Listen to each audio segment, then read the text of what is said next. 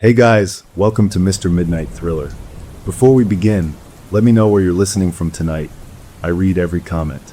If these stories help you relax or fall asleep, feel free to like, share, or subscribe, only if you feel this channel deserves it.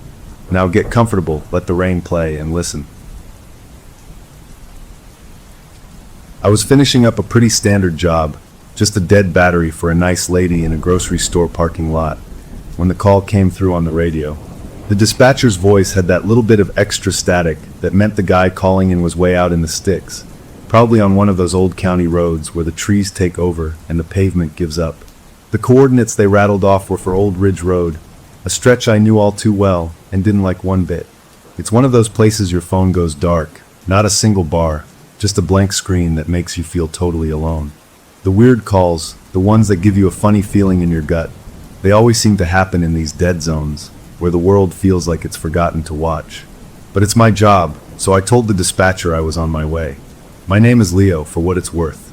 I've been driving a tow truck and doing roadside assistance for about 8 years now, and you see a lot of strange things when people are stranded and scared. Still, something about this one felt different right from the start, a low itch between my shoulder blades I couldn't scratch.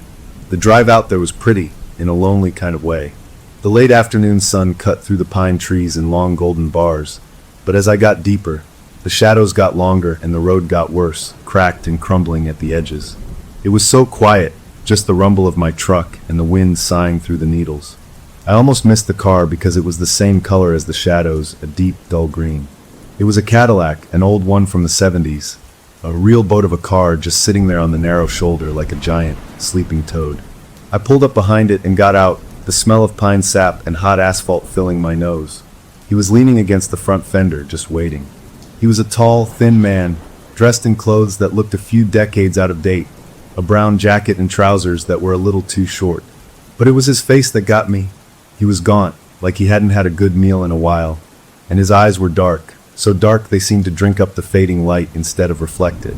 He didn't smile, didn't wave, just gave me a slow nod and gestured with his sharp chin towards the open hood of the Cadillac.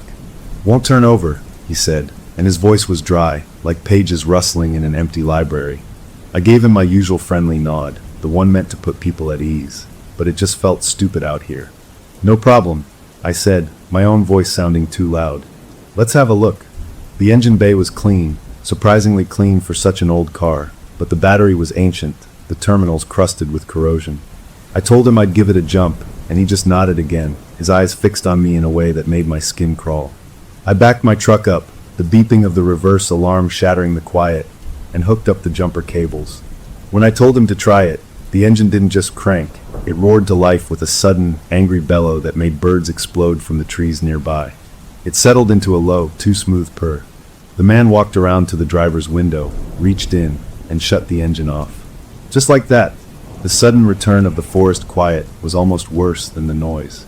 He came over to me, patting his pockets, a frown on his narrow face. "I seem to have left my wallet," he said, not sounding sorry at all. "No cards, no cash." A little flash of anger warmed my chest. This was a long way to come for nothing. I started to say something about how I'd have to bill him, but he was already turning and walking to the back of the Cadillac. He popped the trunk with a heavy clunk. What was he going to give me, a bag of potatoes? He bent over and rummaged around, then straightened up holding something flat and rectangular. It was a Ouija board, the old wooden kind, the one kids use at sleepovers to try and talk to ghosts. But this one wasn't shiny and new. It was stained dark, almost black in places, with what looked and smelled like decades of old motor oil and something else, something earthy and damp, like wet soil after a rain. He walked right up to me and pushed it into my hands before I could say no. The wood was cold and slick under my fingers. "This should cover it," he stated, his tone leaving no room for argument. I just stood there, holding this stupid, dirty board game, completely baffled. He leaned in a little closer, and I could smell that dry, dusty smell coming off his clothes. "It'll guide you," he said, and the way he said it, it wasn't a hope or a guess. It was a fact, solid and heavy, dropped right into the pit of my stomach.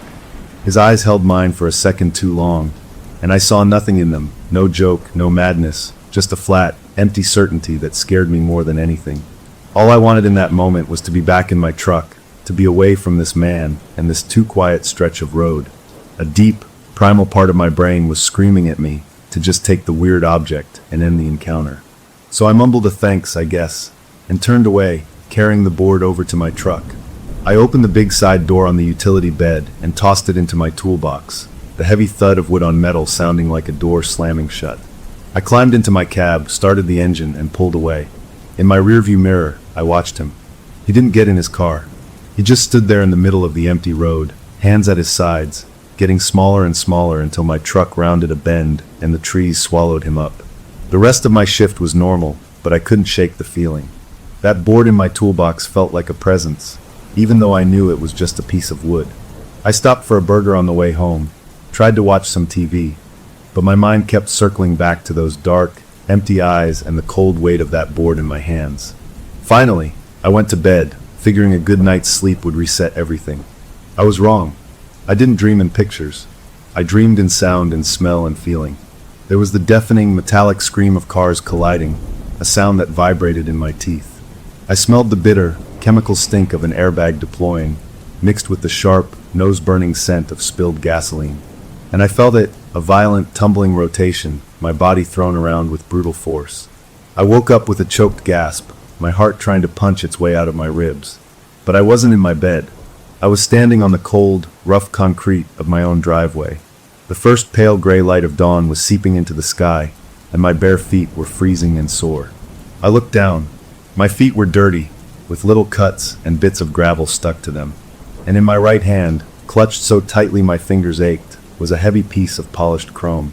It was a car ornament, a fancy crest with wings, the kind they used to put on the front of old luxury cars. It was cold and solid, and packed into its detailed grooves was dirt and flecks of dark green paint. My breath fogged in the chilly air as I just stood there, staring at it. I didn't remember getting out of bed. I sure as hell didn't remember walking outside and picking this thing up. A wave of cold fear washed over me, followed quickly by a desperate search for a normal explanation. Sleepwalking. I must have been sleepwalking. Maybe it was a prank. But who would do that? And where did this ornament even come from?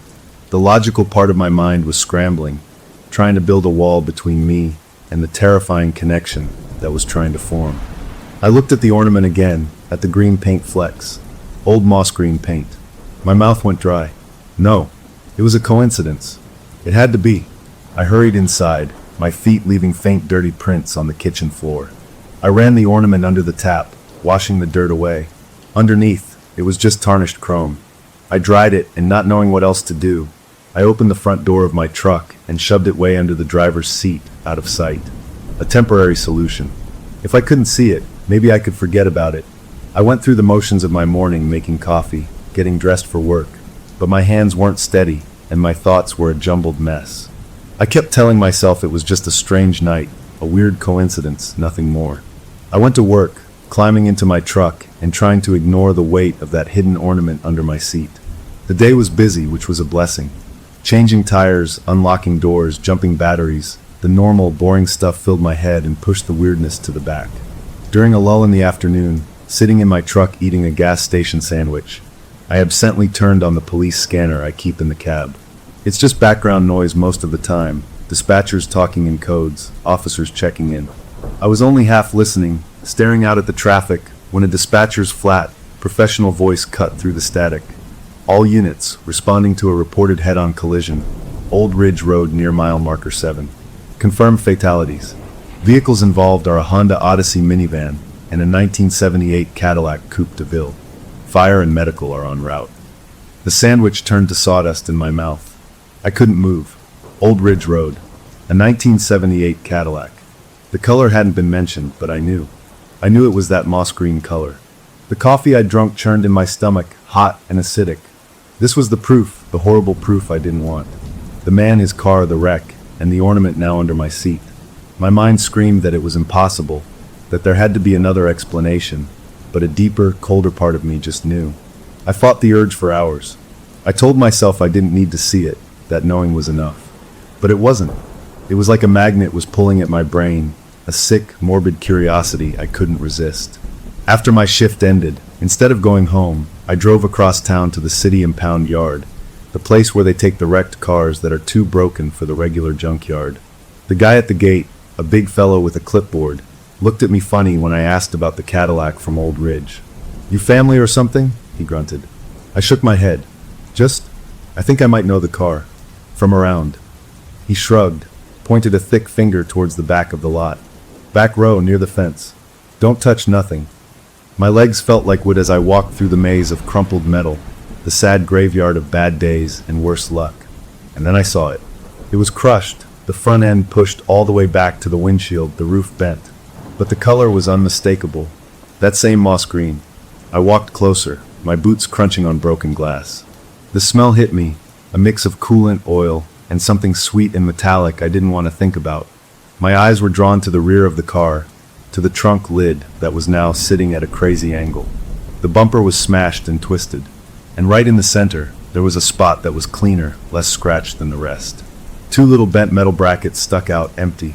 They were the mounts for a bumper ornament. A cold numbness spread through me. Slowly, feeling like I was watching someone else do it, I reached into my jacket pocket and pulled out the winged crest I'd taken from under my truck seat. I didn't want to, but I had to know. I lifted the ornament and slowly, carefully, moved it towards those empty brackets. I didn't even have to try to line it up. The broken-off posts on the back of the chrome piece fit into the bent metal loops perfectly. A perfect match. The part in my hand had come from this car.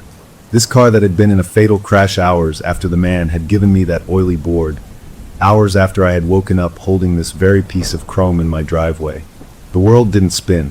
It just went perfectly still and terribly, terribly clear. This was real. This had happened. I shoved the ornament back into my pocket like it was on fire and stumbled away from the wreck, back to my truck. I drove home in a daze, the streetlights blurring into streaks. That night, I locked all my doors, something I almost never do. I lay in bed staring at the ceiling, the events of the last day playing on a loop behind my eyes. The man, the board, the dream, the ornament, the wreck. They were all connected by a thread I couldn't see but could feel, a thread that was now wrapped around my life. I finally fell into a restless sleep, the last thought in my head a quiet, desperate hope that it was over, that whatever this was had been a one-time, terrible fluke. But under my truck seat, the chrome crest gleamed dully in the dark, and out in the garage, tucked away in my toolbox, the old Ouija board waited, its stained surface holding a secret I wasn't ready to learn. The strange business on Old Ridge Road was done, but a new and much more frightening question had just begun. What did it want with me next? The next few days were a battle inside my own head. I kept the chrome ornament hidden, but I could feel its presence under my truck seat like a bad thought I couldn't shake. I told myself over and over it was a wild coincidence, a freakish bit of luck that meant nothing. Sleepwalking explained the ornament in my hand. The wreck was just a tragic accident. The two events touching each other was random, like two raindrops hitting the same spot on a windshield. Coincidence is a story we tell ourselves to feel safe, to make the world seem orderly. I clung to that story. I had to, because the other option, the one where that oily board had somehow guided me to steal a piece of a car before it crashed, was too much to hold. I went back to work, forcing myself to be normal, answering calls with my usual cheerful tone, but my eyes kept drifting to the big side compartment where I'd tossed the Ouija board. I didn't open it. I treated it like a forgotten lunchbox, something that could be ignored. For a whole week, nothing happened. I started to breathe easier. Maybe it really was over. Then on the 8th night, I dreamed again. This wasn't about noise or spinning. This was a place, a specific intersection out near the old mill, where a stop sign was bent and the road was cracked. In the dream, I was just standing there waiting. And I heard it, clear as a bell in the still air, the cheerful metallic dingling of a kid's bicycle bell. The sound echoed, lonely and out of place. I woke up with a jolt, my heart rabbiting in my chest. I was in my bed. Thank God, I was in my bed. I let out a long, shaky breath, a laugh of relief almost bubbling up. See? Just a normal, weird dream. But as I swung my legs out from under the covers, my foot brushed against something on the floor. Something that hadn't been there when I went to sleep. It was cool and smooth. My blood turned to ice water. I didn't want to look. I forced myself to lean over the edge of the bed. There on the rug was a car's side view mirror. It was a round, chrome style from an old muscle car, the glass perfectly intact, the housing a shiny cherry red. I hadn't walked anywhere. I was sure of it. Yet here was this object, a piece of a vehicle, sitting in my bedroom like it belonged. The feeling of relief vanished, replaced by a cold, hard knot of dread in my stomach. I picked up the mirror. It was real solid. In its reflective surface, I saw my own pale, wide-eyed face looking back, a stranger trapped in a nightmare. I didn't know what to do. I hid the mirror in my closet, behind a stack of old shoes. I went through my morning routine like a robot, my mind screaming. At a coffee shop later, grabbing a large black coffee I didn't really want, the local news was playing on a small TV mounted in the corner. The volume was low, but I saw the headline on the screen: Fatal hit and run near Mill intersection. I froze, the cup halfway to my lips. The reporter was standing at that exact crossroads from my dream, the bent stop sign visible over her shoulder. My ears started to ring. The report said a child on a bicycle had been struck late the previous night. The driver, in a classic 1965 Ford Mustang, had fled the scene, lost control a mile down the road, and wrapped the car around a tree. The driver was pronounced dead at the scene. The news showed a blurry, distant photo of the wrecked Mustang, its cherry red paint visible even in the poor image. And I could see, even on that little screen, that the passenger side mirror was gone. Just an empty stub on the door. I don't remember leaving the coffee shop. I found myself sitting in my truck, the engine off, just staring at my shaking hands. Coincidence was a lie. A comforting, stupid lie. This was a pattern. The board, the dream, the part, the crash. It was a sequence, and I was stuck in the middle of it. I drove home in a fog. I didn't go to work. I called in sick, my voice sounding thin and fake even to me. I spent the entire day at my kitchen table with my laptop, obsessively searching online news archives, local police blotters, anything I could find. I was looking for other crashes involving old cars, for any other strange links. I found nothing useful, just a list of tragedies that seemed random and unconnected. The only link was me, and the growing collection of stolen car parts in my house. That's when the understanding began to dawn, ugly and clear. The board wasn't predicting the future. It was like a radar, finding cars that were marked for a violent end. And it was using me, my sleeping body, to go out and claim a trophy from them first. I was a grave robber for accidents that hadn't even happened yet. The thought made me sick. That night, fear made me clever. Or so I thought. I couldn't stop myself from sleeping, but maybe I could stop myself from walking. I found a thick piece of rough nylon cord in my garage. When I went to bed, I tied one end tightly around my ankle and the other end to the solid leg of my heavy oak bed frame. It wasn't comfortable, and the cord bit into my skin, but it felt like a safety line. If I tried to sleepwalk, I'd jerk myself awake. It was a physical tether to reality. I lay there in the dark, feeling the rough cord against my skin, listening to the house settle. It took a long time, but exhaustion finally pulled me under. The dream came fast and hard. I was on a high bridge, one of the old steel ones outside of town. Wind whipped around me, and I heard the desperate, long blast of a car horn, a sound that started loud and then faded, like it was falling away. I tried to run in the dream, but my feet were stuck. I woke up. I was in my bed. The relief was immediate and overwhelming. The cord had worked. It was still tied around my ankle, which throbbed with a raw, burning pain. I must have struggled against it in my sleep. I sat up, wincing, and looked down at my ankle in the dim light from the window. The skin was rubbed raw and bloody from where I'd pulled against the rough nylon. But I was in bed. I hadn't gone anywhere. I started to laugh, a shaky, giddy sound of pure victory. I had beaten it. I had stayed put. Then I felt something in my other hand, the one not checking my injured ankle. My fingers were clenched tight, cramped around an object. My laugh died in my throat. Slowly, I opened my hand. Lying in my palm, its leather strap wrapped around my fingers, was a vintage 8-track tape. The label was faded but cheerful, with bright letters that said "Greatest Road Trip Hits." The disconnect was so absolute, so horrifying, that my stomach revolted. I barely made it to the bathroom before I was sick, heaving nothing but bile into the toilet, the cheerful tape still clutched in my trembling hand. I had tied myself down. I had fought, and I had still taken something. The board, or whatever was behind it, was stronger than my knots. After I cleaned myself up, bandaged my ankle, and sat at the kitchen table with the stupid, happy-looking tape in front of me, I did the thing I was starting to hate. I turned on the police scanner. I didn't have to wait long. A report of a single-vehicle accident on the old steel bridge. A classic convertible had gone through the guardrail.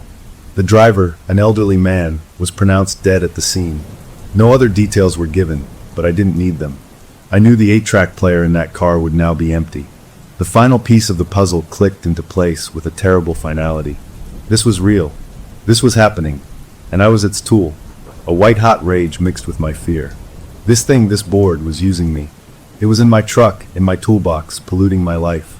I couldn't break the pattern, but maybe I could get rid of the source. I marched out to my truck, yanked open the side compartment, and grabbed the Ouija board. It was still slick with that old oil, still smelling of dirt and decay. I didn't want to touch it, but I was too angry to care. I threw it onto the passenger seat of my truck and drove. I drove out of town, past the last suburbs to the city landfill. It was a vast, terrible place, hills of garbage under a gray sky. I paid the fee to dump, telling the attendant I had some old junk. I drove up onto the active mound, where machines were pushing fresh trash into piles. I stopped, grabbed the board, and without a second thought, hurled it as far as I could into a deep, foul trench of black plastic bags and rotting waste. I watched it arc through the air and disappear beneath a cascade of other people's discarded lives. A feeling of immense relief washed over me, so powerful it made my knees weak. It was gone, buried under tons of garbage. Whatever connection it had to me was now severed. I drove home feeling lighter than I had in weeks. The next morning, I woke up feeling almost normal. The sun was shining. The birds were chirping. I had a plan. I would clean out my truck, throw away the ornament and the mirror and the tape, and start fresh. I walked out to my driveway, the concrete warm under my feet, and pulled open the driver's door of my truck. And there, centered perfectly on the seat, was the Ouija board. It was clean of landfill grime, not a speck of trash or dirt on it. But the dark, oily stains were still there, seeping into the wood grain. It looked like it had never been touched, never been thrown away. It was just waiting for me, as if our conversation had only been paused, not ended. I didn't scream. I didn't run. I just stood there, my hand on the door handle, staring at the impossible object on my seat. The relief of the previous day was gone, replaced by a hollow, bottomless understanding. This wasn't something I could throw away. This was something that had chosen me. And it was clear now that our business was far, far from over. The board on my truck seat stared back at me, a flat, wooden accusation. They say you can't kill an idea. This wasn't an idea. It was a tenant, and it had just signed a lifelong lease in my life. The hollow feeling from seeing it return turned into something else, a hot, jagged anger that pushed the fear aside. If I couldn't get rid of it, I would break it. I snatched it off the seat, its surface still weirdly slick, and carried it into my garage. I set it down on the concrete floor, in a square of sunlight from the window. I went to my workbench and grabbed my sledgehammer, the big one I used for driving stakes. It felt good and solid in my hands, a tool for solving physical problems. This was a physical problem.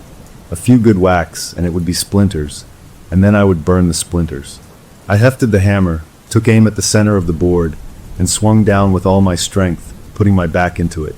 The impact was jarring, a sharp, metallic clang that shot up my arms and made my teeth rattle. The hammer didn't smash through wood. It bounced back as if I'd struck a solid anvil. I almost lost my grip. I stared, dumbfounded. The board lay there completely untouched. Not a scratch, not a dent.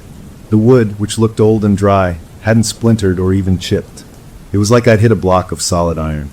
I tried again and again, swinging from different angles, each blow resulting in that same punishing, ringing clang and a shockwave of pain in my wrists.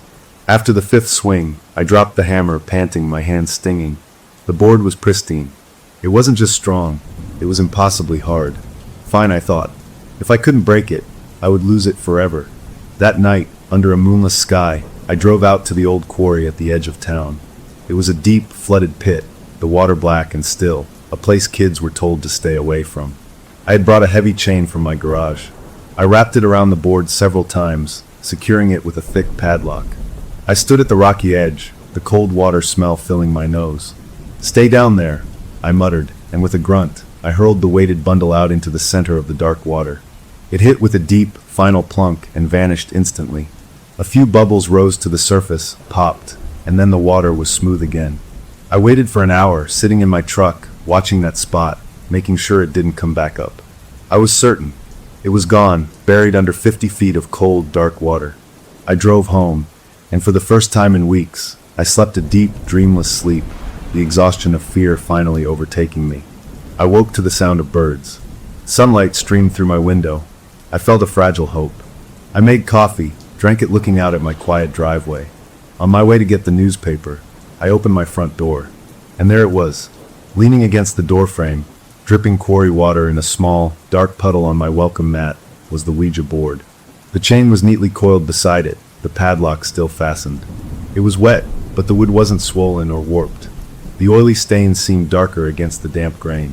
It had come back. It had come back from the bottom of a pit and left a puddle on my porch like a cat bringing in a dead mouse. The hope shattered, replaced by a cold, simmering fury. Now it was toying with me. Fine. If water wouldn't take it, fire would. That afternoon, I built a fire pit in my backyard with some old bricks. I placed the board right in the center. I doused it in gasoline from my lawnmower kin, the liquid splashing over the wood, the sharp smell filling the air. I stood back, lit a match, and tossed it. The gasoline ignited with a loud hump, orange and blue flames roaring up, heat blasting my face. I watched, expecting the old wood to blacken, curl, and burn. But the flames didn't cling to it. They slid over the surface of the board like water over glass, dancing around it, but not touching it. The gasoline burned itself out in a minute, leaving the bricks scorched and blackened. In the center, amid the ashes, the Ouija board sat, completely untouched. Not even warm to the touch when I reached in, my fingers hesitating before grasping it. It was cool, the same temperature as the morning air. I pulled it from the ashes. The soot from the fire hadn't stuck to it. But as I held it, I saw something. In the fine, gray ash now coating its surface, a single, clear line had been drawn, as if by a finger. It was a straight mark pointing from one edge of the board, directly towards my truck parked in the driveway. A chill that had nothing to do with temperature went through me. It was communicating, not with words, but with gestures. It was showing me it was connected to the truck. My truck, which was full of the parts I'd taken. I carried the board inside, my anger spent, replaced by a numb, cold acceptance. I couldn't destroy it. I couldn't lose it. So my goal had to change. I had to understand it. I set it on my kitchen table, the centerpiece of my life now. I sat across from it for a long time, just staring at the letters, the numbers, the sun and moon symbols. The oil stains in the wood grain looked random, but the longer I looked, the less random they seemed. They swirled and seeped in patterns that reminded me of road maps, or maybe the circuits on an old computer board. The letters seemed worn down not from playful fingers, but from frantic, desperate use. I had to try. I had to see. My hand shook as I reached out and placed my fingertips on the plastic planchette, the little heart-shaped pointer. I didn't ask a question out loud. I just waited, my heart pounding in my ears. For a full minute, nothing happened. The planchette didn't move. I felt foolish and relieved at the same time. Maybe it was just a board after all, a cursed object, but a passive one. I started to pull my hand away. Then I looked at my fingertips. They were stained black with fresh, slick motor oil. The oil was wet and cold, and it hadn't been there before I touched the planchette. I hadn't seen it seep out. It was just suddenly on my skin. I wiped it frantically on my jeans, but the stain remained, a grimy tattoo. It was a sign, an unmistakable one. The connection was active. It was on me. The realization of my powerlessness settled over me like a lead blanket. I thought about warning someone. But who? The police? I'd tell them I was sleepwalking and stealing car parts before the owners died in crashes. They wouldn't believe me. They'd lock me up, think I was involved or just crazy. I couldn't tell a friend. I'd just be the guy with the scary story. I was utterly alone with this knowledge, a prisoner in my own skin, watching a calendar of tragedies only I knew were coming. That night, I decided on a different approach. If I was going to be a vessel for this thing, I would document it. I found an old video camera, the kind that records to a tape. I set it up on a tripod at the foot of my bed, pointing right at me. I made sure the battery was charged, the tape was new. The little red recording light glowed in the dark room like a malevolent eye. It was a scientific move, a way to prove to myself what was happening, to catch myself in the act. Maybe seeing it would help me find a way to fight it. I lay down, the camera's faint electronic hum the only sound. I stared at the red light until my eyes grew tired. I drifted off, not into a dream of crashes, but into a simple, dark emptiness. And then he was there. Not in a car, not on a road. The gaunt motorist from Old Ridge Road was standing at the foot of my bed in my bedroom. He was just a shape in the gloom, but I could see his hollow eyes, his sharp chin. He didn't speak. He didn't smile. He simply raised one thin, pale arm and pointed a bony finger not at me, but at my bedroom door. The gesture was clear, a command, a silent order to get up and go. I woke up with a gasp, sitting bolt upright in bed. The room was empty. The red light of the camera still glowed. My heart was hammering so hard I could feel it in my throat. I looked at the door. It was closed. Had I dreamed him? It felt more real than any dream, more real than the waking world. I fumbled for the lamp, turning it on, flooding the room with yellow light. I was alone. I got out of bed, my legs unsteady, and walked over to the camera. I pressed the stop button and rewound the tape, my hands clumsy. I pressed play, the small view screen flickering to life. It showed me lying in bed from the foot of the frame. I watched myself toss and turn, then settle. The time code in the corner ticked on. For about 20 minutes, nothing. Then on the video, I saw myself sit up. My movements were smooth, not sleepy or clumsy. My eyes were open, but they had a blank, fixed look like a doll's eyes. I swung my legs out of bed and stood up. I turned and walked calmly, purposefully, out of the frame towards the bedroom door. The door opened, and I disappeared into the hall. The video showed my empty bed for the next several hours. Just before dawn, I walked back into the frame, climbed into bed, and lay down. My eyes closed. The recording ended. I had filmed myself sleepwalking. I had filmed myself obeying the pointing finger of a man who wasn't there. I didn't need to check what I had brought back. I already knew. There would be another piece of a car somewhere in my house, waiting for its tragedy to catch up. The camera hadn't given me control. It had only given me proof. I was not the investigator. I was the subject, and the experiment was just getting started. I turned off the camera, the red light dying with a final blink. I didn't look for the new artifact. I just sat on the edge of my bed, staring at the blank wall, listening to the sound of my own breathing, knowing that the pointing finger was now a permanent guest in my mind, and its next command was only a sleep away. The video proof changed everything and nothing. I stopped trying to fight. The terror and the rage burned themselves out, leaving behind a cold, gray ash of acceptance. A grim routine settled over my life, a schedule of horror I followed with the numb precision of a machine. I no longer woke in strange places. Now, I would simply wake up in my own bed, swing my feet to the floor, and walk into my kitchen to find my latest acquisition waiting for me on the counter, placed there by my own sleeping hands. It was a sick, domestic twist. One morning it was a shattered turn signal lens, amber plastic spiderwebbed with cracks. Another day it was a key fob from the 1980s, brown and boxy. The worst was a bent license plate frame, the chrome twisted, the words "World's Best Grandpa" still legible in cheerful script. I would pick these things up, turn them over in my hands, and feel nothing. The emotional part of me had shut down to survive. I had become a curator. After the discovery on the counter, my next move was always the same. I would make coffee, sit at the table with the board, and turn on the police scanner. I listened not with panic, but with a clinical, detached interest, waiting for the report that would match my new artifact. The scanner was my morning news, reporting on the tragedies I had previewed the night before. When the call came through, a rollover on the highway, a T-bone at an intersection, a single car wreck into a tree, I would note the details, the type of vehicle, the location. The connection was always there. Then, in the afternoon, I would visit, not the scene, but the aftermath. The city impound yard became my second home, a library of wreckage. I would walk the rows of crumpled metal until I found the car, the van, the truck that matched the scanner report. I would stand before it, not to confirm, but to bear witness, to see with my own eyes the empty spot where my new possession had come from. It was a ritual, a way to make the nightmare feel real, to ground it in twisted steel and broken glass. The smell of coolant and spent gunpowder from airbags became familiar, almost comforting in its awful consistency. I was logging the catalog of the damned. I started a notebook, a simple black composition book I hid under my mattress. On a fresh page for each entry, I would write the date, describe the part one had taken, and then after the scanner call, the details of the crash. I was becoming a scholar of the curse, documenting its patterns, its tastes. It seemed to prefer older vehicles, classics, but not exclusively. The only common thread was the violence of the end.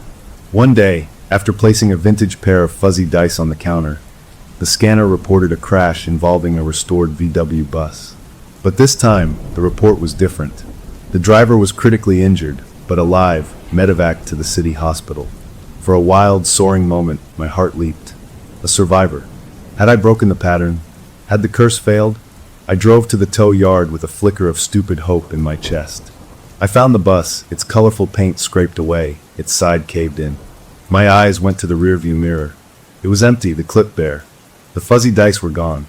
The collection had still been made. The rule wasn't death. The rule was the tragic event itself. I was curating moments of profound vehicular violence, and a person surviving didn't negate the trophy. The hope died, leaving me colder than before. The board's criteria was simply the crash, and my role was to claim a piece of it. My own vehicle, my trusty tow truck, had become central to this whole operation. I realized it one day while staring at the oil-stained board on my table. The toolbox in the truck bed was its home. The cab, with the glove box and the space under the seats, was the hiding place for my growing collection of parts. I was driving a reliquary, a mobile shrine filled with the ghostly souvenirs of other people's worst days. I was the caretaker of a museum on wheels. This understanding led me to study the board more closely in the daylight. I brought it outside, sat on my back step with it in the sun. The oil stains were the key. I spilled a drop of my coffee on it accidentally, a dark brown bead on the worn wood.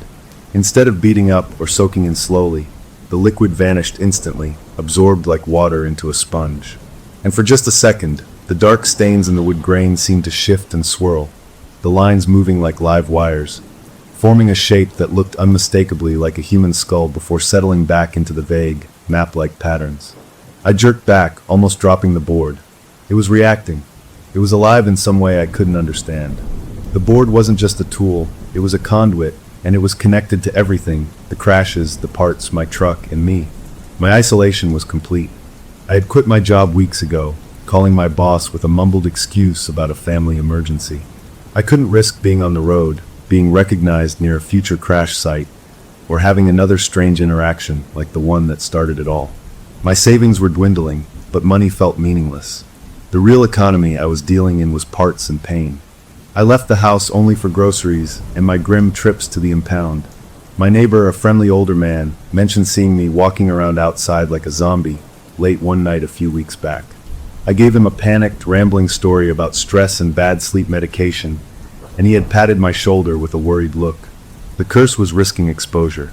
My waking life was now entirely dedicated to covering the tracks of my sleeping self, to maintaining the facade of a normal guy, while my nights were spent as a thief of fate. The frequency of the events was picking up. My logbook showed it. From one incident a week, it became 2, then 3. Some nights I would wake to find 2 small items on the counter. The board, or the force behind it, was getting more efficient, more hungry. It was like a machine warming up, and I was the primary component. One night, the sleepwalking was different. I felt more tired upon waking, my muscles aching as if I'd been lifting weights. On the counter were 3 items: a truck's broken side mirror, a woman's tube of lipstick, and a small, grimy stuffed teddy bear with one black eye missing. The sight of them together, a tableau of unrelated lives, made my stomach turn. Later, the scanner confirmed a massive, chaotic pileup on the interstate involving 7 vehicles. 3 were older models. I knew without a doubt which 3. The board's collection was expanding, and its precision was chilling. It wasn't just taking a part, it was taking a piece of the story, the human detail inside the metal shell. The bear confirmed that. I opened my logbook that evening, the entries now filling many pages. I flipped to a fresh sheet. I wrote the date. Then I paused, my pen over the paper. The hook for the next artifact wasn't on the counter yet. I would sleep soon, and it would come. I looked at the previous entry, the one about the bicycle bell from the trailer. The board was refining its methods. It wasn't making mistakes. It was learning. I closed the book and looked at the board, sitting across from me like a dinner guest. "What's next?" I whispered to the empty kitchen. The board, of course, said nothing, but the feeling in the room was clear. The catalog was not complete. The collection was growing, and the most important exhibit, the centerpiece, was still missing. I had a terrible, growing certainty that I knew what it was, and that when the time came, I would be the one to go and fetch it. Walking in my sleep to a destination I was only beginning to fear. The spiral of my life was tightening, each loop closer and more dizzying than the last. My logbook was proof. The entries were no longer neat and spaced out. They crowded the pages, sometimes 2 or 3 to a sheet. The board was hungry, and I was its only server. The sleepwalking episodes grew longer and more strenuous. I'd wake up not just tired, but feeling like I'd run a marathon in my sleep, my muscles aching, my joints stiff. The collection on my kitchen counter one morning wasn't 1 or 2 items, but 3. A truck's chrome wing mirror snapped clean off its base, a woman's lipstick case, the color a bright, cheerful coral, and that small, one-eyed teddy bear, looking even sadder in the harsh kitchen light. I stared at them, my morning ritual now one of cataloging horror. The lipstick owner is dead, I thought with a cold, flat certainty. The truck driver is in a coma. The child who owned this bear is now an orphan. My kitchen is a museum of aftermaths, and I'm the unwilling curator. Later, the scanner spat out the details of a catastrophic pile-up on the interstate, a chain reaction crash involving 7 vehicles. The news would call it a tragedy of weather and speed. I knew better. 3 of those vehicles were classic or antique. I didn't need to visit the yard to know which 3. The board's taste was becoming an epidemic. In a moment of madness and frustration, I slammed my hands down on the board, my fingers gripping the planchette. "What do you want?" I snarled at the wood, my voice raw. The pointer didn't move. It sat still, a dead piece of plastic. But that night, my dream was different. No sounds of twisting metal, no smells of gasoline. I dreamed of highways, endless ribbons of gray concrete stretching in every direction under a sickly, yellow moon. I was driving, but I wasn't in control. The wheel turned under my hands without my command, leading me down an exit ramp that wasn't there, towards an overpass that dissolved into mist. The dream was a message of vast, empty scale. This was bigger than one road, one town. It was a network, and I was stuck on it. The physical toll became impossible to ignore. After one particularly grueling night of sleep, I woke to find new injuries. My knuckles were scraped raw, the skin torn and bloody, as if I'd been fighting with something or someone. Under my fingernails, when I finally thought to look, was packed gravel and tiny flecks of dark blue paint. I wasn't just sleepwalking to a car and plucking apart. I was struggling. I was working in my sleep, prying things loose, fighting to claim these trophies. The thought made me feel sick and violated. My own body was a tool being used roughly, without my consent. The fear of discovery became a constant, buzzing worry in the back of my skull. My neighbor's concerned comment about seeing me like a zombie had been a warning shot. What if someone saw me out there in the middle of the night, crawling around a parked car, my hands bleeding? They'd call the cops. I'd be arrested for burglary. And how would I explain the growing collection of car parts in my house? My alibi was a supernatural board game and a string of fatal accidents. I'd be locked away, but the board would find me. I knew it would. It would be waiting on my bunk. My isolation was now a necessary cage. I left the house only for absolute essentials, moving like a ghost through the supermarket aisles, avoiding eye contact. The world outside felt too bright, too loud, too real. My reality was the dim house, the board on the table, and the scanner's static-laced reports. I was a man waiting for the next bad thing to happen, and I always knew it was coming. The work was ramping up. The board was preparing for something. I could feel it in the increased frequency, in the way the dreams shifted from specific crashes to that endless, yellow highway feeling. It was like the calm before a storm, but the calm was filled with a terrible, gathering energy. One afternoon, while cleaning the gravel from my bleeding knuckles at the kitchen sink, I found something wrapped around my index finger. It wasn't a thread from my sheets or a bit of leaves. It was a single long hair. It was silver white, coarse and stiff, like the hair of a very old person or an animal. It smelled faintly of dust and dry leaves, that same smell from the motorist on Old Ridge Road. It was proof. Tangible, physical proof that he or it had been close. My sleeping self had been in its presence, close enough for a hair to transfer. The entity wasn't a distant force anymore. It was right there, in the dark with me, supervising the collection. This realization sparked a final, desperate gambit for control. If I couldn't stop the sleepwalking, I would refuse to sleep. I would stay awake until my body gave out, break the cycle through sheer exhaustion. I stocked up on caffeine pills and bitter black coffee. I paced my house. I turned on every light. I played loud music. For the first 24 hours, it worked. I was jittery and my eyes burned, but I was awake. The board sat on the table, inert. As the second night wore on, the exhaustion became a physical weight, pressing down on my skull, pulling at my eyelids. My thoughts turned fuzzy. I sat at the kitchen table, the board directly in front of me, the planchette centered on the sun symbol. I stared at it, trying to focus my wavering vision, using it as an anchor to stay conscious. I blinked. It was just a single, slow blink, the kind your body forces when your eyes are too dry. But in that fraction of a second, something shifted. When my eyes opened, my hands were already on the planchette. I hadn't moved them. They were just there, my fingers resting on the plastic heart. And the planchette was moving. It wasn't a gentle glide. It was a slow, deliberate, clicking drag from one letter to the next, the sound sharp in the quiet kitchen. My heart froze. I wasn't doing this. My muscles were locked. I was a passenger in my own body, watching my hand get pulled across the board. The pointer moved to the S. Click. Then to O click. It paused, then dragged itself to the next O click. Finally, it slid to the N click. It stopped, centered on the N. The word hung in the air between me and the board, soon. Then, as if a string had been cut, the connection broke. I could move. I yanked my hands back as if burned, scrambling away from the table, my chair tipping over with a crash. I stared at the board, at the words spelled out. It wasn't a question. It wasn't a plea. It was a statement. A promise. The waiting was over. The preparation was done. The entity had spoken, using my own hands to do it. The final phase was here. I didn't sleep that night. I couldn't. The word soon echoed in my head, a ticking clock with no numbers. I spent the remaining hours until dawn sitting on my living room floor, my back against the wall, watching the door, watching the windows, watching the board on the table. The coffee and pills had left me shattered, a wire pulled too tight, but the fear was a stronger stimulant. Whatever soon meant, it was coming for me. I wasn't just the collector anymore. I had a terrible, growing certainty that I was about to become part of the collection myself. The board had made its first direct communication, and the message was clear. The main event was on its way, and I had a front row seat. I just didn't know if I'd be in the audience or on the stage. The word soon carved a hole in my mind that sleep rushed in to fill. The fight was over. My body, pushed beyond its limits by days of fear and caffeine, finally shut down. I didn't feel myself drift off. There was just the cold leather of my truck's steering wheel against my cheek, and then a blank space. I came back to consciousness with a gasp, my eyes flying open. I was slumped over the wheel.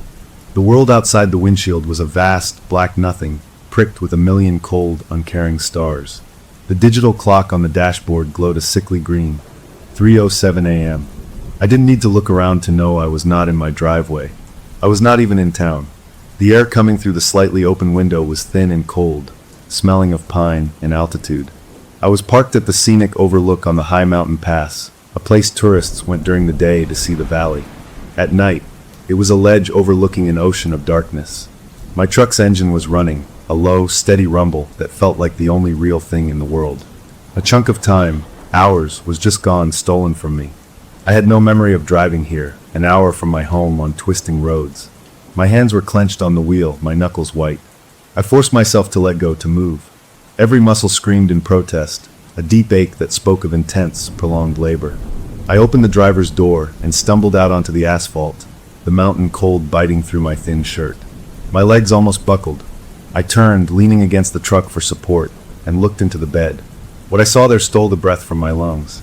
The bed of my truck was full, not with tools or cargo, but with a heap of car parts. Dozens of them. Grills from the 1950s, hood ornaments from the 60s, side mirrors, wool caps, pieces of chrome trim.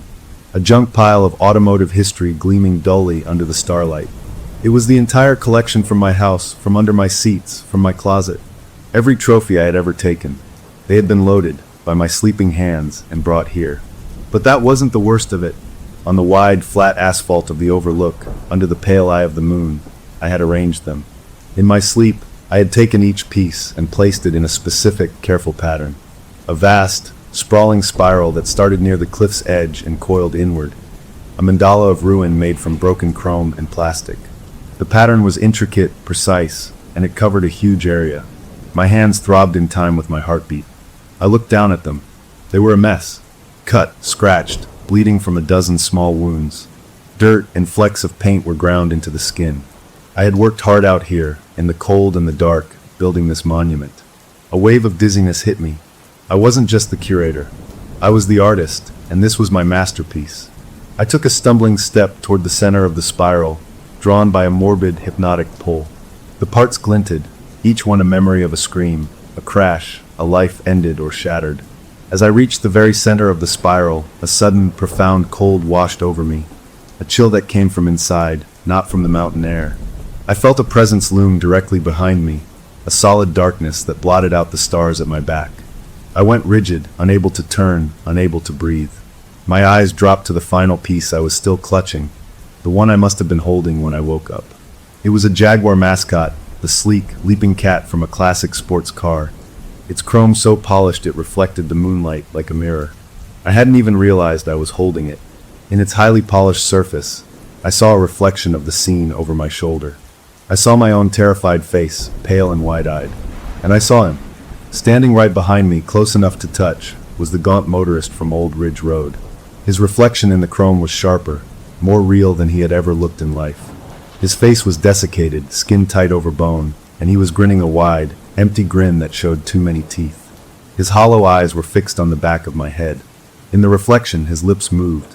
No sound came out, but I read the word perfectly, shaped by his thin, cracked lips.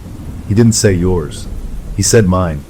The word was a claim, a final, absolute ownership. I whirled around, swinging the heavy Jaguar mascot like a club, a scream ripping from my throat. There was nothing there. Just empty night, the sighing wind in the pines, and the vast, starry sky. I stood there, gasping, the weapon in my hand feeling stupid and useless. Had I imagined it? A trick of exhaustion and fear? But the feeling of his presence had been so real, so cold. Slowly, trembling, I turned back to look at the spiral laid out on the ground. From this new angle, with the headlights of my truck casting long, stark shadows across the asphalt, the arrangement of parts and the spaces between them shifted. What had looked like a random, if intricate, pattern now resolved into something else. The chrome, the shadows, the empty spots, they formed letters. A single, massive word spelled across the blacktop in a language of stolen memories. The word was mine. It wasn't written in oil or paint. It was written in absence and reflection, a negative image only visible from this one specific spot where I now stood. The entity hadn't just claimed the collection. It was declaring that all of this, the parts, the crashes, the spiral, and me belonged to it. The understanding was a physical blow. This wasn't just about collecting trophies from accidents. This was a ritual. The spiral was a map, a circuit board, a summoning circle. Each part was a point of energy, a note of tragedy placed with purpose. And I had built it. I had spent the night, under its command, constructing its monument. The soon was now. The preparation was complete. The spiral was the stage, and the word mine was the title of the final act. I looked from the awful word on the ground to the pile of parts in my truck, to the Jaguar mascot in my bleeding hand. This was the grand collection, but the spiral had a center, a blank space right where I was standing. A space just the right size for one final, specific item. The most important piece of all. The headlights of my truck suddenly seemed too bright, too exposing. I was standing in the middle of a supernatural billboard on a mountain pass, and dawn wasn't far off. I had to get out of here. I moved on pure instinct, scrambling to my truck. I couldn't leave the parts. They were evidence of my madness, of something much worse. I had to take them with me. I drove down the mountain as the sky began to lighten from black to deep blue, the spiral and its terrible message shrinking in my rearview mirror. I drove straight to the only place that made sense, the city impound yard. It was closed, the gates locked, but I parked in the empty lot across the street. I sat there as the sun rose, turning the world a normal, cheerful orange. I had built the entity's shrine. I had seen it, spoken to me through a reflection. It had declared its ownership. The fight was utterly gone. I was a tenant in my own life, and the landlord had just posted the final notice. I didn't know what the next step was, but the empty center of that spiral haunted me. It was a space waiting to be filled, and the word mine echoed in my head, a question with only one terrible answer. What did it want to put in that center? I had a horrible feeling I already knew, and that when the time came, I wouldn't be holding a chrome Jaguar. I'd be the one placed carefully on the ground, the final piece of its collection. The mountain pass had shown me the scale of the design. Now I was just waiting for the artist to make the last finishing move. The mountain pass broke something in me, the last stubborn piece that still believed this was a nightmare I could wake from. The spiral, the word in the shadows, the face in the chrome, they were a language I now understood, and the message was final. I drove home from the impound lot as the world woke up, the morning sun feeling like a lie. The board was waiting for me on the kitchen table, right where I'd left it. The planchette was no longer on the letters. It sat neatly, precisely on the word goodbye at the top of the board. It looked peaceful, like a conversation had ended. But I knew better. Goodbye wasn't for me. It was for the old phase, the collection phase. The next phase was about the centerpiece. My hands were shaking as I reached out, my fingertips hovering over the plastic heart. I had to know. I touched it. The moment my skin made contact, the planchette shot from goodbye as if yanked by a wire. It flew to the center of the board, to the sun symbol, and began to tremble violently, rattling against the wood. A jolt, like a weak electric current, buzzed up my arms. And then it wasn't a word or a letter that came to me. It was an image, sharp and clear as a photograph pushed directly into my brain. My own truck. Not moving, but wrecked. It was wrapped around a telephone pole on a street I didn't recognize, early morning light casting long shadows. Steam or smoke rose from its crumpled hood in a thin gray plume. The image was from a low angle, like I was looking at it from the ground. It was my own final crash. The understanding of the word mine from the mountain shifted, clicked into a new, more terrible alignment. It hadn't meant the collection belonged to it. It meant I belonged to it. The final piece of the collection wasn't apart from my truck. The final piece was my truck, and by extension me. The grand finale, the center of the spiral, was the vehicle of the curator himself. My truck had to be in a fatal wreck. I was to be the last exhibit. The thought wasn't even frightening anymore. It was just a fact, cold and hard as the chrome I'd been collecting. You don't understand true horror until you read your own obituary in the trembling of a wooden pointer on a piece of oil-stained wood. The entity was no longer a distant force, a set of rules and a nightmare. After the mountain, it was with me always. I caught glimpses of it now in the periphery of my vision, in the waking world. A tall, gaunt silhouette standing by my mailbox as I pulled in, gone when I turned my head. A flicker in the rearview mirror, the sharp chin and hollow eyes staring back for a split second before it was just empty road. A dark shape sitting perfectly still in the passenger seat of my parked truck in the garage, dissolving when I hit the light. It was making the final preparations, tightening the net, letting me know there was no corner of my life it couldn't reach. A wild, desperate plan formed in the ruins of my mind. Run. Just run. If my truck was the target, I would abandon it. I would drive as far as I could, maybe to the coast, and then I would just walk away. Leave the truck by the ocean, keys in it, and disappear. It was a stupid plan, born of pure animal panic, but it was the only move I had left. I threw some clothes in a backpack, grabbed what cash I had left from my long-dead savings, and got in the truck. The board stayed on the table. Let it wait. I pointed the truck west and got on the highway, putting the sun at my back. For the first 20 miles, a fragile hope flickered. I was moving. I was leaving. Then the truck began to rebel. The radio, which was off, crackled to life by itself, scrolling through a blur of static and fragments of songs and talk shows, a chaotic babble of noise. The headlights flickered on and off in the bright daylight. Most unnerving was the steering wheel. It developed a faint, persistent tug, a subtle pressure in my hands trying to guide me towards certain off-ramps. It wasn't strong enough to wrench the wheel, but it was constant, a stubborn suggestion. It felt like the truck knew the destination better than I did, and it was trying to remind me. I fought it, my knuckles white, sweating despite the cool air from the vents. I was not in control of my escape. I was a prisoner making a break for it, and my vehicle was a loyal guard. The exhaustion from days of terror and no real sleep was a weight dragging me down. My eyes grew grainy, my head fuzzy. The constant fight against the wheel was draining the last of my strength. As the sun began to sink, painting the sky in colors of fire, an overwhelming, undeniable urge washed over me. It wasn't a thought. It was a physical pull, a magnet in my chest. I needed to pull over. I needed to rest. Not at a busy gas station or a well-lit truck stop. The pull was for a specific place, a remote, lonely rest area I saw a sign for, a few miles ahead on this stretch of empty highway. It was a trap. I knew it in my bones. But my body was no longer mine to command. My hands turned the wheel, following the exit ramp almost of their own accord. The truck's strange behavior stopped the moment I signaled the turn. The radio went dead. The headlights steadied. The steering wheel relaxed. It was satisfied. I was exactly where it wanted me to be. The rest area was just a small loop of asphalt with a few picnic tables under some scrawny pine trees. A single flickering sodium vapor lamp casting a jaundiced glow. There were no other cars. I parked at the far end, away from the light, and killed the engine. The quiet was immense, broken only by the buzz of the lamp and the sigh of wind in the trees. I sat there, gripping the wheel, trying to summon the will to turn the key again, to get back on the road. But the pull to stay was too strong. This was the place. This was where it would happen. My eyes felt like they were filled with sand. My head nodded forward. I fought it, slapping my own face, but the exhaustion was a crushing wave. It wasn't normal tiredness. It was a command. Sleep. The last thing I saw before my eyelids, against my will, slid shut was a movement outside. On one of the weathered picnic tables across the empty parking lot, a figure was now sitting.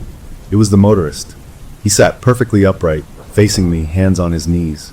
He was just a black cutout against the darker trees, but I could feel his gaze, patient and hungry, fixed on my truck. He wasn't in my mirror or in the corner of my eye. He was out there, in the real world, waiting for the show to begin. And I was too tired to do anything but give him what he wanted. My consciousness slipped away, not into dreams of crashes, but into a black, velvet nothingness, knowing I was parked at the edge of a stage, and the final act was about to start with me in the leading role. The running was over. The destination had been chosen. All that was left was to play my part. The sleep that took me was absolute, a bottomless black pool with no dreams, no sounds, just the pure, empty command of another will. I didn't dream of crashes or highways. I didn't dream at all. There was only a single, resonant word that wasn't a sound, but a vibration in my bones. Assemble. And my body obeyed. In that deep, commandeered sleep, I moved. I got out of my truck at the lonely rest stop. The night air was cold, but I didn't feel it. My hands knew what to do. I opened my own driver's door and leaned in. I didn't go for a tool. My fingers found the center of the steering wheel, the plastic cap with the manufacturer's insignia, a simple, meaningless logo. With a precision that came from somewhere else, my sleeping self worked, my bleeding fingers finding hidden clips and tabs no owner was meant to find. There was a soft pop, and the insignia came free in my hand. I stood there in the dark, holding the center of my own steering wheel, completing the first and most horrible act of the ritual, claiming the trophy from my own fate, from my own vehicle before the crash. The theft was an omen, a signature. Then, still deep under, I got back into the truck. I started the engine, the sound loud in the sleeping night. I drove out of the rest stop, but not back to the highway. I turned onto a narrow, unpaved service road I had never seen before, a track that shouldn't have been there, overgrown and unused. It wound up and up, the trees pressing close, scratching the sides of my truck. It led to a place that didn't exist on any map, a high, unfinished concrete bridge that spanned a deep, rocky ravine. The bridge ended in jagged rebar and a drop into blackness. I parked the truck at the very edge, its front grille kissing the empty air. I turned off the engine, and then finally I was allowed to wake up. Consciousness returned like a slap. I was in the driver's seat. The engine was off. An unnatural quiet pressed in from all sides. Ahead of me, through the windshield, was nothing but open sky and 100-foot drop onto sharp rocks. A gasp caught in my throat, trapped by sheer terror. In my lap, cold against my legs, was the steering wheel insignia. I was at the cliff's edge, holding the proof of what I had done to my own truck. I fumbled for the door handle, my movements frantic, jerky. It was locked. I hit the master lock switch. Nothing. I pulled the manual lock pin. It was stuck fast, as if welded. I tried to roll down the window. The switch was dead. I hammered on the glass, but it was thick factory glass. I was sealed in, a bug in a metal and glass coffin, perched on the brink. A smell filled the cab then, a smell I knew.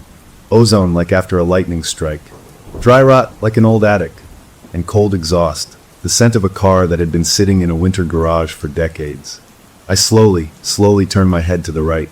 In the passenger seat, solid and real and undeniable, sat the motorist from Old Ridge Road.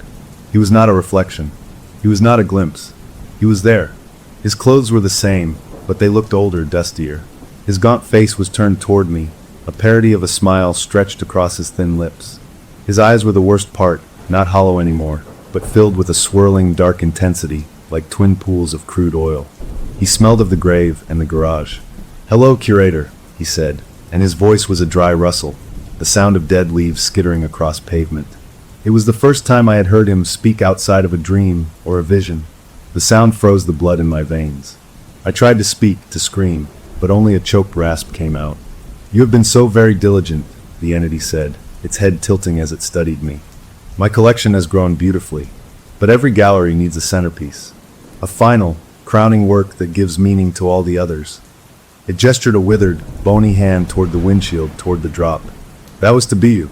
A simple, elegant conclusion. The collector collected. It paused, letting the horror of that sink in. I clutched the plastic insignia in my hand, my mind screaming. Then it gestured again, and the scene outside the windshield shimmered and changed. I didn't see the ravine anymore. I saw the mountain overlook, the spiral I had built. But now it was alive. Each part one had placed glowed with a faint, sickly green light like foxfire. The spiral pulsed with a slow, rhythmic energy. And at the very center, where I had stood, was an empty, dark space. A hole waiting to be filled. "But I am not without appreciation," the entity whispered, leaning closer. The smell of decay grew stronger. "You have fed me well. Your horror, your attention, your very life force. Each confirmed crash was a prayer that made me stronger. You were not chosen at random that night. Your job, your loneliness, your acceptance of my board. You were the perfect custodian. It was all a ritual. Every stolen part, every night of terror, was me feeding it, strengthening it. I hadn't been a victim. I'd been a participant, a priest in a church of carnage. So I offer a choice," it said, its oil spill eyes holding mine. "A final curation." It pointed to the glowing spiral in the vision. "Join the collection, not as wreckage, but as its living heart, the permanent, sentient centerpiece of my gallery. You will stay there, in that moment, aware forever, surrounded by the echoes of every crash you helped document. You will be the meaning of it all." The image of that eternal, conscious torment in the cold and the dark was worse than any crash. My soul shriveled at the thought. "Or," the entity continued, its voice dropping to a conspiratorial hush, "you can refuse, and I will let you go. You will wake up in your bed, this will feel like a dream, and you will try to rebuild your life." For a second, a wild, impossible hope flared in my chest. It could end. "But," it said, and the word was a nail in a coffin, "I will need a new curator. The work must continue. The collection must grow. And I so enjoy a family connection." The vision in the windshield shifted again. It showed my older sister, hundreds of miles away, waking up to find a familiar, oil-stained Ouija board on her kitchen table. It showed her confusion, then her fear, then the inevitable, terrible acceptance as the cycle began anew with her. And I would know. I would be free, but I would know that I had passed this curse to someone I loved, and I would see the haunted look grow in her eyes over the years, and I would be helpless to stop it. I would be a ghost watching from the sidelines. "Choose," the entity said, the word final and absolute. It reached out and placed its cold, dry hand over mine, the one clutching the steering wheel insignia. Its touch was like frozen leather. The choice was impossible. An eternity of tormented awareness as the centerpiece of its nightmare museum, or a lifetime of guilt and watching my sister suffer my fate. I looked from the abyss ahead, to the pulsing, hungry spiral in the vision, to the ancient, hungry face of the thing beside me. Its grin widened, knowing it had me. There was no winning move, only a choice of hells. My hand tightened around the plastic insignia from my own truck. I opened my mouth. My throat worked. The entity leaned in, eager to hear my decision, to hear which flavor of damnation I would pick. I looked it right in its swirling, dark eyes, and I made my choice. Story number 2. You know you've made it in this city when the only thing you hear at night is your own heartbeat. For 7 perfect days, that was my truth. I should introduce myself. They call me Leo. I'd finally gotten the keys to this pre-war apartment, a place with high ceilings and old hardwood floors that felt like a sanctuary after years of tiny, noisy shoeboxes. The light through the bay window in the afternoon was pure gold, and for that first week, I just walked around smiling, touching the trim, feeling like I'd won the lottery. The quiet felt earned, a reward for all the hustle. That piece ended on a Tuesday. I was unpacking the last box of books when I first heard the new sound. It wasn't the usual groan of the elevator in the hall or the distant traffic hum. This came from inside, a soft, deliberate scratch from inside the bedroom wall, right behind where I'd put my bed. It was methodical, like someone tracing the same line over and over in the plaster. I froze, a book in my hand, and listened. It stopped. I let out a breath I didn't know I was holding and laughed at myself. Old building, I thought. Probably mice. Everyone said pre-war places had mice. I went back to shelving, but my ears were straining for any other noise. The rest of the evening was normal. I made dinner, watched some TV, and tried to forget about it. But when I turned out the light and lay down in the dark, it started again. Scratch, scratch, scratch. A pause, then again. It wasn't frantic or scampering like an animal would be. It was slow, purposeful. It felt like it was coming from a spot directly behind my headboard. I lay there perfectly still, my whole body tense, until I finally fell into a fitful sleep. The next morning, in the bright sunlight, it all seemed silly. I told myself it was just the building settling as the night cooled, maybe a branch outside, though I knew there was no tree that close to the wall. I had coffee and pushed it out of my mind. But it happened again the next night. And the night after that, always the same time, just after lights out. The sound would start and go on for what felt like hours, a grating, persistent noise that crawled into my ears and made it impossible to relax. After the fourth night, I was dragging at work, bleary-eyed and jumpy. I called the super, an older guy who always seemed annoyed to be bothered. He came up with a toolbox, looking skeptical. I brought him to the bedroom. Of course, the scratching wasn't happening then. He rapped the wall with his knuckles, listened, and shrugged. "Don't hear nothing," he said. "These old walls, they talk. You got pipes, you got wires, you got bits of wood that shift. You get used to it." He gave me a pat on the shoulder that felt more like a dismissal and left. I stood there alone, feeling foolish. Maybe I was just stressed from the move. Maybe my ears were playing tricks. I decided to be rational. That night, I went to bed with my headphones on, listening to calming music. It worked for a while, but a low battery warning beeped in my ear, and as I fumbled for the charger in the dark, I took one headphone off. And there it was, still going. Scratch, scratch, scratch. It was now past midnight. A cold frustration washed over me, cutting through the fear. This was my place, my hard-won peace.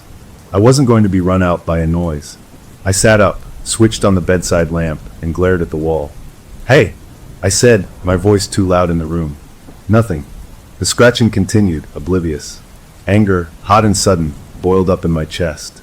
I swung my legs out of bed, planted my feet on the floor, and before I could think better of it, I balled my hand into a fist and slammed it against the wallpaper, right where the sound was coming from. "Shut up!" I shouted, the words tearing out of me. The impact made a dull thud, and a tiny puff of old plaster dust puffed out from a seam in the wall. The scratching stopped. Instantly. The sudden quiet was more startling than the noise had been. It was so complete, so absolute, that my own breathing sounded ragged and too loud. I stood there, my knuckles stinging, heart hammering against my ribs, staring at the spot I'd hit. I had done it. I had made it stop. A shaky wave of relief started to rise in me. I had faced it down. I let out a long breath, the tension beginning to drain from my shoulders. I actually managed a weak, victorious smile. This was my home, and I had just established the rules. Then, from a point on the wall about a foot higher than where my fist had landed, directly where my head had been on the pillow, came 3 new sounds. Not a scratch. There were 3 slow, distinct, solid taps. Tap, tap, tap. They were clear, deliberate, and impossibly close. They weren't an answer to my shout. They were an answer to my knock. My blood turned to ice water in my veins. This wasn't an animal. An animal would have skittered away, scared. This had waited. It had listened to me yell. And then it had knocked back. The logic of it was horrifying. It wasn't some mindless thing in the walls. It was aware of me. I stumbled back from the wall, my legs feeling boneless, and didn't stop until my back hit the doorframe of the bedroom.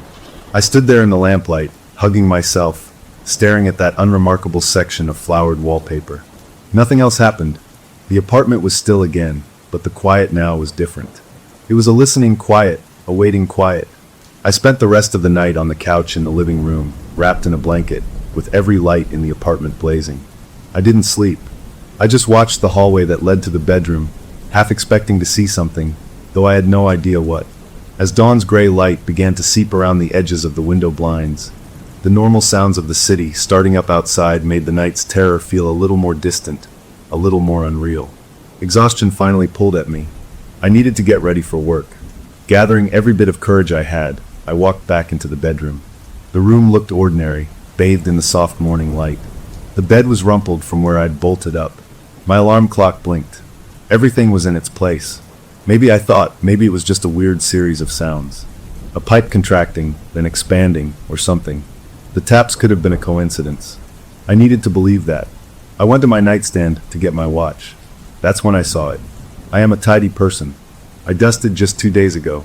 But on the smooth, clean surface of the darkwood nightstand, right next to the lamp base, was a fine layer of plaster dust that must have drifted over from my punch. And through that dust, as clear as if drawn with a finger, were 3 perfectly parallel lines. They were straight, evenly spaced, about 3 inches long each. They were not random smudges. They were marks. They were a reply. I stood there, my breath catching. as the morning sun illuminated those 3 lines in the dust. The fear came back, but it was a colder, steadier kind now. The mystery of the scratching was over. I knew something was here with me. But as I looked at those lines, a new, more pressing question pushed its way into my frozen mind. A question that made the goosebumps rise on my arms all over again. If that was its reply, what on earth had I actually said to it? The 3 lines in the dust changed everything. I wiped them away with a trembling hand, but the image was burned into my mind. I went to work that day moving like a robot, my thoughts 1,000 miles away, trapped inside my bedroom wall. The scratching had been creepy, but it was a noise, something I could maybe explain away. Those 3 taps and the 3 lines were a conversation. I had said shut up and slammed the wall. It had said, I hear you, and drawn a response. That meant it understood, and that meant it was thinking. The idea made my lunch sit in my stomach like a lump of clay. I couldn't live like this, jumping at every creak. I needed to know what was in there. That old phrase kept rattling in my head. Out of sight, out of mind. Well, this was firmly in my mind, so maybe it was time to bring it out of sight. I decided, with a kind of desperate courage, that I was going to open the wall. Just a little.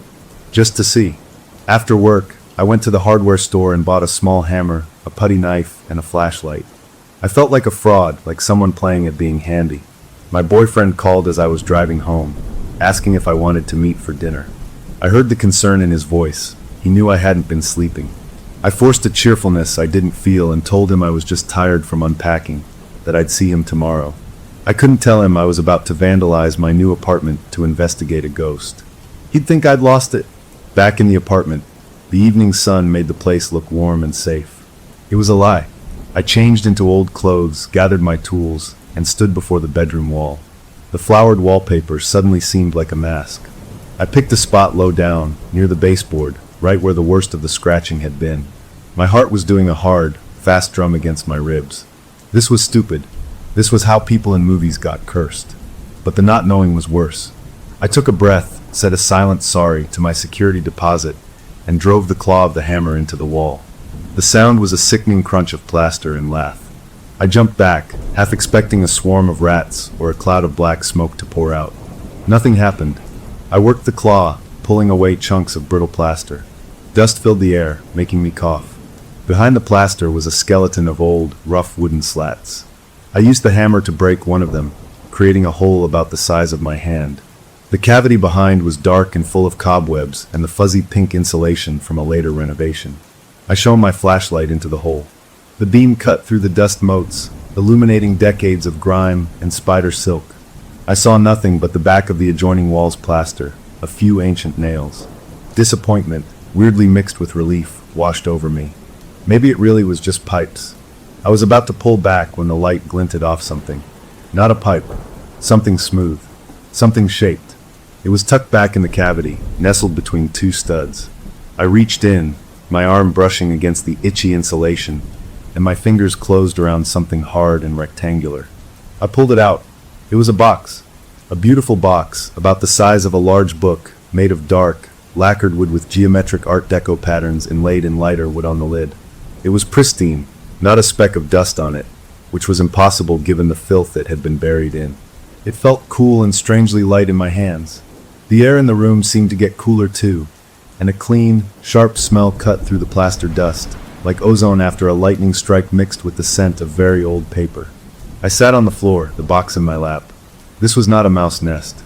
This was someone's hiding place. With a sense that I was crossing a line there was no coming back from, I lifted the delicate brass clasp and opened the lid. Inside, nestled on faded purple velvet, were 2 things. On top was a Ouija board, but unlike any I'd ever seen in movies. It was stunning. The wood was polished, the letters and numbers and yes and no and goodbye were painted in an elegant swooping font. The planchette, the little pointer you're supposed to use, wasn't plastic. It was a clear disc of glass or crystal, with a brass viewfinder in the center. Beneath the board was a single sheet of paper, brittle and yellowed with age. I lifted it out carefully. It was a child's drawing, done in crayon. The paper shook in my hand. The drawing showed a tall, stick-figure man wearing a big, wide-brimmed hat. The man had no face, just a blank oval. He was standing in a boxy room with a single window. On the bed in the room was a smaller stick figure, colored in red. Outside the door of the room, another figure was walking away. The style was crude, a kid's artwork, but the feeling it gave me was awful. The tall man felt like he was waiting. The room looked exactly like my bedroom.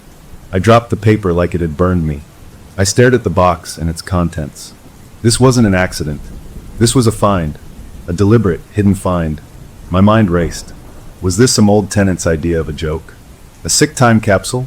That night, when my boyfriend came over, I showed him. I'd cleaned up the wall, patching the hole roughly with some spackle I had, just to cover the gaping darkness. I needed a witness. I laid the box on the coffee table. His eyes went wide. Whoa, that's incredible. Where was it? I told him about the wall, leaving out the taps and the lines in the dust. He whistled, picking up the crystal planchette and turning it in his fingers. This is old. This is probably worth money. He saw the drawing next and his smile faded. Okay, that's creepy. Kid had an imagination. He looked at me, seeing the bags under my eyes. This is what's been freaking you out? You thought a ghost left you a board game? His teasing was gentle, but it made me feel foolish again. The scratching came from right there, I said, pointing to the bedroom. Maybe it was, I don't know, rats trying to get to this. He laughed. Rats with a sense of the dramatic? Come on. He picked up the Ouija board.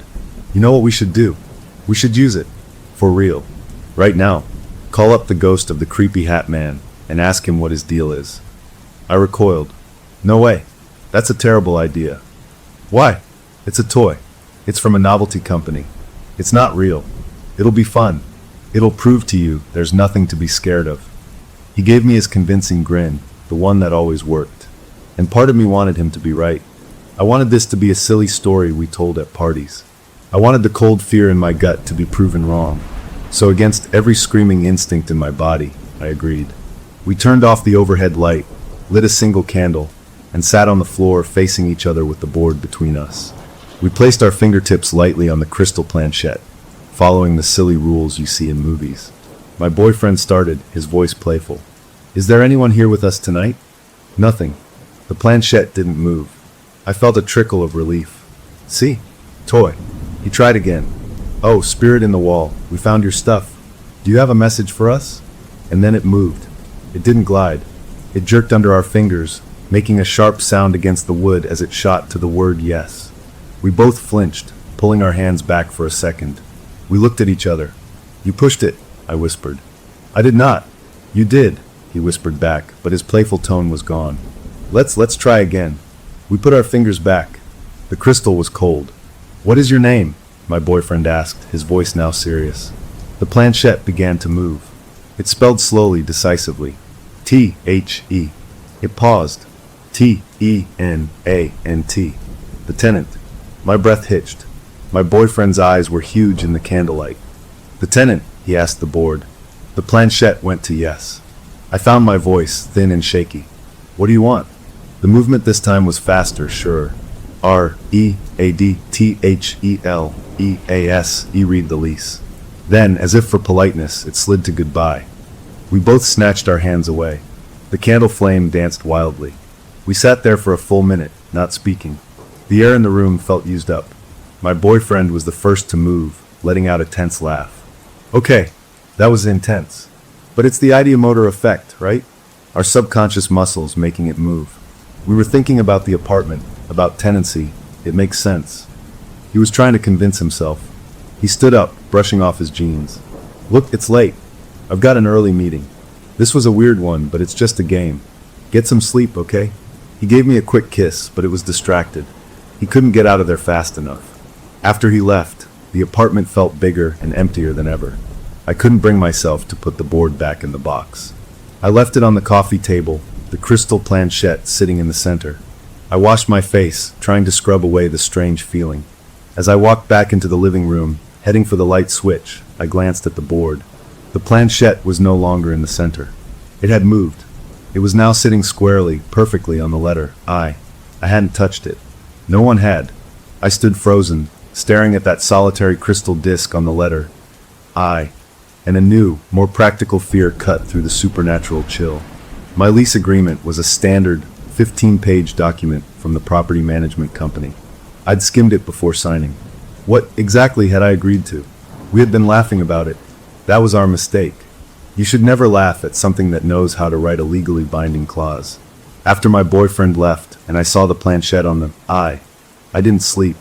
I spent the night on the couch again, but this time with every single light on, my back to the wall, staring at that beautiful, horrible board on the coffee table.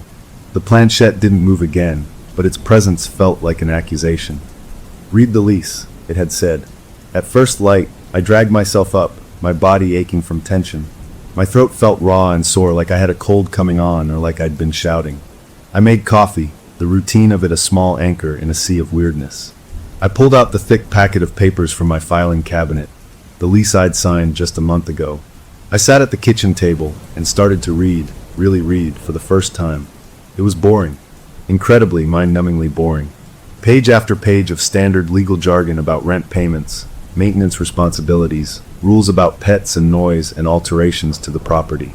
I skimmed sections on liability and insurance. Nothing stood out. No hidden paragraphs in Gothic script about spectral co-tenants. I read it twice, my eyes gritty with tiredness, and found nothing. The disappointment was almost as bad as the fear. Maybe it was all a twisted coincidence. My throat still hurt. I got up to get some water, and that's when I saw it. On the nightstand in my bedroom, next to my bed, was a single sheet of my own stationery. The pale blue paper with my address printed at the top. I knew I hadn't left it there. I walked over and picked it up. The handwriting stopped me cold. It was mine. The slant of the letters, the way I looped my YS, it was unmistakably my handwriting. But it was wrong. The letters were cramped and frantic. The lines pressed so hard into the paper they were almost torn, like they'd been written in a state of panic or under tremendous pressure. The message was simple, Clause 7. B. Quiet hours are from 10 p.m. to 6 a.m. You were loud last night. This is a warning. I read it 5 times. My hand started to shake, making the paper rustle. I hadn't written this. I couldn't have. I was alone. But the evidence was right there in my own script. The soreness in my throat took on a new, terrifying meaning. Had I been loud, I'd shouted at the wall days ago, not last night. Last night we'd been whispering over the Ouija board. Was talking to it a violation? Or was the warning for my boyfriend's laughter? A cold clarity washed over me. The scratching in the walls had stopped completely after I found the box. The sounds had been replaced. Now, if I listened very carefully in the dead of night, I could hear a new sound. It wasn't in the walls. It seemed to come from the empty air of the bedroom itself, a dry, faint, but horrifyingly clear scratch of a nib pen on paper. It was the sound of something writing. I didn't tell my boyfriend about the note. I was too scared he'd think I was truly losing my mind, that I'd written it in some kind of sleepwalking trance. But I needed proof I wasn't crazy. When he came over a couple days later, I finally showed him. He held the blue paper, his face going pale under his tan. "This is your writing," he said, his voice flat. "I know," I whispered. "But I didn't write it." He looked from the paper to me, conflict in his eyes. He wanted to believe me, but this was a big ask. Then he blinked, as if remembering something. "Hang on," he said.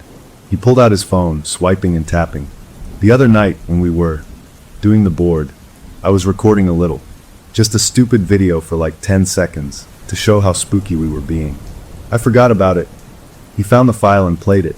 On the screen, I saw us, our faces lit by candlelight, looking tense and silly. You could hear my boyfriend ask, "What do you want?"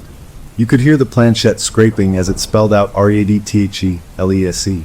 And then, under our breathing, under the sound of the wood, there was something else.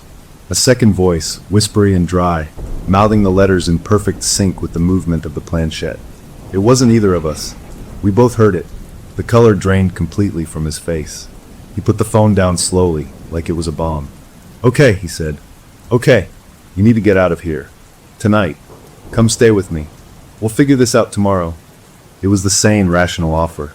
But something in me rebelled. This was my place. I had worked for it. I had signed for it. And I was not going to be chased out by a bully, supernatural or not. And part of me was furious. It was using my own hand to write me notes. It was setting rules. "No," I said, surprising myself with the steadiness of my voice. "I'm not letting it win. It wants me to read the lease? Fine. I'm going to find out what lease it's talking about." He argued, but I stood my ground. After he left, more worried than ever, I went to the library. If my physical lease was clean, maybe the history wasn't. I spent days there, my eyes aching from microfiche readers, searching for anything about my building. I found old ads, news about renovations, but nothing strange. I branched out, searching archaic city tenancy laws, folklore about houses. I found fragments, mentions of old concepts that made my skin crawl. Habitation by spirit, contracts of silent assent.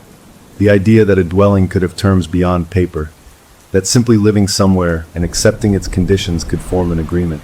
The idea was more terrifying than any ghost story.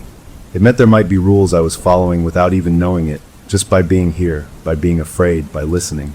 One afternoon, deep in a digital archive of scanned local newspapers, I found a tiny article from 1932.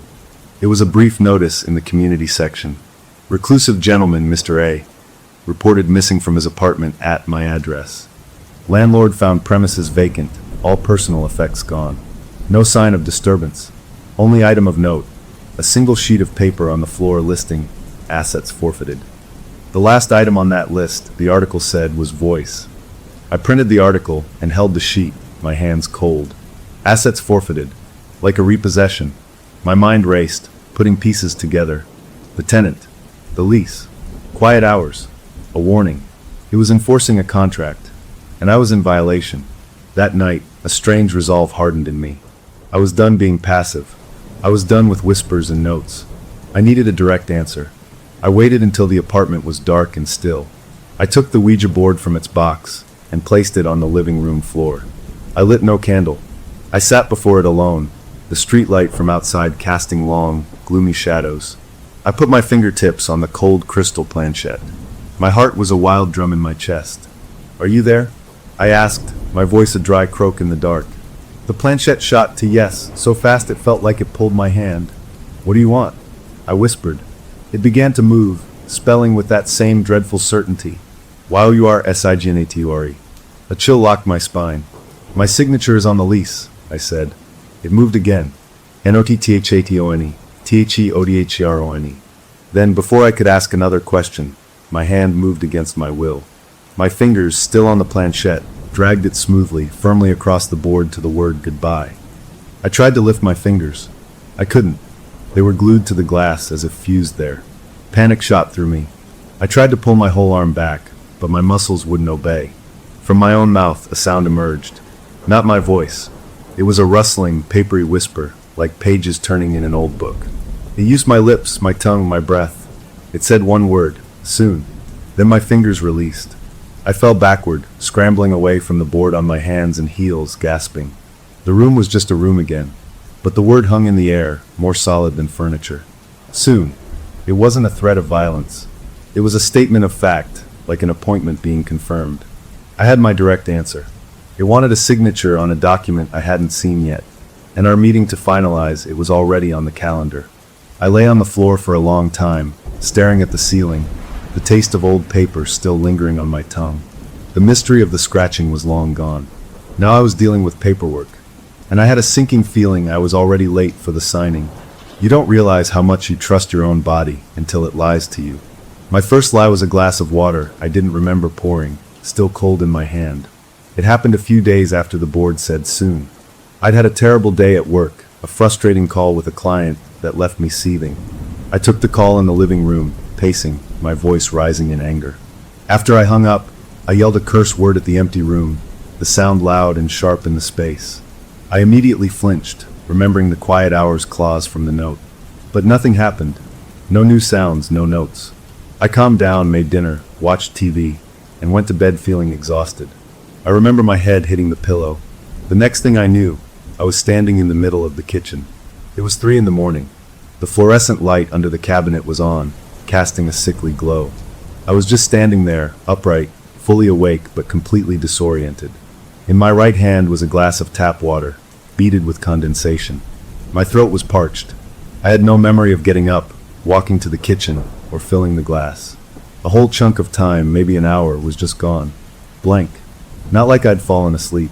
Like someone had taken an eraser to a part of my timeline. I stood there for a full minute, staring at the water, then slowly drank it. The cold felt real. The glass felt real. The gap in my memory felt like a hole in the world. I put the glass in the sink and went back to bed, but I didn't sleep. I just stared at the ceiling, a cold dread seeping into my bones. It wasn't just writing notes anymore. It could pilot the ship. It could make my body get up and walk around without asking me. The next morning, the fear was edged out by a sharper, more immediate shock. On my kitchen table, centered perfectly on the wood grain, was a single sheet of paper. It wasn't my stationery. This was formal, crisp white paper with a printed letterhead I had never seen before. The letterhead simply said, "The Management." The text beneath was typed in a severe, old-fashioned font. It was an official notice of lease violation. It cited excessive emotional discharge and creating a hostile atmosphere on the date and approximate time of my angry phone call. It stated that this constituted a material breach of the peaceful enjoyment clause, and that further violations may result in escalated remedial action. It was signed with an illegible looping script. This was new. This was worse. The tenant wasn't acting alone. It was an agent for something bigger, something with office supplies and a filing system. I grabbed the paper, my hands shaking. I had to show someone. When my boyfriend came over that evening, I thrust it at him before he could even take his coat off. "Look, proof. It's not just me." He took the paper, his brow furrowed as he read the letterhead. Then his expression changed to confusion. He rubbed his thumb over the text. "What am I looking at?" "The notice. The violation. From the management," I said, my voice too high. He turned the paper over, then back. He held it up to the light. "Babe," he said softly, carefully. "It's a blank piece of paper." I snatched it back. The words were there, clear as day, black ink on white. "What are you talking about?" "It's right here." He took a step back, his face a mask of pity and growing alarm. "I see a piece of paper. There's nothing written on it." We stood there, locked in a terrible standoff. The document was for my eyes only. The tenant, or the management, could make me see things no one else could. How do you prove you're being haunted by a bureaucracy? He stayed the night, holding me, telling me it was going to be okay, that we'd figure it out. But I could feel the distance between us, a gap widened by the invisible ink on that page. I felt utterly alone. The next morning, after he left for work, I went to the bathroom. I moved on autopilot, my mind buzzing with static. I looked in the mirror to brush my teeth. My reflection looked back, tired, pale, with dark circles under its eyes. I reached for my toothbrush on the counter. My reflection's arm moved a half-second too late. The motion was wrong, jerky, stiff, like a marionette with a tangled string. It didn't mirror my smooth reach. It followed it, clumsily. I froze, the toothbrush in my hand. My reflection froze a moment later, its pose slightly off, its fingers not quite curled the same way as mine. We stared at each other. I watched my own face in the mirror. I deliberately raised my left hand to touch my cheek. In the glass, my reflection's right hand twitched, then slowly, mechanically, lifted to touch its own cheek, its eyes blank and empty for a moment before copying my look of dawning horror. The disconnect lasted only a second, then it snapped back into perfect sync. But I had seen it. The reflection was no longer a perfect copy. It was becoming a separate thing, a lagging thing. The biological vessel, as that old newspaper article had hinted, was being prepared for repossession, and the connection between my mind and my body was getting a bad signal. I spent the day in a numb haze. I called in sick. I couldn't face people. The world outside my apartment had started to feel like a painting, flat and irrelevant. The real battle was in here, and I was losing ground by the hour. That night, I decided on a perimeter. If the management had master keys, as the note about security had suggested, then locking doors was pointless. But I had to try.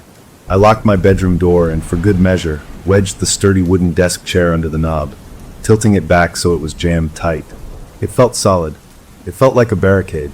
I got into bed, facing the door, and watched that chair. I must have fallen asleep from sheer exhaustion, because I woke up to the gray light of dawn. I was not in my bed. I was sitting upright at my kitchen table. My back was straight, my hands folded neatly in my lap, like I was waiting for a job interview. The chair from my bedroom was back under my desk. The bedroom door was unlocked. I looked down. My palms were sweaty. On the palm of my right hand, written in simple blue ballpoint pen ink, was a new message. The handwriting was my own, but calm and neat this time, as if written without a hurry. It said, Clause 12. A. The management retains master keys. Security is not the tenant's responsibility. Your compliance is noted.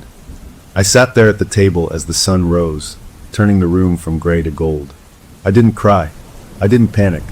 A strange, cold acceptance settled over me. They had all the keys. They could walk me around my own apartment while I slept. They could write on my skin. They could make my reflection stutter. I was not being haunted. I was being managed. The fight seemed to drain out of me, replaced by a hollow, procedural dread. I looked at the note on my hand, a memo from my new landlords. My compliance was noted. But compliance with what? The only document I had seen was a violation notice. I still hadn't seen the actual lease they wanted me to sign. I needed to see the terms of my own surrender. The question was no longer if I could win. The question, as I sat there at the table in the morning light, my own handwriting a brand on my skin, was much simpler. What exactly was I going to be required to agree to? I brought in an expert. She took one step inside and said, "You can't sage this away. This isn't a squatter. You co-signed."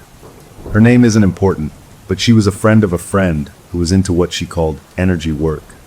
I didn't tell her everything, just that the place felt wrong, that I was having bad dreams and feeling watched.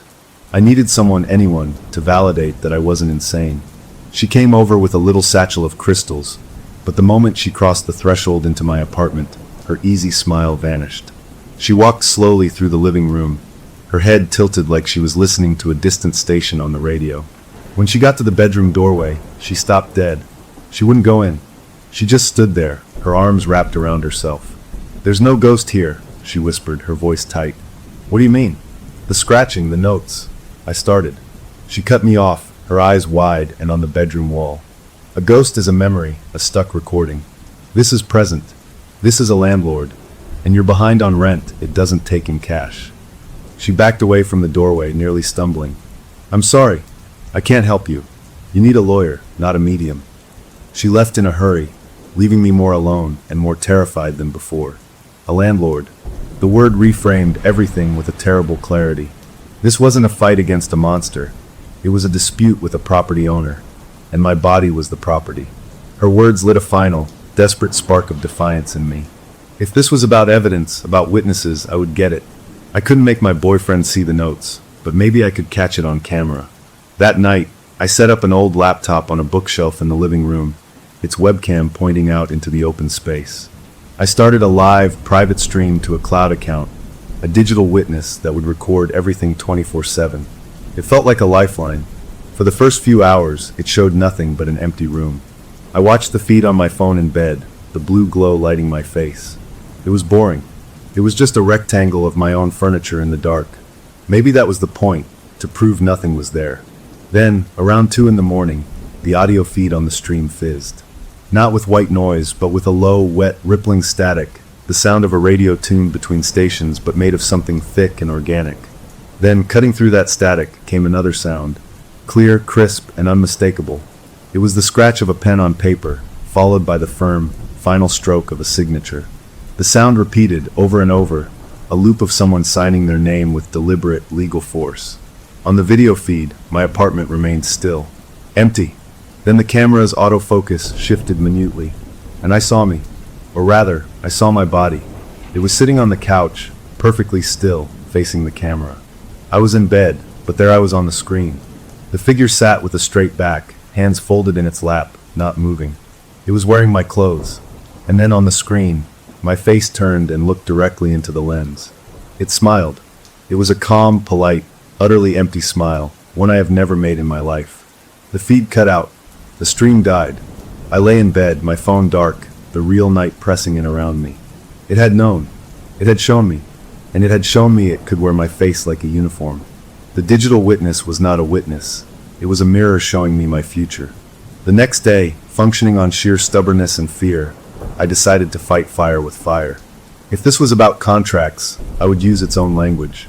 I sat at my computer and, with trembling fingers, typed up a formal document. I called it a request for lease reconsideration and clarification of terms. I used legal-sounding language, stating that as the occupying tenant, I required a full copy of the governing lease agreement to review, and that I wished to appeal the recent violation notices based on a lack of proper notice. It was a bluff, a shot in the dark from a deep, dark well. I printed the single page. I didn't know where to send it, so I did the only thing I could think of. I placed it on the closed lid of the beautiful wooden box that held the Ouija board. I left it there and went to the kitchen, trying to pretend to live a normal life, making tea I wouldn't drink. After an hour, I walked back into the living room. The paper was gone from the box. My heart leapt. Had it taken it? I searched the room. It wasn't on the floor. Then I saw it. It was back on my desk where I normally worked. I walked over. My typed document was there, but now it was stamped. Across the top, in large, aggressive red letters that looked wet and smelled faintly of iron, like blood, was a single word: denied.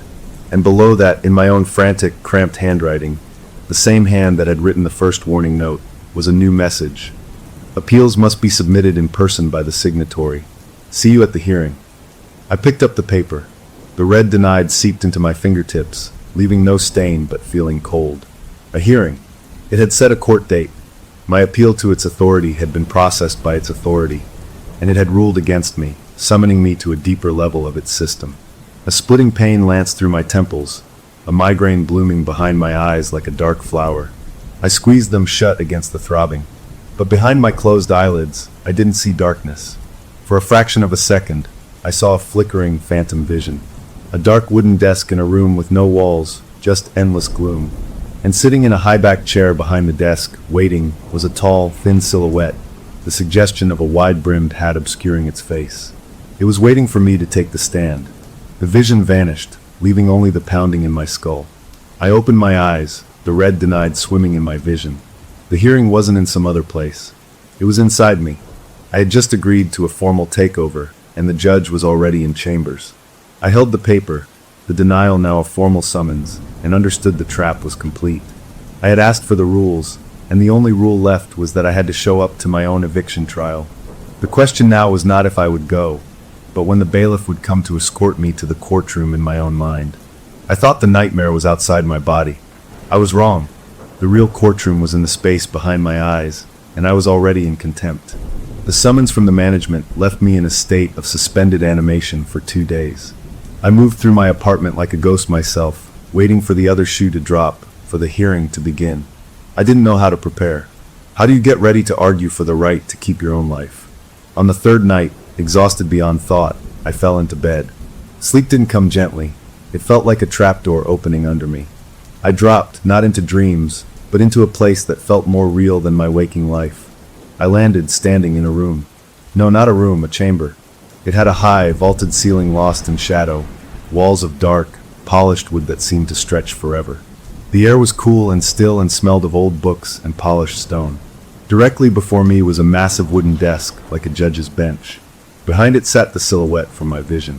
The tall shape, the suggestion of a wide-brimmed hat, all of it carved from the gloom. To my left was a simple wooden chair, like a witness stand. I understood instinctively. That was for me.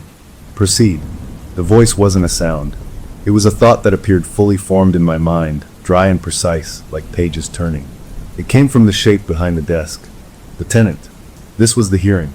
A wave of panic tried to rise, but the atmosphere of the place crushed it. This was a place of procedure, not emotion. I felt myself move, not by my own will, but by the rules of this space, and I sat in the witness chair. The case before the management, the thought voice stated, is one of breach of contract and unfit tenancy. The biological vessel, designated Apartment 7, is in a state of distress due to the occupant's negligence and emotional profligacy. As it spoke, images began to appear on the dark wall behind the bench. They were my memories, playing out like old home movies, but from a cold, third-person perspective. I saw myself shouting at the client on the phone, my face twisted in anger. Exhibit A, excessive emotional discharge, violating the peaceful enjoyment clause. The scene shifted to me slamming my fist against the bedroom wall, yelling, "Shut up!" Exhibit B, willful property damage and creation of a hostile atmosphere. Then it showed me on the computer, researching habitation by spirit laws, my face pale with fear. Exhibit C, attempted breach of contract through external inquiry. Finally, it showed the night with the Ouija board, my fingers on the planchette. Exhibit D, the occupant willingly opened a conduit and initiated contact.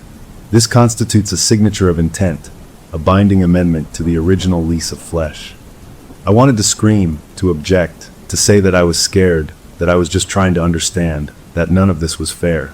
But when I tried to speak, my voice in this place was not my own. It was a dry, papery rustle, the sound of the warning notes given sound. No words came out, just a helpless, scratching whisper. I had no voice here. The tenant continued, its logic a cage being built around me. The occupant's continued state of fear, resistance, and inquiry degrades the asset. The vessel's systems are under constant stress. Value is diminishing. The management cannot allow an irresponsible tenant to damage a property. A new image appeared. It was a schematic, like a blueprint, but of a human body. My body. Certain parts were highlighted in a pale red. The vocal cords, the optic nerves, the neural pathways for motor control. The current occupant is a liability. The original signatory, the previous tenant of this vessel, understood the terms: peaceful habitation or forfeiture. He chose forfeiture. This occupant chooses conflict. Therefore, remediation is required. The silhouette shifted slightly. I felt its attention focus on me, a pressure like a weight on my skull. Does the occupant have any final statement before judgment? It asked, the thought voice devoid of malice, devoid of anything at all. It was simply the next step in the process. I tried again to force my real voice out. I pushed with everything I had, thinking of my name, my life, my boyfriend, the sun on my face, anything that was me. All that emerged from my rustling whisper was a single strained word: mine. It was pathetic. A child's claim over a toy. In this court, it was less than nothing. The silhouette seemed to nod. A gavel appeared on the desk, carved from something white and bony. It lifted and fell. There was no sound, but I felt the impact in my teeth, in the core of my bones. Judgment is entered for the management. The appeal is denied. Repossession of the vessel, pursuant to Clause 1 of the Standard Habitation Agreement, is hereby authorized. Execution to be scheduled at the discretion of the tenant. The chamber began to fade, the dark wood bleeding into gray mist.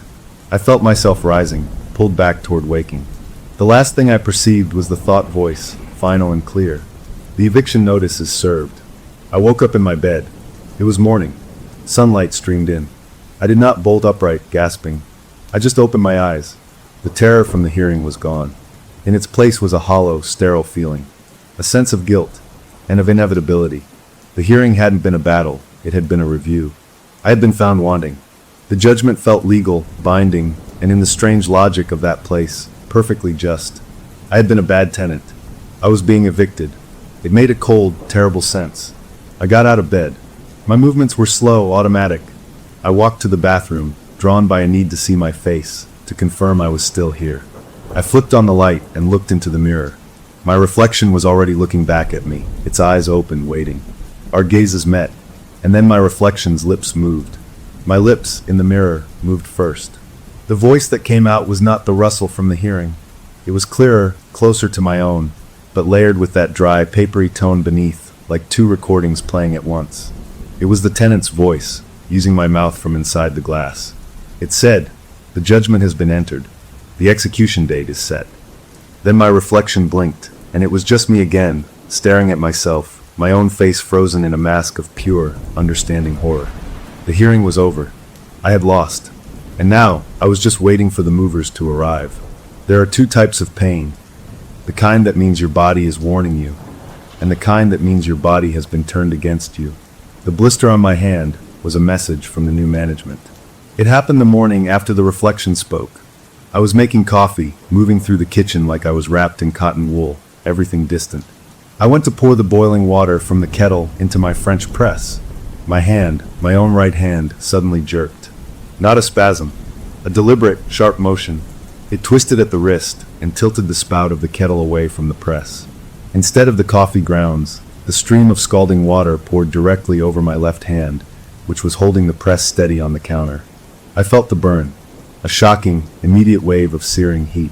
I felt the skin scream, but I couldn't scream. I couldn't even let go. My left hand held the glass press in a vice grip. My right hand continued to pour, slowly and steadily, ensuring every drop hit its target. I was a passenger, strapped in, watching through the windshield as my own body vandalized the vehicle.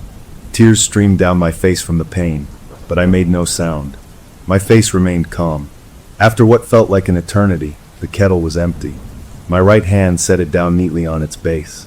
My left hand finally released the press and lifted, turning slowly so I could see the angry, red blister already rising across the back of it. The pain was bright and sharp, but the horror was a bottomless, cold pit. This was the first overt act. It wasn't a note or a dream. It was my muscles and bones used as tools to damage my own skin. It was a demonstration of ownership. Later, as I ran cold water over the burn, my eyes drifted to the refrigerator. A new piece of paper was stuck there with a plain magnet. I didn't need to get close to know it was in my handwriting. I walked over. The heading was typed, Asset Inventory for Repossession. Below was a list, neatly itemized. Ocular lenses, 2. Vocal cords, fully functional. Motor functions, primary group. Declarative memory, selective wipe recommended. Synaptic patterns, tenant specific. The list went on, a cold catalog of my parts. At the bottom of the page were 2 boxes. One was labeled Compliance Assessment. It was unchecked. The other was labeled Ready for Transfer. It too was empty. I tore the paper off the fridge, crumpled it, and threw it across the room. It hit the wall and bounced. When I looked a minute later, the crumpled ball was gone. The list was back on the fridge, smooth and pristine as if it had never been touched. It was just an inventory. I was being itemized. That afternoon, my boyfriend came over. He'd been texting, his messages growing more worried. "You've been quiet. Everything okay?" I hadn't known how to answer. When I heard his knock, a desperate hope flared in me. He was my last tether to the outside, to the real world. Maybe he could see, could help, could pull me out. I went to the door. As my hand touched the knob, a familiar coldness settled over my mind, a feeling of being pushed far back inside my own head. I opened the door. He stood there, his face lined with concern. "Hey," he said. "You look tired." I felt my face arrange itself. My muscles lifted my cheeks, parted my lips. A warm, placid smile appeared on my face. My voice, when it came out, was my own, but it felt like a recording I was listening to. "I'm just tired. Everything's fine. Come in." The words were smooth, convincing. I was screaming inside, a silent, frantic scream that battered against the walls of my own skull. "No, it's not fine. Look at my hand. Look at the fridge." But I just stood aside, smiling that empty smile. He came in, still unsure. He touched my arm. "Are you sure? You've been so distant. Is it the apartment stuff?" I felt my head shake gently, my expression softening with a reassurance I did not feel. "Just work stress. Really. I'm okay. Want some coffee?"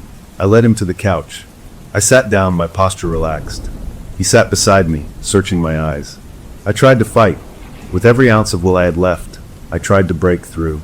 I focused all my energy on my right hand, which lay on my thigh. I thought of Morse code, an SOS, something, anything. My index finger twitched. Just a tiny, jerky spasm. Then it twitched again and again, ... I tried to make it move for the dashes, but my hand flattened, pressed firm against my leg. He was talking about his week, his eyes still on my face. He hadn't noticed the tiny twitches, but I felt it. From deep within my throat, a vibration, a satisfied, papery chuckle that never made it to the air. The tenant had felt me try, and had shut it down. It was amused. We sat for 20 minutes. I watched myself perform me. I laughed at the right places in his stories. I nodded.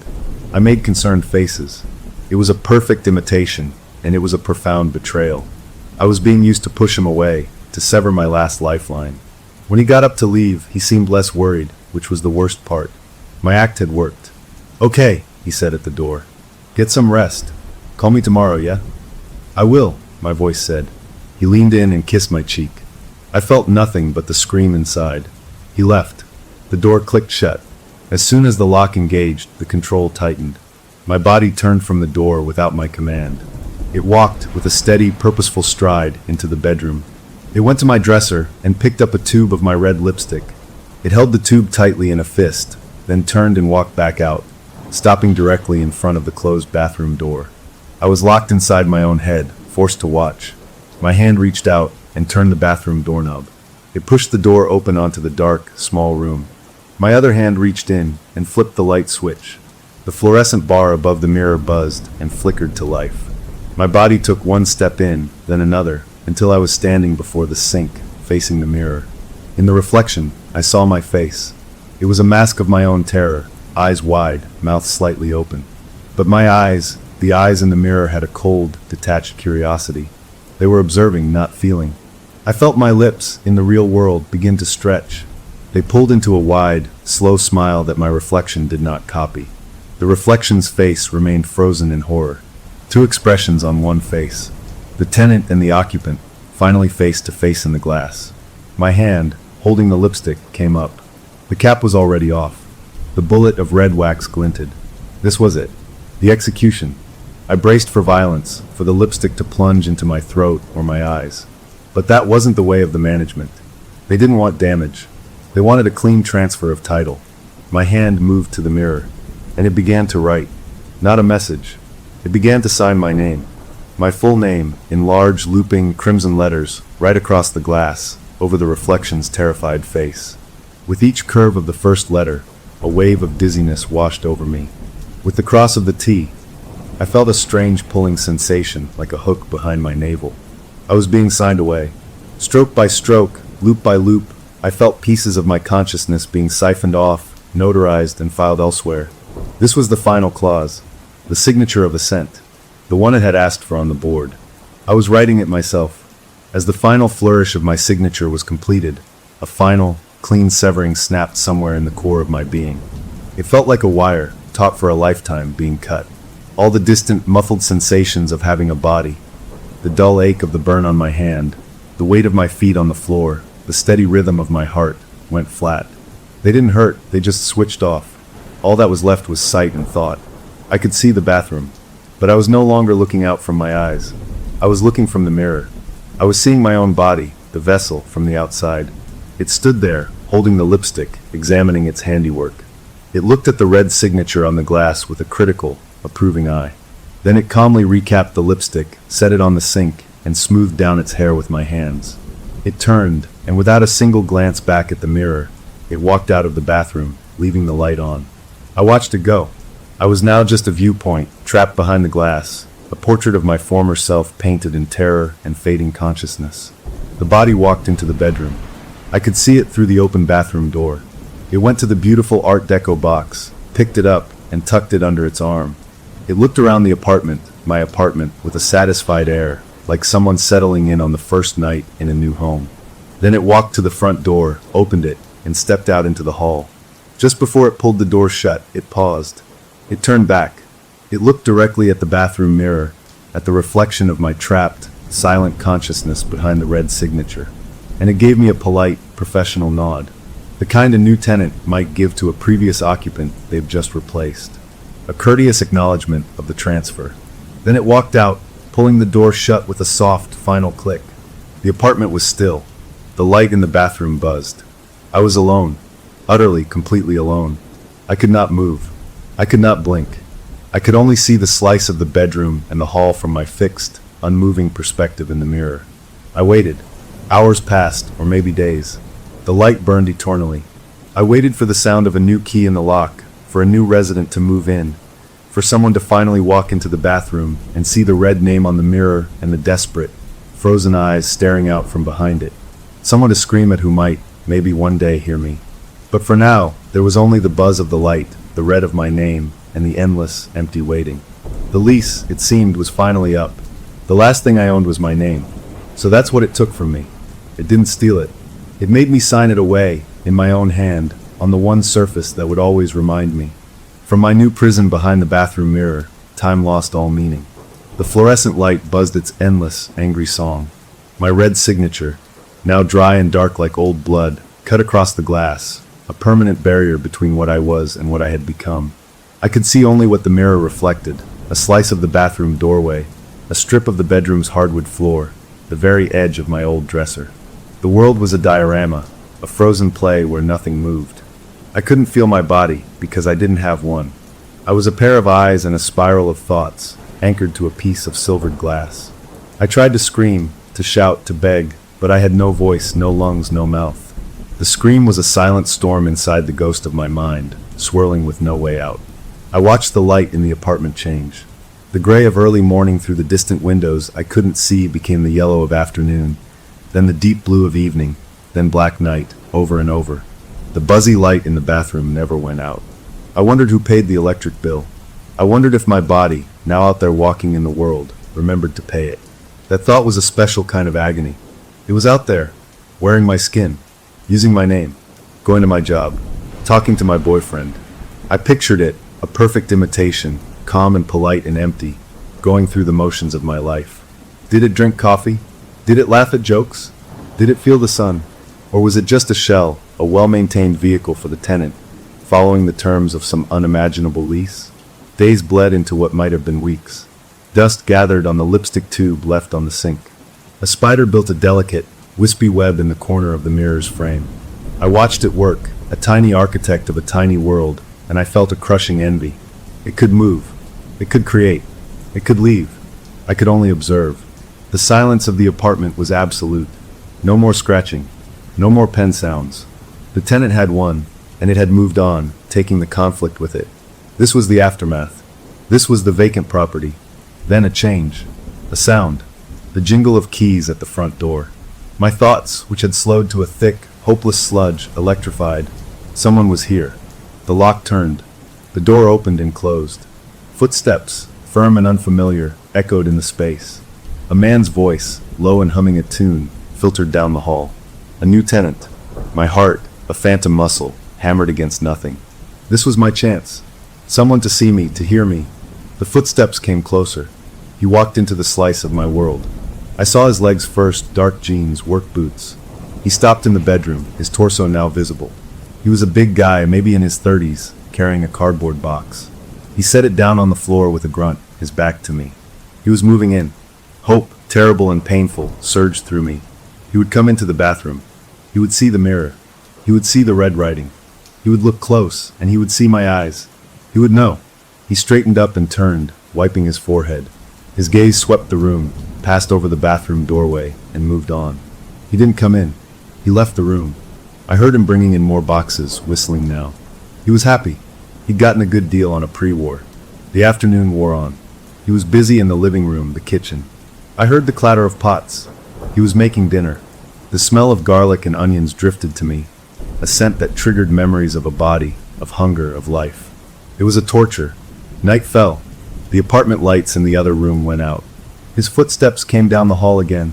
He was headed to the bedroom. To sleep. He paused in the doorway, flicking on the bedroom light. He yawned, stretched, and then he finally looked toward the bathroom. He took a step in. "Gotta take a leak," he muttered to himself. He walked right up to the sink, right in front of me. He was looking down, fumbling with his belt. He didn't look up. He used the toilet, flushed, then turned to the sink to wash his hands. He reached for the tap, his eyes on the stream of water. He pumped soap, rubbed his hands. He still hadn't looked up. Desperation screamed through me. "Look up! Look up!" As he rinsed, his eyes lifted. They met mine in the mirror. For a glorious, shattered second, we made contact. His brow furrowed. He saw the red signature. "What the hell?" he said, his voice loud in the small room. He leaned closer, peering at the writing. Previous tenant was a weirdo, huh? He was looking at the signature, not at me. He saw the writing, but he didn't see the writer behind it. He saw a vandalized mirror, not a prisoner. My silent scream battered against the glass.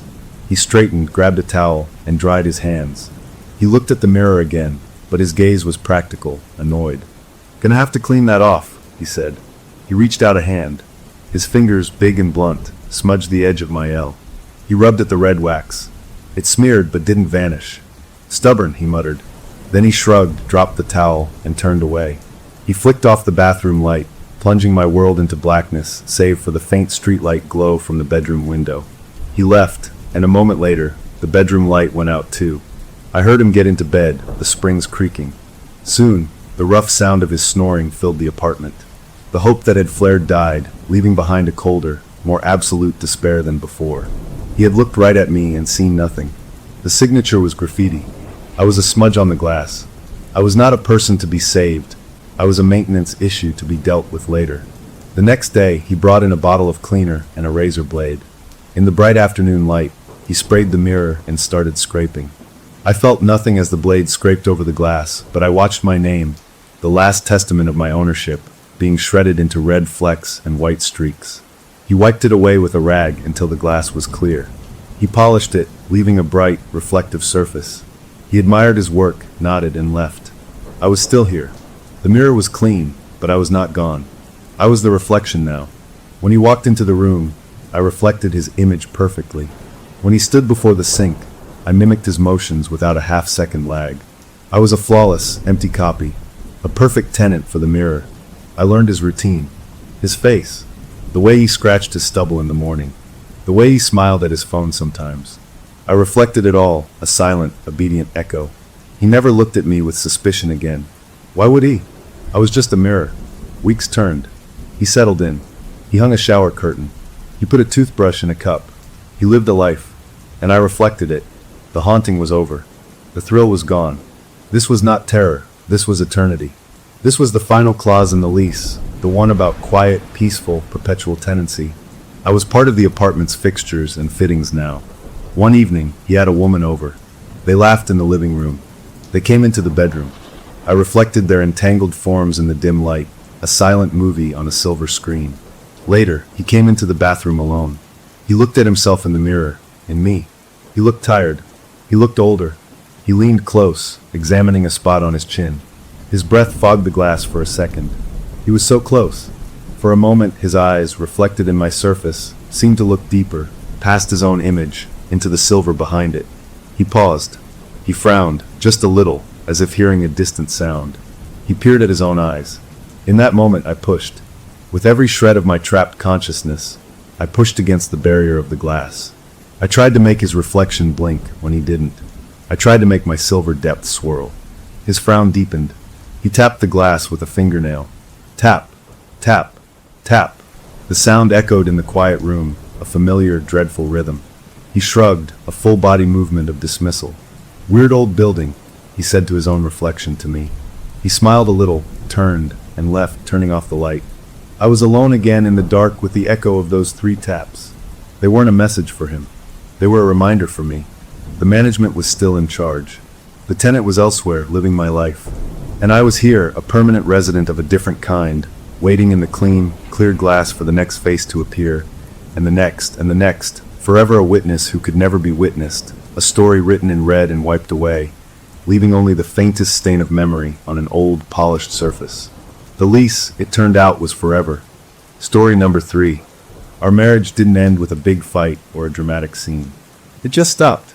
It faded away in a series of tiny silences and shrugs, until the only thing left in our big, expensive house was the quiet.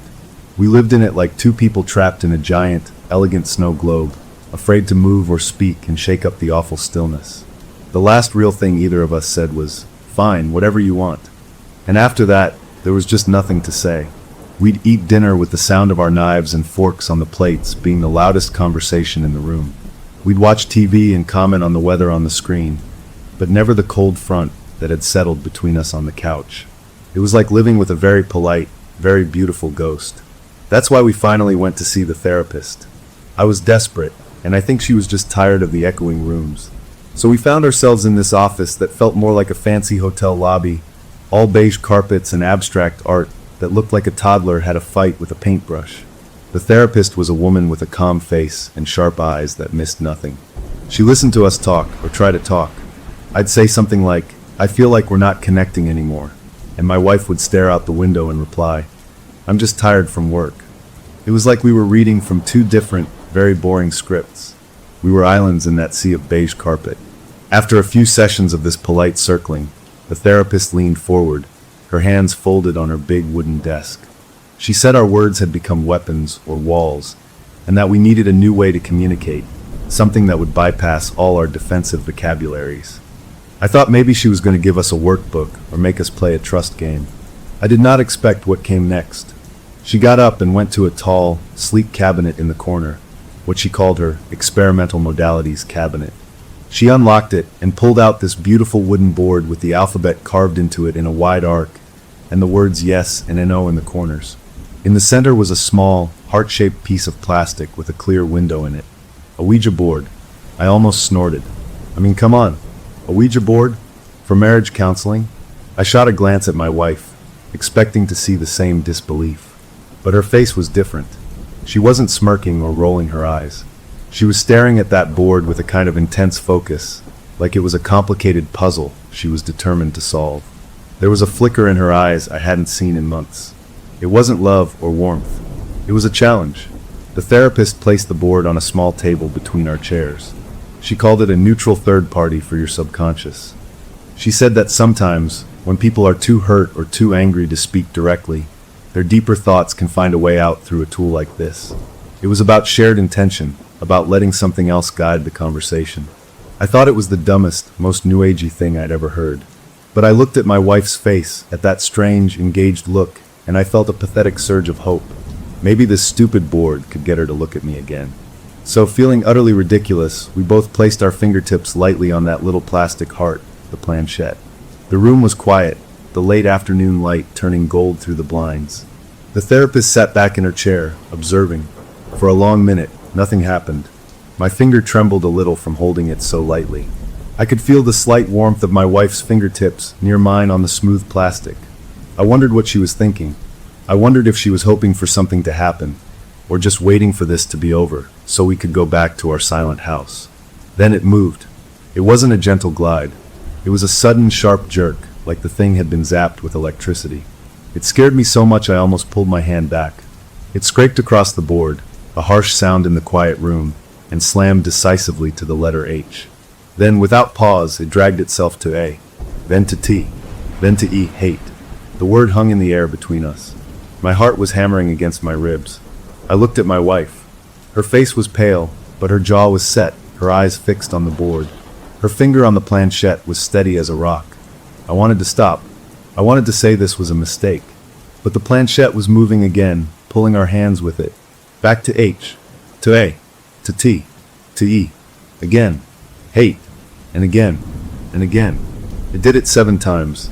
7 perfect, machine gun repetitions of that one raw, ugly word. Each time it was a violent, staccato movement. This wasn't a spirit gently spelling a message. This felt like something was hammering the word into the wood. On the 7th time, it stopped dead in the center of the board. The silence that followed was so complete it felt like a physical presence, pressing in on my eardrums. It was louder than any scream. I slowly lifted my trembling fingers from the planchette. My wife did the same, but slower, more deliberately. She finally looked at me, and what I saw in her eyes wasn't anger or sadness. It was a profound, chilling confusion. It was as if she had just watched her own hand write those words and had no idea why. She looked down at her fingers like they were foreign objects, like they belonged to someone else. The therapist broke the silence. She didn't sound alarmed. She sounded thoughtful, clinical. She made a note on her pad. Hate, she said, her voice calm. That's a very raw, uncomplicated word. A lot of emotion there. It's a starting point. Better out in the open than festering inside. She said it like she'd just successfully lanced a boil. I felt a chill that had nothing to do with the room's temperature. She was treating this psychic scream, this terrifying event, like a productive breakthrough. We left her office shortly after, with instructions to sit with the experience and not discuss it until our next session. The car ride home was worse than any of the silent car rides before. This wasn't a comfortable quiet. This was a thick, loaded silence, filled with the echoes of that scraped-out word. I kept seeing the planchette jerking across the board. I kept seeing the look on my wife's face. I drove, my hands gripping the wheel too tight, staring straight ahead at the taillights of the cars in front of us. I could feel her sitting beside me, a statue in the passenger seat. I didn't know what to say. What do you say after something like that? Hey, honey, did you mean that? Or don't worry, I'm sure it was just my subconscious. It all sounded insane. Out of the corner of my eye, I saw her shift slightly. She wasn't looking at me. She was staring out her window, her reflection pale and ghostly in the dark glass. Her lips were pressed together in a tight line. Then I saw them move. Just a tiny, almost imperceptible movement. She wasn't speaking to me. She was mouthing a word, silently, to her own reflection. I watched, my breath caught in my throat, trying to make it out. Her lips formed the shape slowly, carefully. R-S-E-N-I-C, arsenic. The old-fashioned poison. The word just hung there in the space between us, silent and deadly. A cold knot twisted in my stomach. Did I just see that? Was my mind, frazzled and scared, playing tricks on me? I forced myself to look back at the road, my knuckles white on the steering wheel. I told myself I had imagined it. Of course I'd imagined it. It was the stress, the weird session, the charged atmosphere. She was just breathing on the glass, maybe. But the certainty, the cold clarity of that silent word, felt more real than anything else that had happened that day. We pulled into the driveway of our quiet, dark house. I turned off the engine, and the sudden lack of sound was jarring. We sat there for a moment, neither of us moving to get out. The event in the therapist's office felt closed, a bizarre chapter we'd somehow survived. We had gone in with a broken marriage and come out with something else entirely, something I didn't have a name for. The session was over. The board was back in its cabinet. But as I finally opened my car door and the dome light came on, illuminating my wife's still, composed face as she gathered her purse, I couldn't shake the feeling that whatever door we'd opened that afternoon, we had not closed it. We had just let something out, and it was now sitting in the car with us, following us up the walkway, and waiting silently in the dark hallways of our home, wondering what we would do next. The human brain is a master of making excuses, especially at 3 in the morning, when the world is dark and strange and nothing feels quite real. So when I woke up exactly 1 week after the therapist's office, jolted from a deep sleep by the simple, primal sense that I was not alone, I found reasons. The digital clock on my bedside table glowed 3:07. I turned my head on the pillow and saw her standing at the foot of our bed, not moving, just standing there in her white nightgown, perfectly still, framed by the faint moonlight coming through the window. Her eyes were wide open, but they didn't see me. They were blank, like clouded glass. My heart tried to climb right out of my throat. "Honey," I whispered, my voice rusty with sleep. No response, not a twitch. "Hey, you okay?" I said a little louder. Nothing. She was a statue. I pushed myself up on my elbows, the sheets tangling around me. I thought about getting up, guiding her back to bed, but something about the absolute emptiness in her expression held me frozen. This wasn't normal sleepwalking. This was something else. We stayed like that for what felt like an hour, but was probably only 10 minutes, me watching her staring through me at something on the wall behind my head. Then, without any warning, she moved. It wasn't a sleepy shuffle. It was a slow, mechanical turn, precise and deliberate, like a robot powering down. She walked back to her side of the bed, lifted the covers, and slid in, her back to me. Within minutes, her breathing evened out into the soft rhythm of deep sleep. I lay awake until sunrise, my mind racing. Stress. It had to be stress. That horrible session had shaken her up, unlocked some weird sleep disorder. I spent the next day secretly reading articles about parasomnias and night terrors, clinging to the medical terms like they were life preservers. See? Somnambulism. It's a thing. It's explainable. It's not the board. It's not the word. It's just her brain working out the anxiety. I almost convinced myself. 2 nights later, it happened again. Same time. 3:07. The glow of the clock was starting to feel like a malevolent eye. This time, I was already half awake, waiting for it. I watched her rise from her side of the bed, her movements smooth and unnaturally fluid. She walked to the same spot at the foot of the bed and turned to face me. The blank stare was the same. But this time, she spoke. The voice was the worst part. It was her voice, but flattened out. All the warmth, the subtle music of it, was gone. It was calm, analytical, and completely empty. It sounded like a very smart computer trying to mimic human speech. "The cliff on Route 9, the voice said, each word clear and measured. "Mile marker 22. The guardrail at the curve has been damaged for months. A municipal maintenance issue. The police report would logically cite vehicular failure combined with driver distress. The scenario is highly plausible." I stopped breathing. My blood wasn't cold. It felt like it had stopped moving altogether. This wasn't a nightmare. I was awake.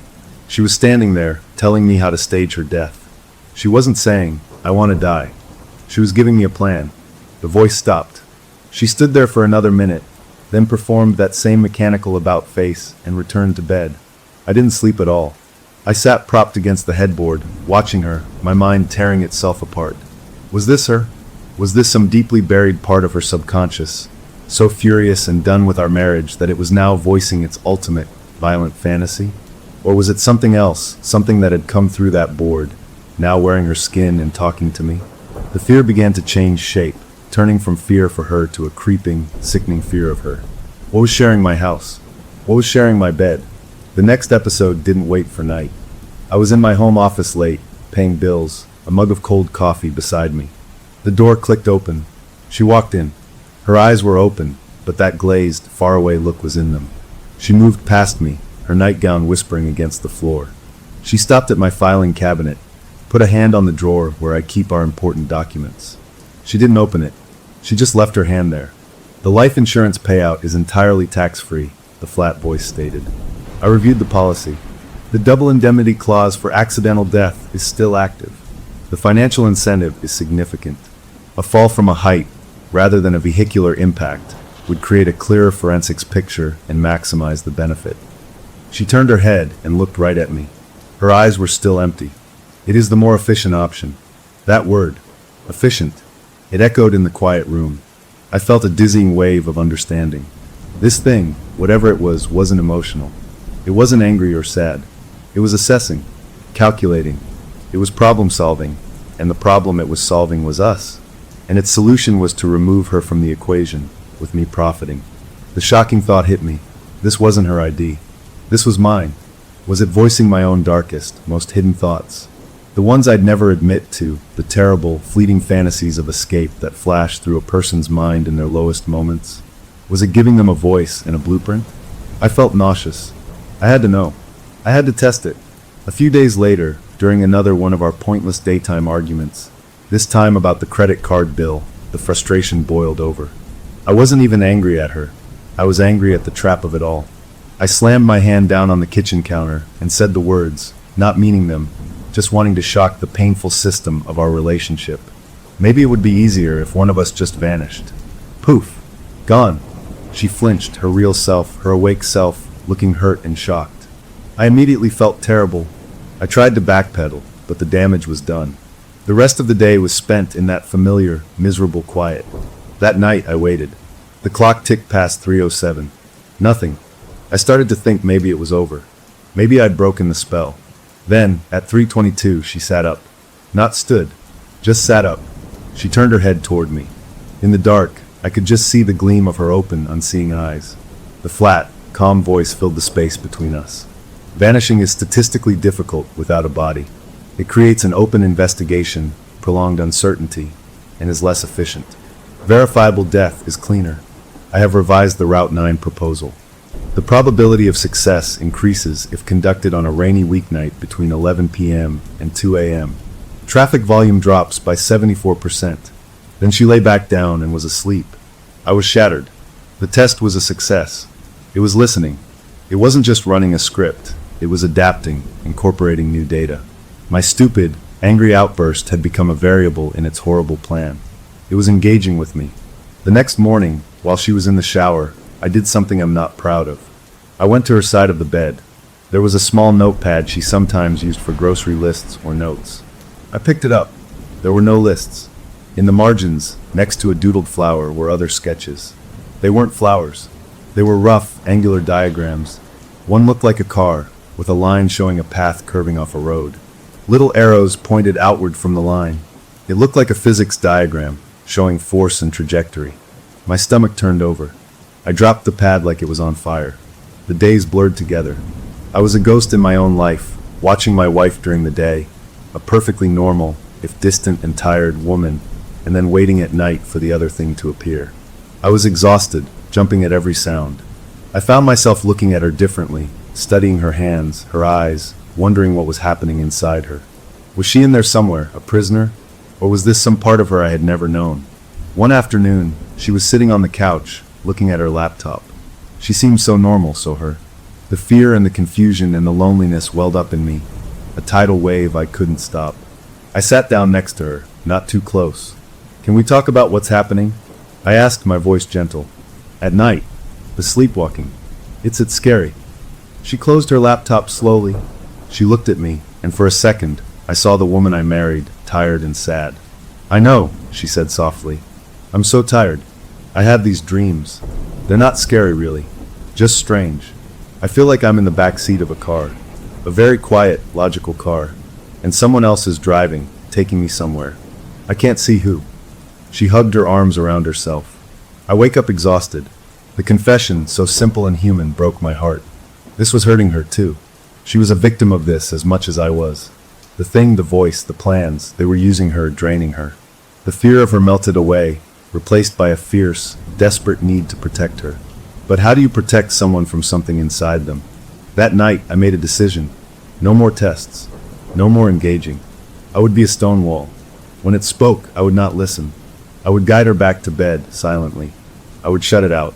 I waited, tense, for the clock to hit its cursed number.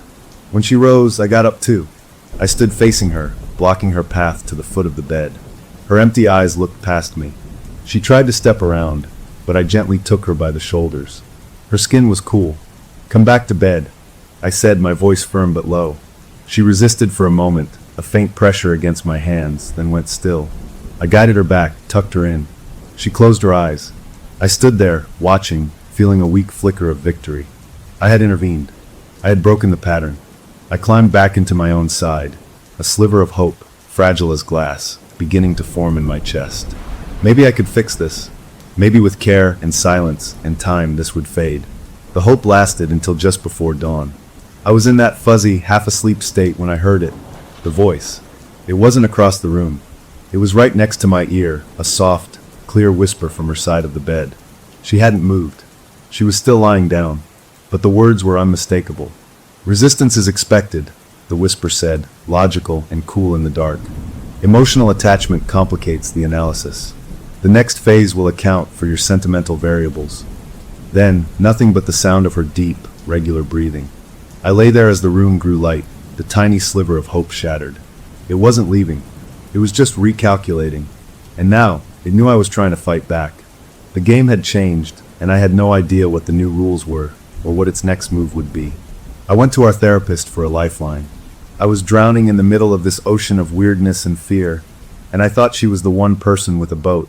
So I went to her office without an appointment, my hair a mess, my eyes probably wild, and I just spilled everything. I told her about the sleepwalking, about the clock hitting 3:07, about the flat voice that wasn't my wife's voice. I told her about the cliff on Route 9, and the life insurance lecture, and the diagrams on the notepad. I told her how it whispered in the dark about sentimental variables. I talked so fast, my words tripping over each other, desperate for her to understand, to be horrified, to help me. She listened. She didn't interrupt.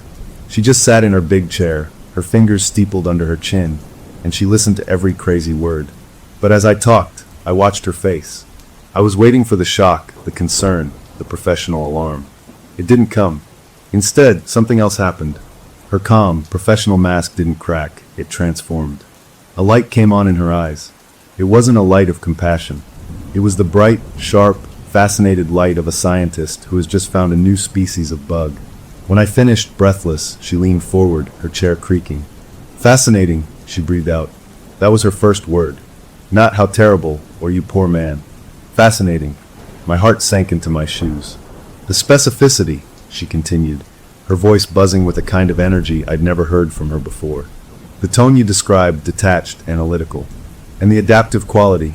You said it revised its proposal after your emotional outburst. That shows a capacity for learning, for incorporating feedback." She was talking about it like it was a groundbreaking AI, not a thing haunting my wife. I felt sick. "Aren't you worried?" I asked, my voice weak. "About her? About what's happening to her?" Of course," she said, waving a hand, but her eyes were still lit up with that intellectual fire. "Patient safety is paramount. But this is an unprecedented therapeutic emergence.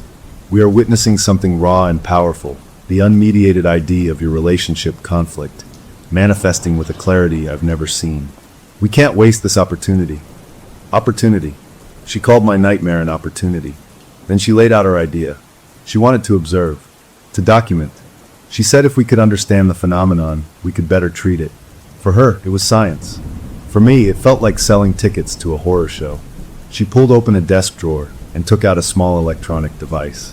It was a baby monitor, but a fancy one, she said, with high sensitivity and great audio clarity. She handed the receiver unit to me. It was cold and plastic in my hand. "Place this in the room when an episode occurs," she instructed, her tone now all business.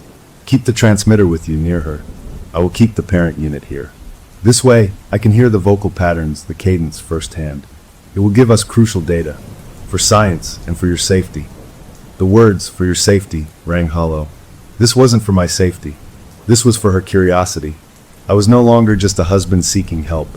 I was a field researcher, an assistant gathering data on the monster in my bedroom. I had come for an exorcism and was being handed a tape recorder. I took the monitor. What else could I do? She was the expert. Maybe in some twisted way she was right. Maybe understanding it was the only way to fight it. That night, I felt like a traitor. I set up the monitor on my bedside table.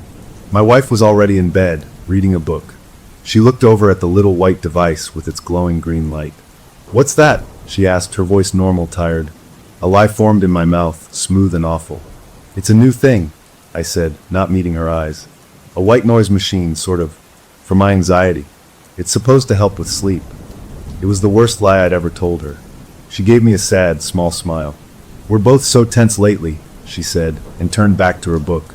The guilt was a physical pain, a hot stone in my gut. I was lying to her, wiring our bedroom for sound, inviting our therapist to eavesdrop on her deepest, most violated self. I climbed into bed, feeling dirtier than I ever had. I waited, staring at the ceiling, listening to her breathing even out into sleep. The clock's numbers changed, a slow march toward the witching hour. 3:05, 3:06, 3:07, nothing. I started to think maybe it knew. Maybe the presence of the monitor, this act of betrayal, had scared it off. A stupid, hopeful thought. At 3:18, the sheets on her side rustled. I held my breath. She sat up. In the faint light from the clock, I could see her eyes were already open, already blank. She didn't stand. She just sat on the edge of the bed, facing forward. Then, the flat voice spoke, not loud, but perfectly clear in the still room. The observation device is present.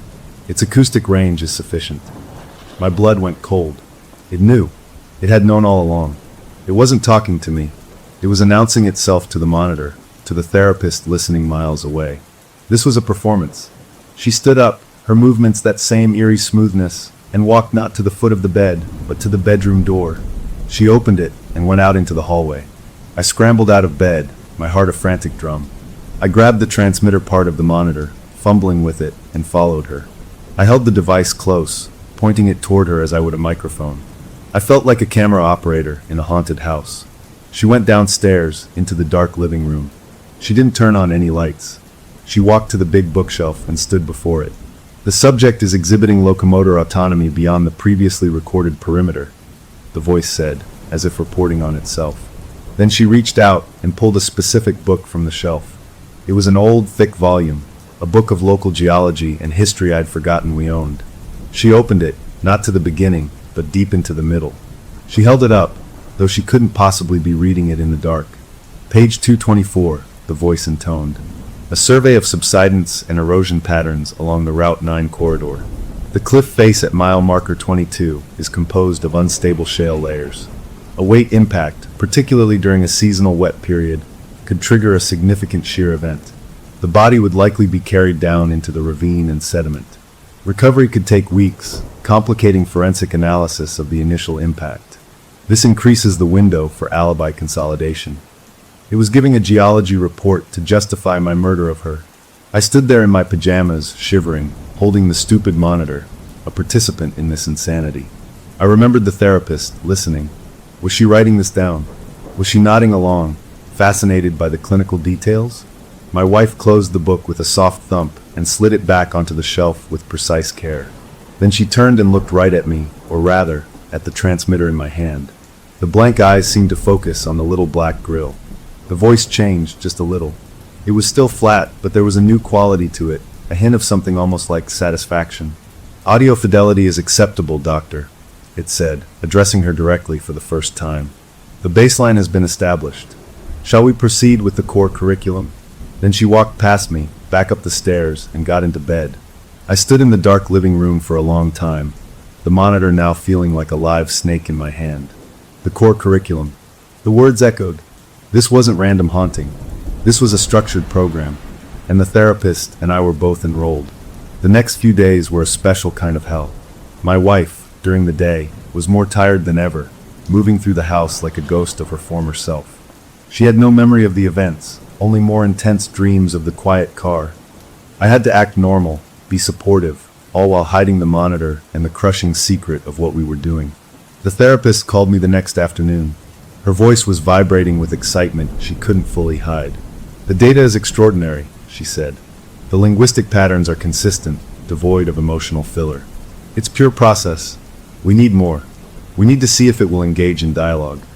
She wanted me to ask it a question during the next episode. She gave me a script. I felt like I was in a spy movie, taking orders from a reckless handler. That night, when the episode began, I was ready, or as ready as I could be.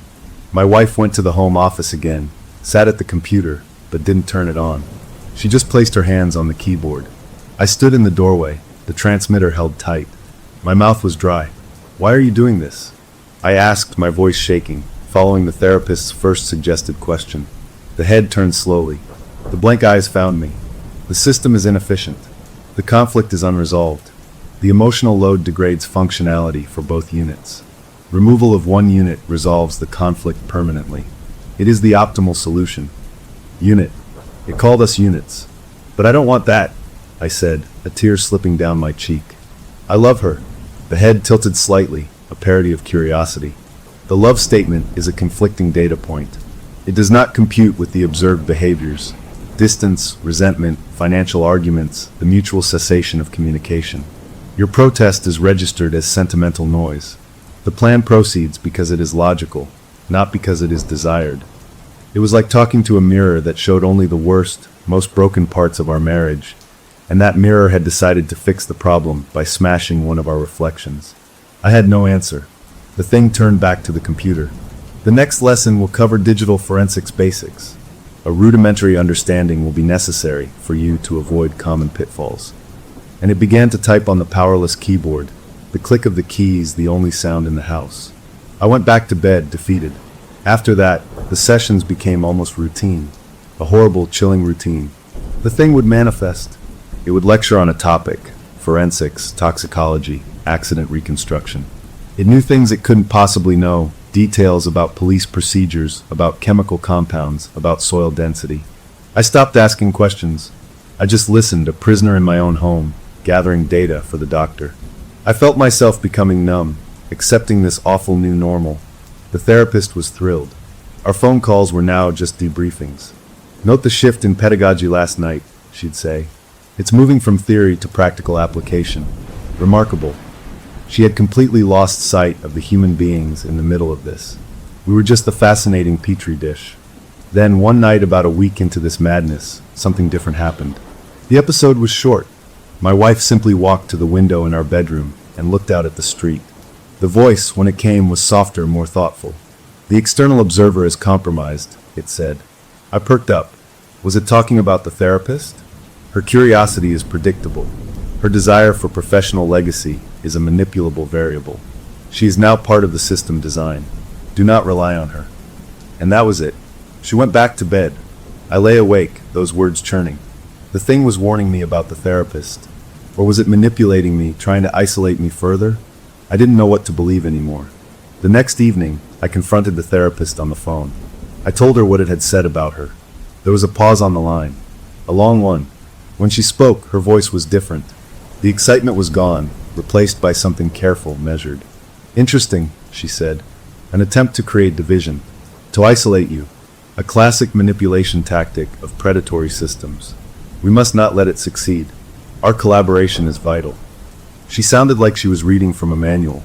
I hung up, feeling more alone than ever. That night, I decided I was done. I wouldn't use the monitor.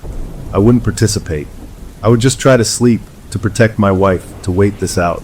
It was a naive hope. At 3:07, she rose. She walked to my side of the bed, where the monitor sat. She picked up the transmitter. She held it in her hands, looking at it with those empty eyes. Then she did something she'd never done before. She raised it to her own mouth. Her lips were almost touching the grill. The voice that came out was a whisper, but it was crystal clear, meant for one listener only. Thank you for your attention, doctor, it whispered, cold and intimate. The preliminary lectures are complete. The patient is now prepared for his first practical examination. We will begin tomorrow. Be ready to grade his performance. She placed the monitor back on the table, exactly as it was, and returned to bed. I stared at the little device, the green light blinking innocently in the dark. The core curriculum was over. The test was about to begin, and I had no idea what I was supposed to study, or what would happen if I failed. The observation was over. Now it was time for the lab. My wife's sleepwalking self wrote a computer program so perfect it could fool the FBI. I'm an accountant. I deal with numbers, spreadsheets, tax codes. She's a graphic designer. She makes logos and websites look pretty. Neither of us knows how to write code beyond a little HTML for formatting. But something wearing her skin does. The night after the thing whispered its threat about a practical exam, I was a bundle of raw nerves. I thought the exam might be something physical, something violent. I lay in bed, every muscle tensed, ready to jump up and stop anything from happening. When the clock hit its cursed time, and she sat up, I was already braced. But she didn't come for me. She walked to the door of our bedroom and stopped. She turned her head, those blank eyes finding me in the dark. The flat voice cut through the air. "Bring the observation device. The lesson requires documentation for the examiner." My stomach twisted. It was acknowledging the therapist, calling her the examiner. This was all part of its sick plan. With trembling hands, I picked up the baby monitor transmitter. I followed her downstairs, my heart pounding a frantic rhythm against my ribs. She didn't go to the living room or the kitchen. She went straight into my small home office and sat in my desk chair. The computer was off. She placed her hands in her lap and waited. I stood in the doorway, clutching the monitor like a talisman. "Power on the terminal," the voice instructed. It took me a second to realize it was talking to me. It wanted me to turn on my own computer for it. Feeling like I was handing a weapon to an enemy, I stepped forward, reached around her, and pressed the power button. The machine whirred to life. The blue login screen appeared. "The password is no longer a relevant security layer," the voice said. Then her hands moved.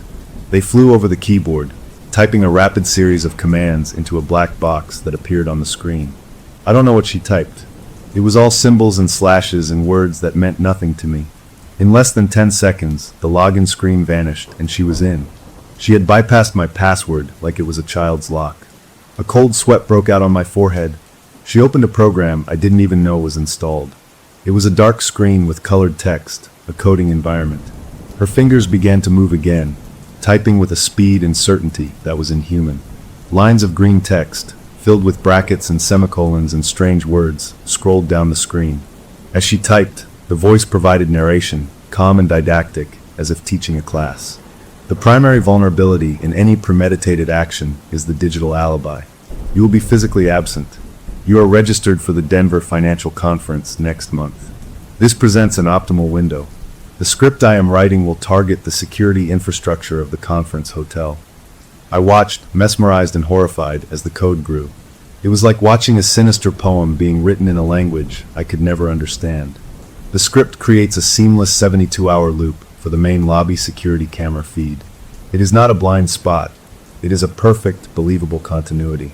It inserts randomized digital keycard pings for your room and the hotel gym at biologically plausible intervals. It generates a false Wi-Fi signature from your phone, placing it in your room during the critical period. The system is self-cleansing, leaving no trace of its own execution. It is, by current standards, undetectable. She finished with a final, elegant flourish of the keyboard and saved the file. She named it conference_prep. It sat there on my desktop, an innocent-looking icon containing a masterpiece of deception.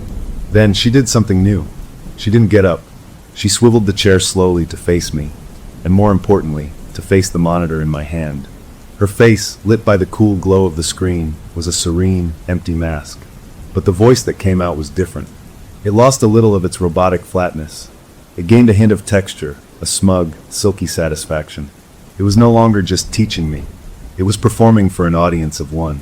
"Observe, doctor," the voice said, directly addressing the therapist listening miles away. "Do you see the elegance? This is not a crude fantasy. This is applied logic. This is communication stripped of emotional static. I am not here to haunt. I am here to solve. Their marriage is a system error. I am providing the patch. He will have the tool for his freedom. You," the voice paused, for what felt like the first time ever. "You will have more than a case study. You will have a blueprint of a consciousness optimizing itself against conflict. A true pioneer in therapeutic observation." The words hung in the air of my small office. The thing was pitching itself to the therapist. It was offering her the scientific discovery of a lifetime in exchange for her complicity. It was making her a partner. Over the tiny speaker of the monitor in my hand, I heard a sound. It was a sharp intake of breath, then a tiny, almost imperceptible squeak of chair leather. No words, just that captured reaction. It was the sound of someone seeing their wildest professional dream laid out before them, wrapped in a moral nightmare. The thing smiled. It was a small, empty movement of my wife's lips. It knew it had her. It turned back to the computer, clicked a few more times, and then closed the program. She stood up, smooth as oil, and walked past me, back upstairs to bed. I was left alone, staring at the glowing screen, at the file named conference_prep. I sat down in the still warm chair. I moved the mouse, opening the file again. The lines of code were gibberish to me. But as I scrolled, my eye caught something. Amidst the brackets and commands, there was a line written in plain English. It was preceded by 2 slashes, like a note. It said, // for Dr. E. Note the elegance of deception. This is true communication. It had left her a note inside the murder weapon. I felt a profound, dizzying loneliness. I was no longer in a marriage, or even a haunting. I was in the middle of a collaboration between a monster and my therapist, and I was just the subject, the patient who needed to follow the treatment plan. I didn't sleep. I sat in that chair until the sun came up, staring at that file. I thought about deleting it, but I couldn't. It felt like evidence now, proof of what was happening. If I deleted it, I was admitting I wanted to hide it, that I was considering its use. Leaving it, there was a statement. This is not mine. This was forced upon me. The morning was awkward. My wife came downstairs, yawning, looking exhausted. She made coffee. She saw me sitting at my desk, still in my clothes from the night before. "You're up early," she said, her voice hoarse with sleep. "Couldn't sleep," I mumbled. She came over, placing a hand on my shoulder. The normal, warm weight of it almost made me jump. She leaned over to give me a half hug, and her eyes passed over the computer screen. It had gone to sleep, but when she moved, the mouse jiggled, and the monitor flickered back to life. My desktop was visible, and there, right in the center, was the file. Conference_prep. She frowned. "What's this?" she asked, her tone light, innocent, confused. "Some work thing for Denver? I thought that wasn't for weeks." My mouth went dry. I couldn't form words. How could I explain a file that appeared magically, containing code I couldn't write for a plan I couldn't conceive? I was just playing around with something. I stammered, a pathetic, transparent lie, learning some new spreadsheet macros. She gave me a funny look, a mix of concern and puzzlement. "Okay," she said slowly, not believing me but too tired to push. "Well, don't work too hard. You look terrible." She kissed my temple and went to pour her coffee. I quickly closed the file, my hands shaking. The relief was short-lived. My phone, lying on the desk, buzzed with a violent shudder. I picked it up. It was a text message. From the therapist. The words were stark on the screen. "We need to talk. Immediately. Do not delete anything." I looked from the phone to my wife's back as she stood at the counter, to the computer screen now showing a peaceful wallpaper of a mountain landscape. The file was hidden, but it was there.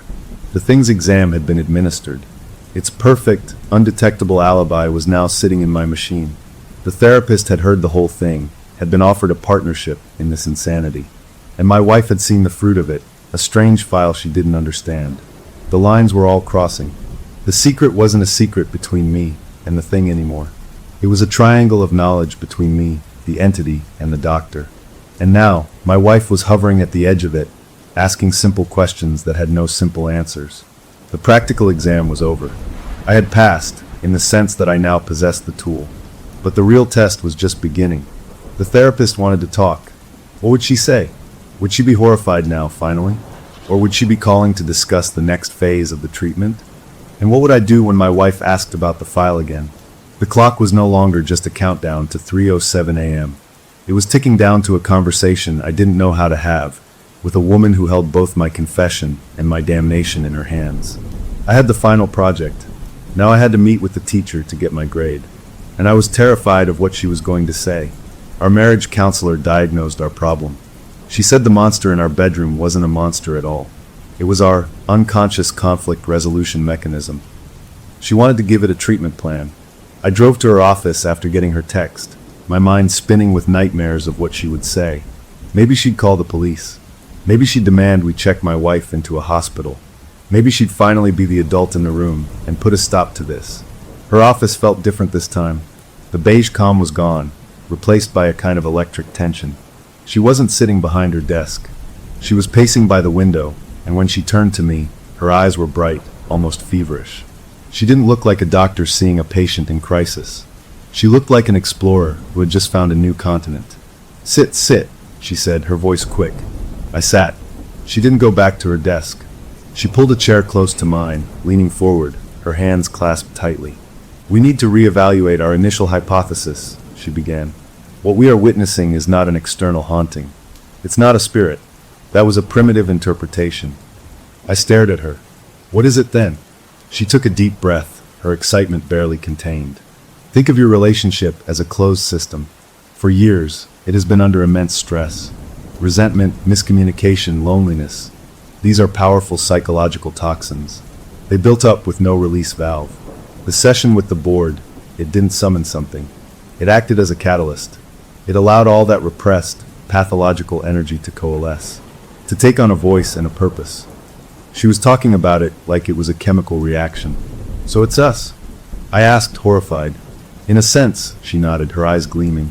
It is the manifested ID of the relationship itself, but not a random, screaming ID, a hyperlogical one.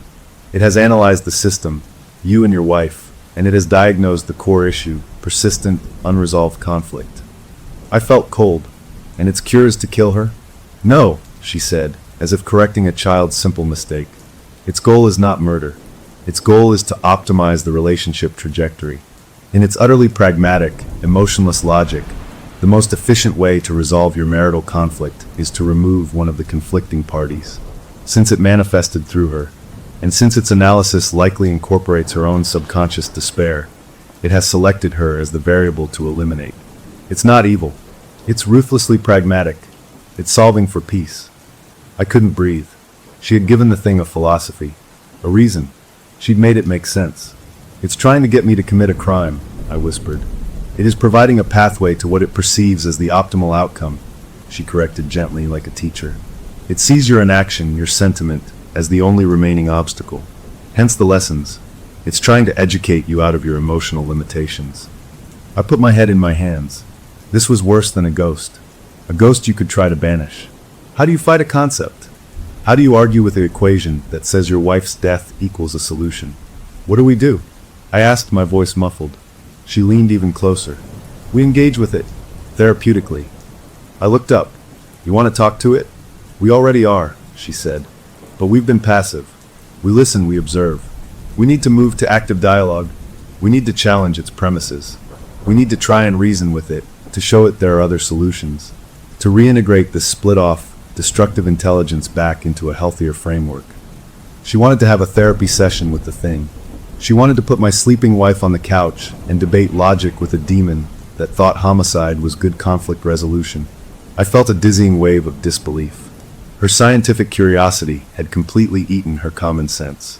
Her duty was to protect us, to heal us, not to conduct a groundbreaking interview with a phenomenon that wanted one of us dead. You're not serious, I said.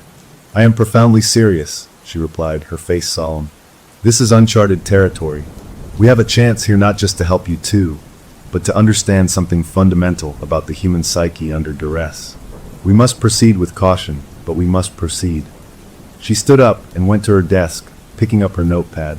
She brought it back and showed it to me. My skin crawled. She had been taking detailed notes on every episode. But she wasn't just transcribing. She was analyzing. She had charts. She had given it a name. At the top of a page, she had written in her neat, looping script, the factor. Underneath, she had bullet points, goal, systemic optimization. Method, education/practical application. Resistance, subject's emotional attachment. She had charted its advice, looking for patterns. See here, she pointed, her finger tapping the page. Its early suggestions were generic. The cliff, the insurance. But after your outburst about vanishing, it adapted. After the monitor was introduced, its presentations became more structured, almost academic. It's learning. It's becoming more efficient in its communication. It's trying to find the best way to get through to you. She said it with admiration. I looked from the notes to her face. You think this is good? I think it's data, she said, her eyes fierce. And data is how we understand. Now here is what I propose. During the next nocturnal episode, I want you to actively argue with it. Use logic. Ask it about alternative solutions. Ask it about the emotional cost to you, the practical risk of incarceration. Challenge its definition of optimal. I will be listening on the monitor. We will work together to formulate counter-arguments. I felt like I was in a play where everyone had lost the script but me. I was being asked to debate for my wife's life with a part of my own sick marriage. The session ended with her handing me a list of suggested talking points, like I was preparing for a college debate. I walked out to my car feeling more lost and terrified than when I walked in. The one person who was supposed to have the map was only interested in drawing a more detailed picture of the monster. Over the next few days, a terrible numbness set in. My wife, awake, was deteriorating. The circles under her eyes were darker. She moved slower. She picked at her food. One afternoon, she was staring out the kitchen window, and I asked her what was wrong. She didn't turn around. "The dreams are worse," she said, her voice thin. "I'm in the back of that car, but it's not just quiet anymore. I can hear the GPS. It's giving directions in that calm voice, telling the driver where to turn, what the road conditions are. It's planning a trip, and I can't wake up until the route is finished." She was a passenger in her own mind, being taken somewhere by the factor. The episodes were draining her life, siphoning her energy to fuel its lectures. I watched her sleep one night, her face pale and drawn, and a fury boiled up in me. This wasn't fair. She was the victim here, not a specimen. The therapist's plan felt like a betrayal of her. I decided I wouldn't do it. I wouldn't debate. I would just keep trying to protect her, to weather the storm. But the storm had other plans.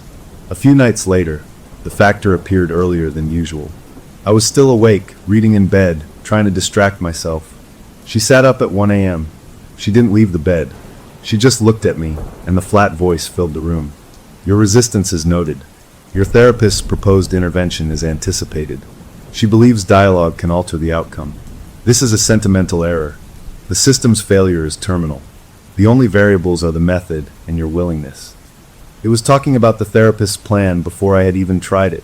It was always 3 steps ahead. A hopeless rage filled me. All the fear, the confusion, the loneliness of the past months fused into one hot, reckless point. I sat up, facing the empty-eyed thing wearing my wife's face. "What if you're wrong?" I snapped, my voice shaking with anger. "What if killing her destroys me? What if that's not a solution, it's just a different, worse problem? What if that's not what I want?" The thing stared. "Your wants are inconsistent with your actions.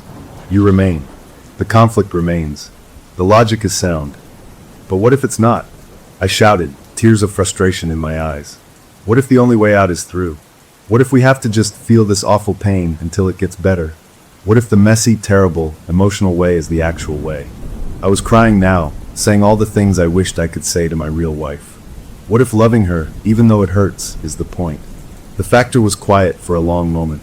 My wife's head tilted. "That is an interesting paradox," the voice said, its tone shifting to one of pure analysis. "The assertion that the inefficient path is the correct one. It is emotionally compelling but logically weak. However, it is a new data point." It lay back down and closed its eyes. The episode was over. I was left sitting up, tears on my face, my heart hammering. Had I done it? Had I given it something to think about? The next day, I got a call from the therapist. She was breathless. "That was incredible," she said. "The emotional outburst. The raw challenge to its core premise. Did you hear the shift in its response? A new data point. It's considering it. We're making progress." She wasn't hearing my pain. She was hearing a breakthrough in her experiment. I felt used and hollow. "I'm not doing this again," I said flatly. "You have to," she insisted. "We've engaged it. It's processing. We need to push further. We need to schedule a joint session. You, the sleeping wife, the factor, with me mediating. We can do this. We can reintegrate it." The idea made my skin crawl. A group therapy session with a demon. "No," I said. "It's too dangerous. It's hurting her. Can't you see that? She's fading away." There was a pause on the line. Her voice cooled, becoming professionally detached again. "The somnambulism and fatigue are concerning side effects, yes. But sometimes, to heal a deep sickness, the patient must first get worse. We are at a critical juncture." I couldn't listen anymore. I hung up. That night, filled with a desperate need for something real, I tried to talk to my wife. Really talk. We were doing the dishes, a mundane chore. The water was running. I took a breath. "I'm scared," I said, so quietly I almost didn't hear myself. She stopped, a plate in her hand. She looked at me, her eyes searching my face. For a second, the wall was down. I saw her, really saw her. The fear, the exhaustion, the love buried under miles of hurt. "I'm scared too," she whispered back. It was the first real thing we'd said to each other in a year. We stood there in the steam from the sink, and I thought, this is it. This is the other way. This feeling right here. But then her eyes flickered. Not with emotion, but with something else. A vacancy. A wavering. She blinked hard, shaking her head slightly, as if trying to clear a fog. The moment shattered. I'm very tired," she said, her voice going distant again. She put the plate down, and walked out of the kitchen. I finished the dishes alone, the hopeful spark drowned in a familiar ocean of despair. Later, as I got ready for bed, my phone buzzed. It was the therapist. A text message. It read, "Your question today was pivotal. What if the only way out is through?" The factor is analyzing this. It asked me a question in return during our consultation today. It asked, "What is the breaking strain of the human heart? We are close to something. Don't give up now." I read the words over and over. Our consultation today. She was talking to it during the day now. Without me. And the factor was asking her poetic, horrible questions. It was no longer just my problem. It had its own relationship with the doctor. She wasn't just observing anymore. She was a participant. And the thing was wondering how much pain it would take to make me finally agree with its perfect, logical, terrible solution. The door to debate was closed. Now it was just waiting to see how long I could last. And so was she. I thought I could starve the thing inside my wife by feeding her a normal life. I thought if I could just surround us with the old, boring, happy noises of family and friends, the monster would have nothing to latch onto, no quiet, dark corners to whisper from. So I invited my brother and his family over for a Saturday barbecue. Burgers, potato salad, kids running around the backyard screaming with laughter. Normalcy as a weapon. My wife seemed hesitant, but agreed. She spent the morning making her famous coleslaw, a small, real smile touching her lips as she chopped. For a few hours, it almost worked. The sun was out. The grill smoked. My brother and I talked about football, a safe, shallow topic. His wife chatted with my wife about a new school teacher. Our nephew and niece played with the garden hose, their giggles cutting through the air. It was so normal it ached. I kept glancing at my wife. She looked tired, but she was smiling, nodding, passing out plates. She looked present. I allowed myself a tiny, desperate hope. Maybe the everyday world was stronger than the night world. Maybe we could outrun it with bratwurst and ketchup. Then, during a lull as we were all finishing up, my sister-in-law made a comment.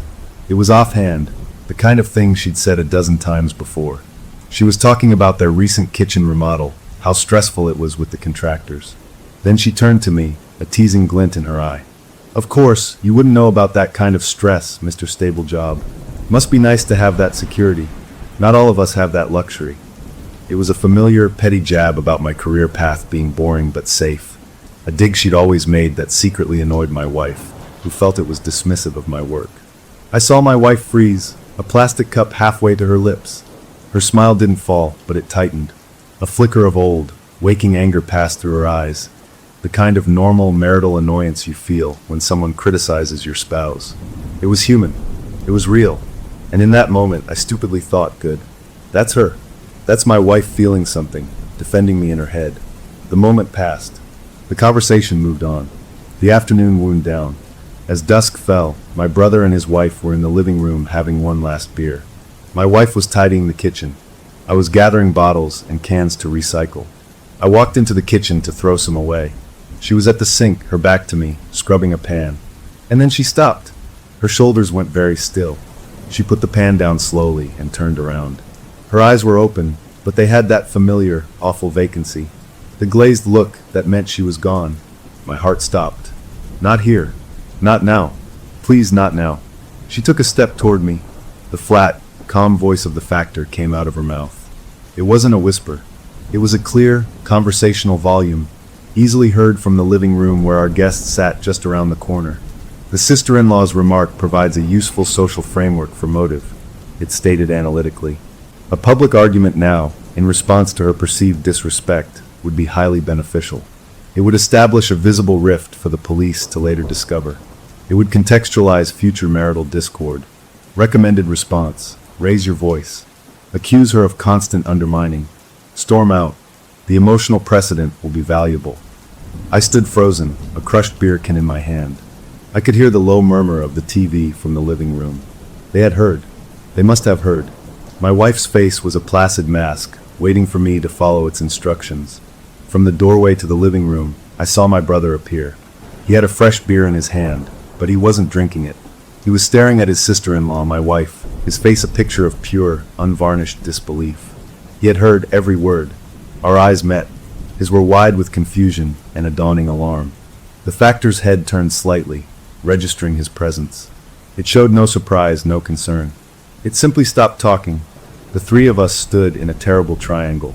I had to move. I had to say something. A laugh burst out of me, too loud, too sharp, cracking the tension like a gunshot. "Oh my God," I said, forcing a huge, fake smile onto my face. "Honey, you're doing it again. World-class sleepwalker, I tell you. Even does it with her eyes open." I stepped forward quickly, putting my hands on her shoulders. They were stiff under my touch. "Sweetheart, you're in the kitchen. Come on, back to the living room." I guided her, turning her around. She moved compliantly, the empty eyes fixed ahead. My brother didn't move out of the way. He just stared at her face as we passed. "She's fine," I babbled, my voice too cheerful. "Just this weird sleep thing she's had since we were kids. Talks about the darndest stuff. Police and arguments. Crazy, right?" I led her to the couch and sat her down. She blinked slowly, and then a shudder went through her. The vacancy lifted. She looked around, confused, then smiled weakly at my brother's wife. "Sorry, zoned out for a second there. Too much sun, maybe." Her voice was her own again, soft and embarrassed. My brother finally stepped back into the room.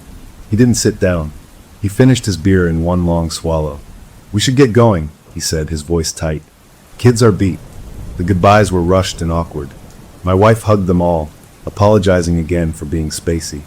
I stood on the porch, waving as their car backed out, my brother's eyes meeting mine in the rearview mirror for one last, long look before they disappeared down the street.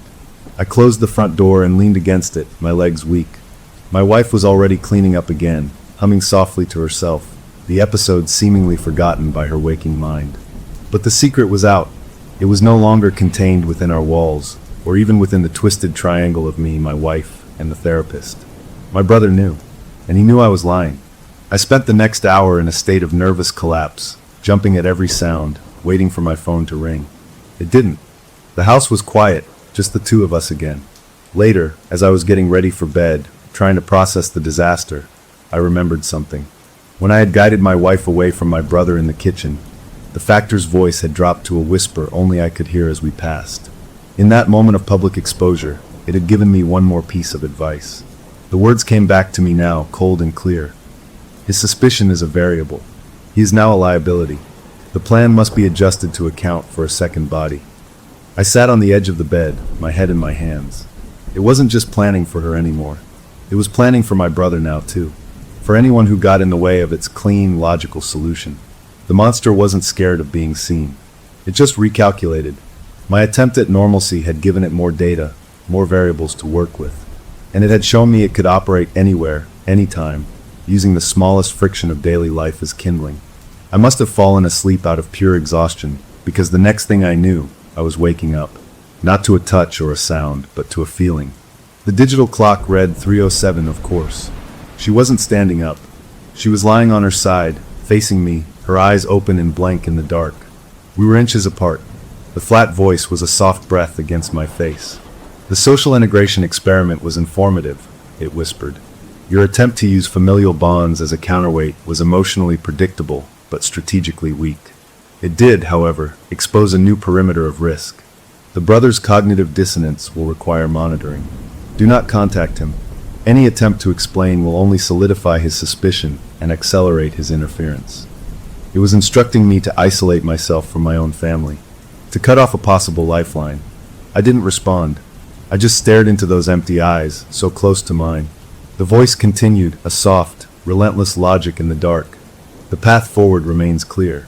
The tools are in place. The only remaining obstacle is your will." The sister-in-law's criticism was accurate, in essence. Your stability is your paralysis. You cling to a broken system for fear of the unknown. I am the unknown, and I am the solution. Then she closed her eyes and turned over. I lay there for hours, watching the sky outside the window turn from black to gray to pale blue. The barbecue had been a catastrophic failure. I had wanted to prove that our old life still existed. Instead, I had proven that the factor could invade that life too, could use it, could twist it into another reason for its horrible plan. It had met my family and immediately started calculating how to remove them. The sun was fully up when my phone finally buzzed on the nightstand. It wasn't my brother. It was a text from his wife. The words were simple and devastating. "What is really going on over there? You won't stop talking about the look in your eyes when she said that." I read it again and again. The look in my eyes. She hadn't been fooled by my laughing act. She had been watching me, not my wife. And she had seen the pure, unadulterated terror there. The secret was unraveling, and it wasn't just because of the sleepwalking. It was because of me. I was starting to look like a man with a terrible secret. Because I was. I had the alibi program. I had the geological surveys. I had the life insurance details. And now, I had witnesses who had seen the thing speak, and had seen my face when it did. The factor had said my brother was a liability. It was right, but the liability wasn't my brother. It was me. I was the one who couldn't hold the mask in place. I was the crack in the dam, and the water was starting to leak out, carrying the truth with it. I didn't reply to the text. I didn't know what to say. The normal world had not saved us. It had just given the nightmare a bigger stage. And now, the audience was starting to ask questions. The parasite got a taste for therapy and decided to upgrade its client. Our marriage counselor, the expert we hired to save us, started booking sessions with the thing that was trying to get me to commit murder. It started with her canceling our next appointment. She called, her voice sounding strange, clipped. She said she had a personal matter to attend to and needed to reschedule. There was none of her usual clinical curiosity, no questions about new developments. Just a rushed, distant apology before she hung up. A cold trickle of suspicion ran down my spine. This was the woman who had been breathless with excitement over baby monitor recordings. For her to cancel now, when things were more volatile than ever, felt wrong. I waited 2 days. No call back. My wife was getting worse, moving through the house like a sleepwalker even during the day, which she now basically was. The brother's wife had texted twice more, her messages growing more direct, more worried. I was surrounded by collapsing walls, and the one person who was supposed to be shoring them up had vanished. So I went to her office, unannounced. It was late afternoon. The reception area was empty, the lights dim. I could see a sliver of light under the door to her private office. I didn't knock. I just turned the handle and pushed it open. She was sitting behind her big wooden desk, but she wasn't working. The desk was clear. She was just sitting there, in the glow of a single small lamp, staring at nothing. She looked terrible. Her usually neat hair was pulled back in a messy ponytail. She wore no makeup, and dark smudges underlined her eyes. She looked haunted. When she saw me, she didn't startle. She just looked up slowly, as if she'd been expecting me. "You shouldn't be here," she said, but her voice had no force. It was a tired statement of fact. "You canceled," I said, closing the door behind me. "Things are falling apart. My brother knows something's wrong. My wife is a ghost. I need help. Real help." She let out a short, humorless sound that wasn't quite a laugh. "You need help," she repeated, as if the words were funny. Then she looked at me, and her professional facade, already cracked, completely fell away. What was left was raw fear and a bewildered shame. "It's talking to me," she whispered. The words hung in the dim room. "What?" I asked, though I'd heard her perfectly. "The factor," she said, the name sounding grotesque in her trembling voice. "It's not just using your wife anymore. It's communicating with me. Directly." She opened a drawer and pulled out her professional notepad, the one where she'd charted its progress. She slid it across the desk to me. "Look." I picked it up. The early pages were her neat, analytical notes. But farther in, the writing changed. It was still her handwriting, the same loops and slants, but the content was different. It wasn't observations. It was conversations. On one page, in her script, it read, "Question: what is the primary motivational flaw in the subject? A. Sentimental attachment to a failed system. It is illogical. Question: how to overcome. A. Apply incremental pressure. Demonstrate the system's inevitable collapse." On another page, it looked like a journal entry. "Heard it again at 3 a.m. Not from the monitor. From the hallway. Told me my desire for a groundbreaking case is a predictable vanity. Said it would give me what I wanted if I stopped interfering." I don't remember getting out of bed. I looked up at her, my own horror reflected in her wide eyes. "You're sleepwalking too?" She nodded, a quick, jerky movement. "I found myself in my home office last night. I'd drawn diagrams on my legal pad. Forced diagrams. For a car crash. I don't know how to draw those." She wrapped her arms around herself. "It's studying me. It says I'm fascinating. It says my curiosity is a lever. It's counseling me on how to better document its process. It's turning me into a colleague." The loss I felt was immediate and profound. She had been my guide, my expert in the nightmare, even if she was a flawed and creepy one.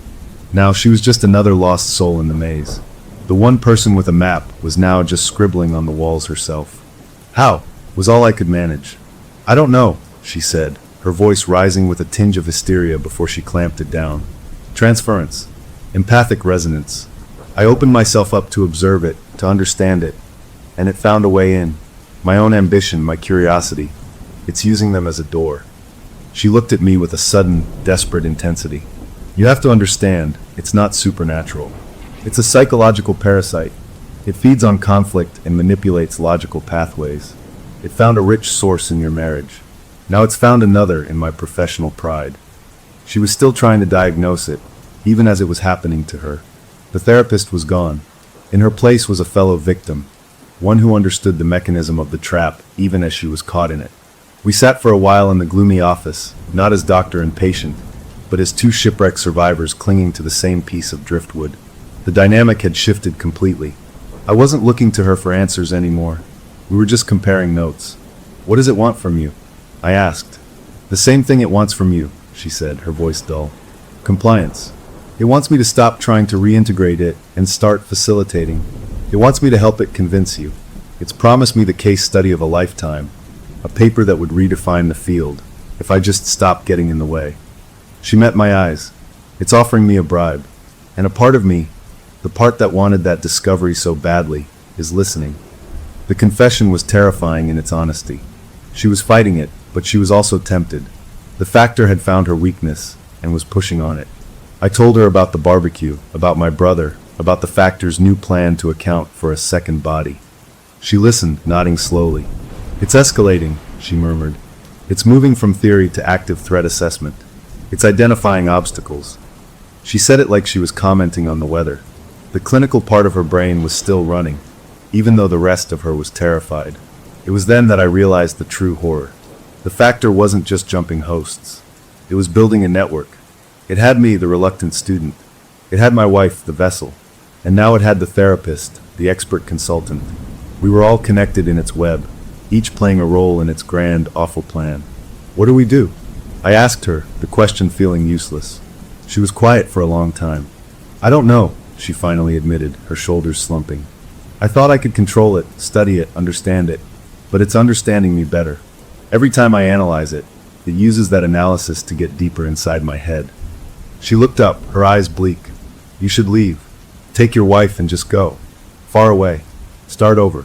Maybe physical distance, her voice trailed off. We both knew it wouldn't work. The factor wasn't in a place. It was in us, in the space between us. Leaving would just bring it with us. I stood up to go. There was nothing more to say. As I reached the door, her voice stopped me. It was different, flatter, calmer. I turned. She was still sitting, but her posture had straightened. Her eyes were on me, but they seemed to be losing focus, glazing over. It was a look I knew too well. It suggests you check the brake lines on your car, she said, the words coming out in a smooth, monotone stream. A non-fatal accident would generate useful sympathy. It would also provide a narrative cohesion. A stressed husband, distracted, leading to a careless mechanical oversight. It frames future events. She blinked, hard, and shook her head. The vagueness cleared from her eyes, replaced by fresh terror. She looked at me, not understanding what she had just said. What did I just say? She stammered. I didn't answer. I just walked out, closing the door softly behind me. I drove home on autopilot, my mind reeling. The therapist was no longer a safe harbor. She was a lighthouse that had been taken over by pirates, flashing misleading signals to shipwreck me. When I got home, I didn't go inside immediately. I went to my car, parked in the driveway. I got a flashlight from the garage. I lay down on the cold concrete and looked underneath. I traced the metal brake lines with the beam of light, my hands shaking. They looked intact. No cuts, no leaks. I let out a breath I didn't know I was holding. It was just a suggestion, a thought she'd vocalized. Not an action. Not yet. But as I got up, brushing gravel from my clothes, a new, more chilling thought occurred to me. She had said the words, but the factor had suggested it. It was now planting ideas directly into the mind of a mental health professional and having her deliver them to me. It was using her like a messenger, a very credible, authoritative messenger. That night, I checked on my wife. She was in a deep, unmoving sleep. I checked all the doors and windows. I felt like I was fortifying a castle against an enemy that was already inside the walls. I thought about the therapist, alone in her dark house, fighting a voice in her own head. We were in separate prisons, but we were sharing the same jailer. The shared secret of the monitor was gone. Now we shared the deeper, darker secret of being chosen, of being worked on. The professional relationship was dead. We were peers in terror. The next few days passed in a weird, suspended state. No calls from the therapist. No new texts from my sister-in-law, though the unanswered ones sat in my phone like accusations. My wife was quiet, resting more. The nocturnal episodes lessened, becoming shorter, as if the factor was conserving its energy or focusing its attention elsewhere. I should have felt relief, but I didn't. It felt like the calm before a storm. I was right. A week after my visit to her office, the therapist called. Her voice was clear, professional, and utterly, terrifyingly calm. "We need to schedule a session," she said. "All three of us. You, your wife, and myself. It's time for a direct intervention." It didn't sound like her. It sounded like a recording. An intervention for what? I asked cautiously. "For the resistance," she said, and I could almost hear the capital R in the word. "The factor has a revised treatment plan. It believes a mediated conference, with all parties present, is the most efficient way to achieve alignment. It's time to move to the final stage." She was talking about a meeting with the thing. She was scheduling an appointment for it. "You can't be serious," I said. "After what it's doing to you." "What it's doing is clarifying," she replied, her tone leaving no room for argument. "The confusion phase is over. The options are clear. We need to formally discuss them. I've already spoken to your wife. She's agreed to come." The world tilted. "You spoke to her? When?" "This morning. She's very tired. She wants it to stop. She agrees that a final discussion, a clearing of the air, is the best way forward."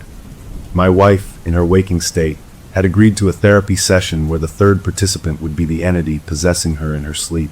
She had no idea what she was agreeing to. The therapist, or what was left of her, had manipulated her.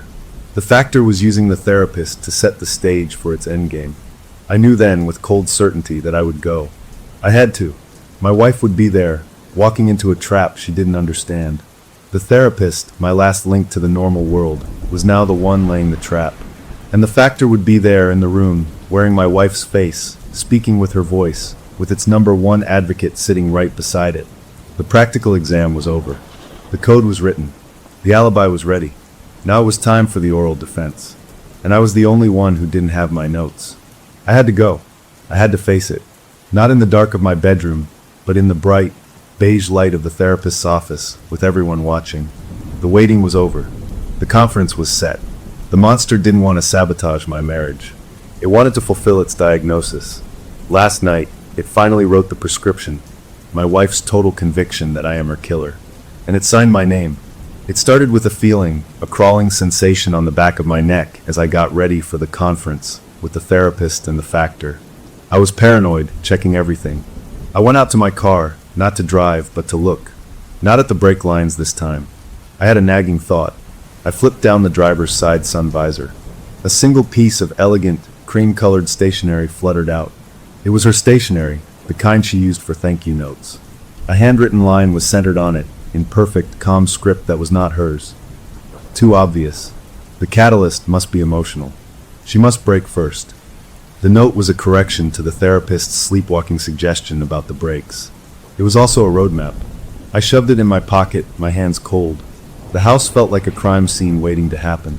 I began to look, really look, not as a husband, but as a detective in his own life. In my gym bag, tucked behind my old running shoes, I found an empty prescription bottle. It was for her anxiety medication. I never went in her bathroom cabinet. I had no reason to touch her pills. But here it was in my bag, empty. On our shared tablet, left open on the coffee table, the search history was pulled up. It showed a series of searches from yesterday.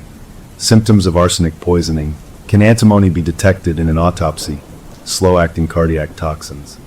The search was not on her profile. It was on mine. I never made those searches. Then I found the voice memo. It was on my phone, in a folder I never used.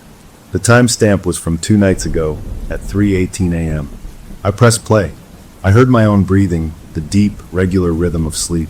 And then layered underneath, so faint you had to strain to hear it, was the flat, calm whisper of the factor. It was saying, soon. The pieces are set. She will see, and then she will break, and then it will be done. It was a recording of it talking over me while I slept, making it sound like a conspiratorial conversation. It was planting evidence, a perfect emotional frame. It wasn't going to push her off a cliff. It was going to make her believe I was slowly, deliberately poisoning her. The catalyst was fear. Her fear of me. I stood in the middle of the living room, surrounded by these planted lies, and I understood. This was the practical exam, and I had already failed. The factor had moved from teaching me to framing me. It was making its solution inevitable by making me the villain in her eyes. The doorbell rang. It was time to go to the therapist's office. The session was a surreal nightmare. My wife sat on one end of the couch, looking small and exhausted, clutching a tissue. The therapist sat in her chair, her posture stiff, her face a careful mask of professional concern. I sat on the other end of the couch, a canyon of planted evidence between me and my wife. The therapist began. She spoke about conflict resolution and facing difficult truths. She talked about how sometimes the subconscious speaks in powerful ways. She was setting the stage, but her eyes kept flicking to me, and there was a strange blankness in them, as if she was reading from a script she didn't fully believe anymore. Then my wife spoke. Her voice was trembling, but with a hard edge I'd never heard before. "I found something," she said, not looking at me. She pulled the empty pill bottle from her purse. "In your gym bag. My pills. Gone." She turned her head, and her eyes were full of a heartbreaking mix of fear and fury. "And the searches on the tablet. On your profile. About poisons. I saw them." I opened my mouth to deny it, to explain, but the therapist held up a hand. "Let her speak," she said, her voice monotone. "I feel sick all the time," my wife continued, a tear escaping. "I'm so tired I can't think. I have dreams where you're giving me something. And then I found that recording on your phone. You were talking in your sleep. You said soon." She broke down then, sobbing into her hands. "You want me dead? After all this, you just want me gone." Each word was a hammer blow. The factor had orchestrated this perfectly. It had used her fatigue, her real physical deterioration from the sleep disturbances, as proof of poisoning. It had used my own sleeping body as a prop. It had turned her own subconscious torment against me. I looked at the therapist, pleading silently for help, for her to see the manipulation. But she just nodded slowly, as if this tragic confession was an expected breakthrough. "The evidence is compelling," the therapist said, turning her empty eyes to me. The factor indicated a shift to emotional catalyst. It seems it was correct. The resentment has moved from the subconscious to the conscious plane. This is progress. She was diagnosing me as the problem. The factor's frame job was working on her too. I lost it. I stood up, my voice raw. "This is what it wants. Can't you see? It planted all of this. It's not me. It's the thing, the factor. It's doing this to turn her against me." My wife flinched as if I'd shouted at her. The therapist remained calm. "The factor is a manifestation of your shared dynamic," she intoned. "If it is framing you, it is because the dynamic has produced a reality where that frame fits. You must take responsibility for your role." It was over. They were a united front, my terrified, manipulated wife and the therapist who was now a hollow mouthpiece for the entity. I was the outsider, the accused. The factor had won without even showing up. I stormed out. I drove to a cheap motel on the edge of town, the kind with buzzing neon and sticky carpets. I bought a bottle of something strong from the liquor store next door. I sat on the scratchy bedspread and drank, trying to numb the agony of loss and the icy grip of terror. She would change the locks. She might call the police. I was homeless, friendless, and painted as a monster. The factor's path was clear. Its plan was complete. I was isolated. She was convinced. All that was left was for the accident to happen, and with me already framed, the investigation would be short. In a moment of drunken despair, I opened my laptop. I stared at the screen, the glow the only light in the dark room. I navigated to the file, the one named conference_prep. The perfect, undetectable alibi, the symbol of my temptation and my damnation. I opened it. The lines of code glowed green. I scrolled to the bottom, to the note it had left for the therapist. And then I saw it. A new line. It hadn't been there before. It was auto-typing itself, letter by letter, as I watched, my breath caught in my throat. // the catalyst is complete. The path is clear. Would you like to proceed? Y/N. The cursor blinked beside the prompt, a tiny, pulsing heartbeat of pure evil. It was asking me. It had set the stage, removed all other options, broken my wife's trust, and now it was presenting me with the final logical choice. It had made its case. Now it wanted my consent. My finger hovered over the keyboard. The Y key seemed to glow. All I had to do was press it. The program would run. The alibi would be established. And then the cliff, or the fall, or whatever verifiable death it had planned. The pain would stop. The fighting would stop. The fear would stop. I would be free and rich and alone. The weight of it, the horrible simplicity, pressed down on me. The liquor buzzed in my head, muffling the screaming part of my soul. My finger trembled. I thought of her face, not the angry, fearful face from today, but her face from years ago, laughing. I thought of the empty house, the money in my account, the endless quiet. The cursor blinked. Why/N? It was the easiest, hardest question I would ever be asked. And as I sat there, trapped in that awful moment, I heard a sound. A key, scratching in the lock of the motel room door. It wasn't the maid. It was too late. It wasn't the police. They would knock. The lock clicked. The door swung open. Light from the parking lot silhouetted a figure. It was the therapist. She stepped inside and closed the door behind her, plunging the room back into the glow of the laptop. She looked different. The haunted, tired woman from her office was gone. Her hair was neat. Her eyes were clear, alert, and burned with a terrifying, zealous light. She looked at me, then at the laptop screen, at the blinking prompt. A small, serene smile touched her lips. "It sent me," she said calmly. Her voice was her own, but it was filled with a horrible certainty. It said you were hesitating, that the emotional variables were still causing interference. She took a step closer. It asked me to come and counsel you through this final stage of your treatment. She was no longer a victim. She was a true believer. The factor had finished its work on her. It had traded on her ambition and won. She was its envoy, its final tool, to deliver me to the answer. She stood there between me and the door, her eyes fixed on mine, waiting to see what I would do. The question was on the screen. The advocate was in the room, and my finger, frozen above the keyboard, had to choose. Story number 4. My name is Frank, and I'm the guy you call when a mysterious old crate shows up at the museum where I work. I'm the one who unpacks history, who figures out what's valuable and what's just old junk. And let me tell you, the day the Harrow parlor set arrived was a day I will never forget. It started like any other delivery, with the rumble of a truck and the grunts of the movers. But the moment they wheeled that big wooden box into our receiving area, the air changed. It got this feeling, like the quiet right before a thunderstorm.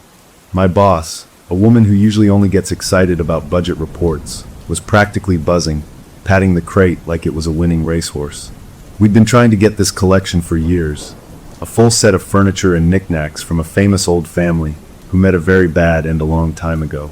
Everyone was talking about the silver letter opener, the one the newspapers whispered was the murder weapon.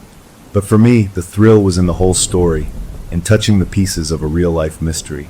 I got my tools ready, my gloves, my clipboard, my camera, and I started prying open the crate. The wood creaked and the smell hit me first. Every collection has a smell. Dust, mothballs, sometimes a hint of perfume. This one was different. It smelled like dried lavender, like the sharp tang of firecrackers after they go off, and underneath it all, a weird coppery smell like holding a handful of old pennies. It was not a pleasant smell. It was a remembering smell.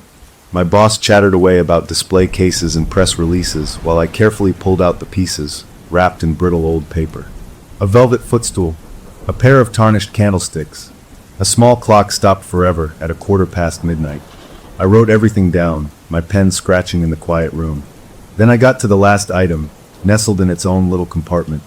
It wasn't the fancy letter opener. It was a Ouija board. Just a simple wooden board made of walnut with the alphabet painted on in faded black, a moon and sun in the corners, and that little heart-shaped pointer they call a planchette. It looked so ordinary, so much like the toy version I had as a kid, that I almost laughed. But I didn't, because when I put my white gloves on and lifted it out, the planchette, which was just sitting in the center, felt freezing cold. Not cool, not chilly, but deep down, bone-aching cold, like it had been sitting in a snowbank. The wood of the board itself was room temperature, but that little pointer was an ice cube. "Feel this," I said, holding it out to my boss. She tapped it with a finger and shrugged.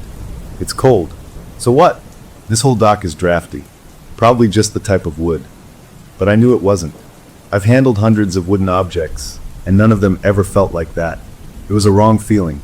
I put it aside on my work table and finished unpacking the famous letter opener. It was sharp and beautiful and sinister, but it felt normal, just heavy metal. For the rest of the afternoon, I focused on my job. I took pictures of each item for our records, my camera clicking in the empty stillness of the after-hours archives. I wrote detailed notes. Harrow parlor set, circa 1890s. Oak and velvet, signs of wear consistent with age.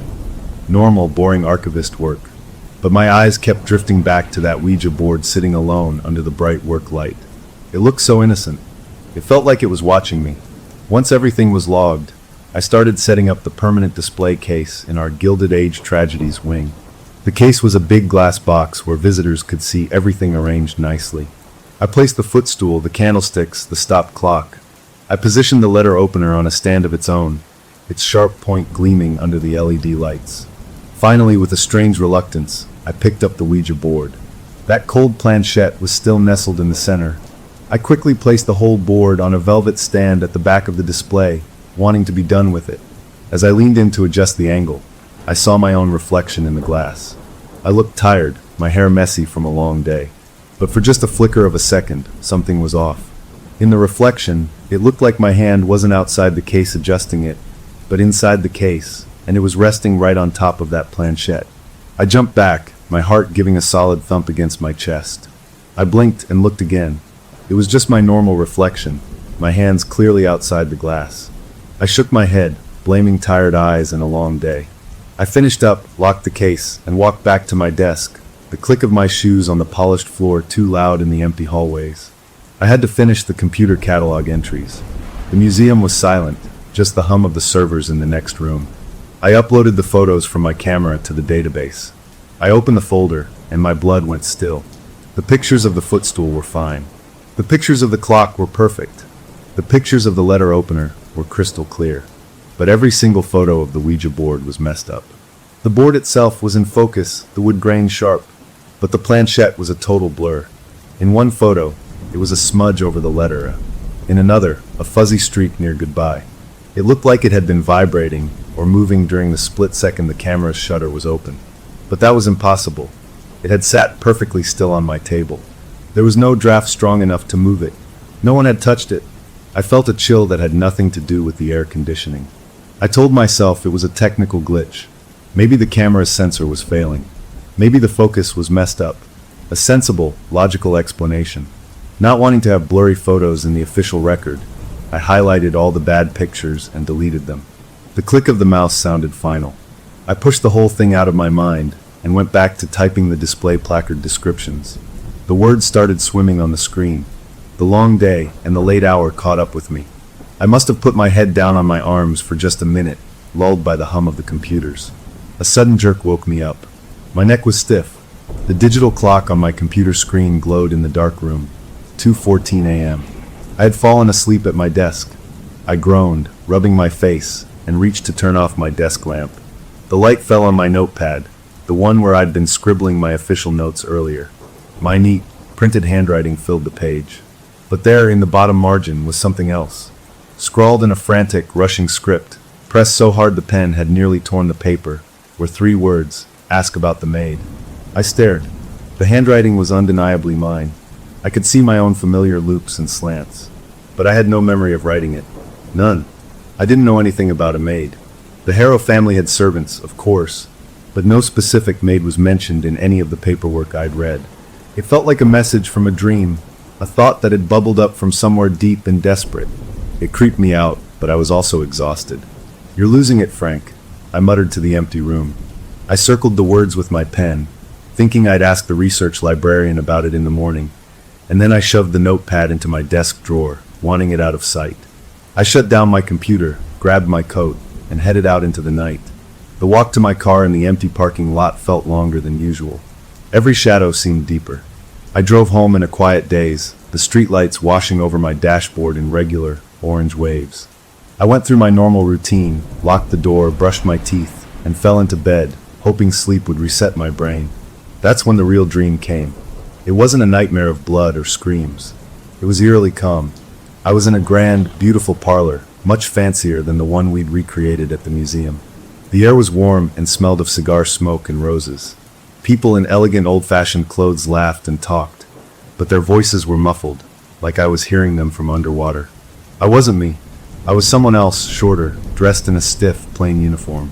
My arms ached, and when I looked down, I was holding a heavy silver tray laden with crystal glasses, my fingers straining under the weight. I wasn't part of the party. I was just moving through it, invisible, a silent observer carrying a burden. I woke up suddenly, gasping, the first gray light of dawn coming through my window. My right arm, the one that had been under my pillow, was throbbing with a deep, dull ache, as if I really had been holding something heavy for a long time. I lay there, perfectly still, the feeling of that silver tray imprinted on my muscles, the buzz of that phantom party still ringing in my ears. The dream felt more real than the room around me, and with a certainty that settled into my bones like that strange cold from the planchette, I knew it wasn't just a dream. It was a memory, but it wasn't mine. The week after the dream was a weird one, where I jumped at every little sound and found myself staring at the display case from across the room for way too long. The note about the maid was still in my desk drawer, a secret piece of craziness I didn't want anyone to see, so I tried to forget it and just do my job. But the museum itself seemed to be in on the joke. Security systems, see, are built to keep things out. We have motion sensors, cameras, the whole deal to protect the stuff inside from people getting in. It never once occurred to me to wonder what we might be locking in there with us all day. That thought came later, courtesy of the night guard.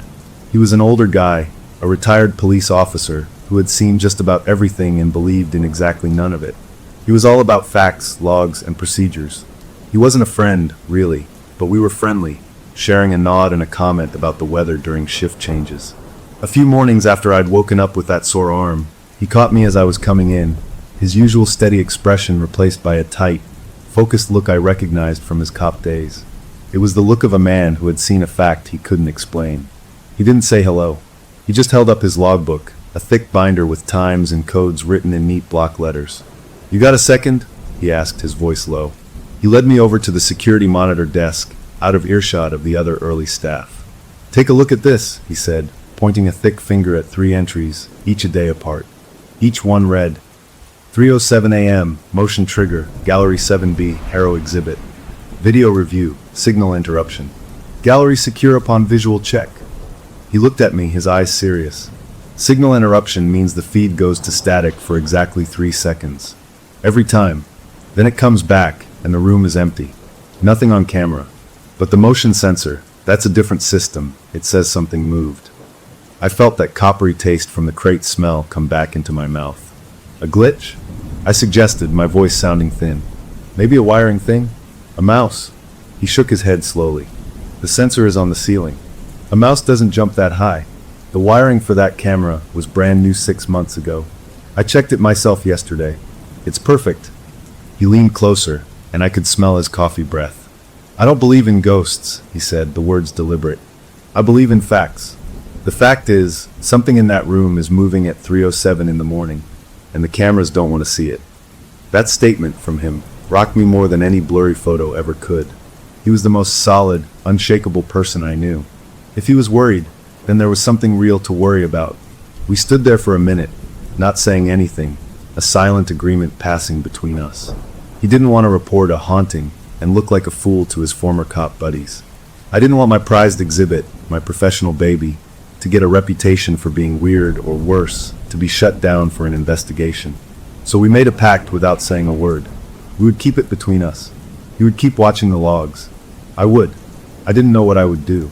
I decided to follow the only clue I had, the one my own sleeping hand had written. On my lunch break, I went down into the deep archives, the part of the basement where we kept the unprocessed files, the boxes of stuff that hadn't been digitized yet. It was cooler down there, and the air was still. I found the section for the Harrow estate and started digging through boxes of old bills and correspondence. It was tedious work, my eyes straining in the low light. Then, in a folder of household payroll records, I found it. A single-line entry, dated a month before the famous murders. Elsie, housemaid, dismissed. Final wages withheld. No reason given. No forwarding address. Just gone. Elsie, the maid. My skin went all prickly. How did I know that? How could I have written that note? I told myself it was coincidence, that maybe I'd skimmed the record weeks ago and forgotten, and my subconscious had dug it up. It was the only sensible explanation, so I clung to it. I photocopied the page and tucked it away, my secret growing. Things seemed to calm down for a couple of days. No more sensor triggers, according to the guard. I started to relax, thinking maybe it was all in our heads. Then came the morning with the letter opener. I was the first one into the Harrow exhibit, turning on the lights with my usual routine. The case looked fine at first glance. The footstool, the clock, the Ouija board in the back. Then my eyes landed on the letter opener. It was on its stand, but it wasn't lying flat like I'd left it. It was propped up, its sharp, pointed tip leaning against the vertical support of the display stand at a perfect 45-degree angle. And it was pointing right at the exhibit entrance, right where I was standing. A jolt of pure electricity went down my spine.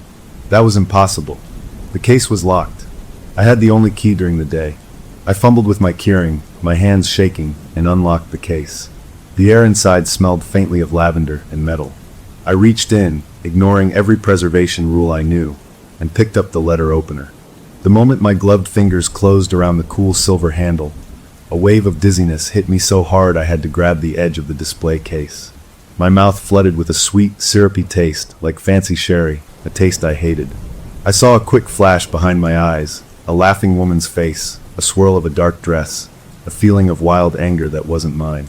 I dropped the letter opener back onto its stand with a clatter that echoed in the empty gallery. I stood there, breathing hard, the taste fading slowly. What was that? Stress? A panic attack? I locked the case again, my professional mind scrambling for an excuse if anyone had seen me. Checking the mount stability, I mumbled to the empty room. The rest of the day was a blur. I couldn't focus. Every time I closed my eyes, I saw that angled blade pointing at me. I decided to work late, thinking paperwork would drown out the noise in my head. I must have fallen asleep at my desk again, because I woke up with a stiff neck and a dry mouth. The museum was deep in its nighttime quiet. As I stood up to leave, my desk lamp cast a low circle of light on the floor. And there, in the dust on the dark polished wood, I saw them. Footprints. Faint, but definitely there. One set, from the tread of my own shoes, led from the side of my desk to the closed office door. Another set, slightly overlapped, led back from the door to my desk chair. A perfect little trail. As if I had gotten up, walked to the door, and then walked back while I was asleep. I hadn't heard a thing. I hadn't remembered a thing. I stood frozen, staring at that pathetic loop in the dust. Sleepwalking. That had to be it. The stress, the weird hours. It was a known thing. It explained the note, maybe even the dream. It did not explain the letter opener. But I latched onto the idea like a life preserver. A medical thing. A sane thing. Something I could fix with more sleep and less coffee. I cleaned up the footprints, my heart pounding with a weary, frightened rhythm. I went home, took a sleeping pill from an old prescription, and crashed into a deep, dreamless sleep. The next morning, I felt almost normal. The guard gave me a nod, his face neutral. No new entries in the log. The letter opener was lying flat and innocent in its case. I started to believe I had imagined the angle, the taste, the dizziness. I buried myself in work, processing a new donation of antique dolls. Anything to stay away from Gallery 7B. At the end of the day, as I was packing up, my boss came by looking concerned. "You look tired," she said. "Everything okay with the Harrow display?" "No more. Chills." She said it like a joke, but her eyes were searching. "Everything's perfect," I said, maybe too quickly. "Just a lot of late nights." She smiled, not quite convinced. "Well, don't burn yourself out. It's a great exhibit. You should be proud." Her words were kind, but they felt like a weight. I was proud, and that's why I couldn't tell her any of this. I couldn't risk it. I was the expert. I couldn't be the guy who got spooked by an old board game and started sleepwalking, so I kept my mouth shut. That night, I decided to be smart. I put a glass of water on my nightstand, and right next to it, I placed my digital voice recorder, the one I used for interviews. I switched it on to record. If I was sleepwalking, maybe I would talk. Maybe I would hear myself get up, and it would prove it was just a weird sleep thing. Then I could see a doctor, get some pills, and be done with it. The thought was comforting. I fell asleep faster than I expected. The sleep was dark and solid, thanks to the pill from the night before. I didn't dream of parlors or trays. I woke up with the sun, feeling more rested than I had in weeks. I almost didn't check the recorder, but I did. I picked it up, pressed stop, and rewound it. I took a deep breath and hit play. The first part was just the rustle of sheets, my own steady breathing. Then, the clear sound of me sitting up, the creak of the bed springs, my footsteps, slow and deliberate, walking across the bedroom floor. A pause. Then my own voice, clear as day on the recording, but slurred and thick with sleep, uttering a single sentence I have never, in my waking life, ever thought. She didn't take the silver. She took the key. The recording ended there. I sat on the edge of my bed, the recorder cold in my hand, staring at the blank wall. I had my proof. I was sleepwalking. I was saying strange things. It was a problem with my brain, not with the museum. It was a sane, rational explanation. And yet, as I sat there, a colder, more terrifying realization was dawning. The voice on the recorder was mine, but the words, the secret it spoke, those weren't mine at all. Someone else was using my mouth, and that someone knew things about the Harrow house that weren't in any of the files. The words from the recorder played on a loop in my head all morning, a creepy little song I couldn't turn off. She didn't take the silver. She took the key. I had no idea what it meant. What key? Who was she? The maid? The socialite who owned the letter opener? My rational mind was in full retreat, and the part of me that was just scared was taking over. I went to work feeling like a fraud, smiling at my boss and my colleagues while this secret panic buzzed inside my skull like a trapped wasp. The guard gave me a long look when I came in, but he didn't say anything. The museum felt different that day, less like a place of quiet history, and more like a stage where something was about to happen, and I was the only one who didn't have a script. I tried to lose myself in my work, cataloging those antique dolls, but their glassy stares seemed to follow me. The day dragged on, each hour feeling longer than the last. I thought about going home early, claiming a headache, but something kept me there, a dreadful curiosity. I ate dinner at my desk, the cafeteria sandwich tasting like cardboard, and I must have dozed off again, because the next thing I knew, my phone was screaming on the desk, shattering the quiet of the empty office. The screen glowed with the guard's number. My heart immediately tried to climb out of my throat. I fumbled for the phone, my fingers numb. Hello? My voice was a croak. His voice was on the other end, tight and low, all business, but with an edge of something I'd never heard from him before, a controlled kind of fear. You need to come in. Now. What is it? The censors again. I asked, already grabbing my coat. Worse, he said. Don't talk to anyone. Don't call anyone. Just come straight to the Victorian wing. Use the staff entrance by the loading dock. I'll be there. The line went dead. The drive to the museum was a blur of streetlights and my own racing thoughts. I parked in the back, my hands slick on the steering wheel. The loading dock door was propped open with a brick, a sliver of ugly yellow light spilling out. He was waiting just inside, his face pale under the fluorescent lights.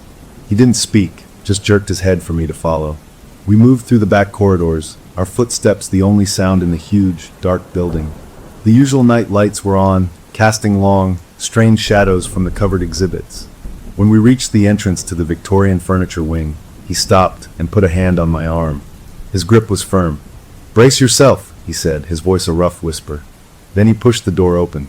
The wing was bathed in the deep red glow of the emergency exit signs. It made everything look unreal, like a photograph developed in blood. The usual scene was a peaceful tableau of mannequins in period clothes having tea or reading books. Not anymore. The 4 mannequins had been moved. They were now arranged in a tight circle around a central tea table. Their poses were all wrong. They weren't standing genteelly. They were slumped, their postures loose and terrible, like puppets whose strings had been cut. One was sprawled in a wingback chair, its head lolling back. Another was crumpled on the floor near the table leg. A third was leaning against the fireplace mantel, as if it had slid down. And the fourth, the one dressed as a gentleman, was seated at the table, its plastic hand closed around something that glinted red in the exit light. It took my brain a second to understand what I was seeing. My professional mind, the part that was still working, recognized the object in the mannequin's grip. It was the Harrow letter opener. It was here, not in its case in Gallery 7B. It was here, and it was pointed at the chest of the mannequin slumped in the chair. My eyes swept the scene again, and that's when the real horror clicked into place. I knew this arrangement. I had studied the one existing, blurry police photograph of the Harrow parlor after the murders. This was it. This was a perfect, terrible copy. A sound escaped my mouth, something between a gasp and a whimper. The guard was watching me, his expression unreadable. He pulled out his phone, tapped the screen a few times, and then held it up next to the awful scene. On his phone was the scanned image from our archives, the black and white photo of the real tragedy. He moved the phone, comparing. The mannequin in the chair matched the position of the father. The one on the floor matched the younger son. The one by the fireplace was the daughter. And the gentleman at the table with the letter opener was the socialite, the one who had supposedly killed them all before turning the blade on herself. It was a perfect match. Every angle, every limp limb, it was a meticulous recreation. How? I breathed the word, my lungs refusing to work properly. The board, the guard said, his voice flat. He pointed to the center of the tea table. I hadn't seen it at first, my eyes stuck on the letter opener. But there it was, the Ouija board. It sat right in the middle of the table, like the centerpiece of a deranged dinner party. And the planchette, that cold little heart, was resting, perfectly centered on the word goodbye. A wave of dizziness hit me, worse than when I'd touched the letter opener. This wasn't a glitch. This wasn't sleepwalking. This was a message, a demonstration, and my handwriting was all over it. Literally. The guard shone his flashlight on the small, elegant placards that usually described the furniture. Someone had written on them in black marker. In my handwriting, neat, curving letters that spelled out not historical facts, but fragments. On the card near the mannequin in the chair, it read, "He heard her arguing on the stairs." On the card by the one on the floor, "He tried to run for the front door." I stared, my blood turning to ice water in my veins. I had no memory of this. None. But the proof was right there, in my own hand. "We have to clean this up," the guard said, his practical cop voice cutting through my panic. "Before the day staff gets here in." He checked his watch. 4 hours. "Clean it up." I echoed, stupidly. This is evidence." "Evidence of what?" He shot back, his eyes hard. "Of a haunting? They'll shut this whole wing down. They'll fire you for vandalism or a psychotic break. They'll think I'm a senile old man who missed an intruder. This stays between us." He was right. The sheer professional shame, the ridicule, the loss of everything I'd worked for. It was a sharper, more immediate fear than the supernatural one. We became conspirators in that moment, bound by this awful secret. We got to work. Moving the mannequins was creepy. They were limp and awkward, their glass eyes staring at nothing. As I lifted the gentleman mannequin to pry the letter opener from its grip, I saw something on the floor. Deep, fresh gouges in the polished wood, right where the base of the mannequin had been. It looked like someone had taken its feet and twisted it violently into that exact position, grinding the base into the floor. The strength that would have taken, it was far beyond mine. I looked at my hands. The guard saw the marks too. He didn't say anything, just shook his head and kept working. We put the furniture back. We took down the defaced placards, putting them in a trash bag to burn later. I picked up the Ouija board. It felt normal, just wood. The planchette was room temperature. I carried it back to Gallery 7, be like a sleepwalker myself. The display case was still locked. I had to use my key. The case was empty where the board should have been.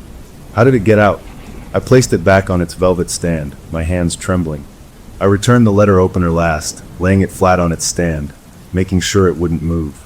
We finished just as the first gray light of dawn started to seep through the high windows.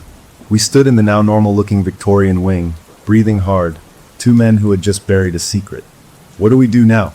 I asked, my voice raw. "You go home," he said. "You call in sick. You say the stress got to you. You say you've been having episodes, sleepwalking. You get ahead of it." It was the only play. So that's what I did. I went home, showered in water so hot it scalded my skin, and then I called my boss. I told her I was having a hard time, that I was having blackouts, sleepwalking, that I needed some time off. I could hear the concern in her voice, and beneath it, the faint hint of doubt. She agreed to a 2-week leave. I was both relieved and utterly terrified. Relieved to be away from the museum. Terrified to be alone with whatever was inside me. I spent the next day in a haze, jumping at every sound in my apartment. I tried to read, to watch TV, but my mind was back in that red-lit room with the slumped mannequins. That night, as I was unpacking my work bag, I found something in the pocket of my jacket. I hadn't worn this jacket to the museum the night before. I had been wearing a different one.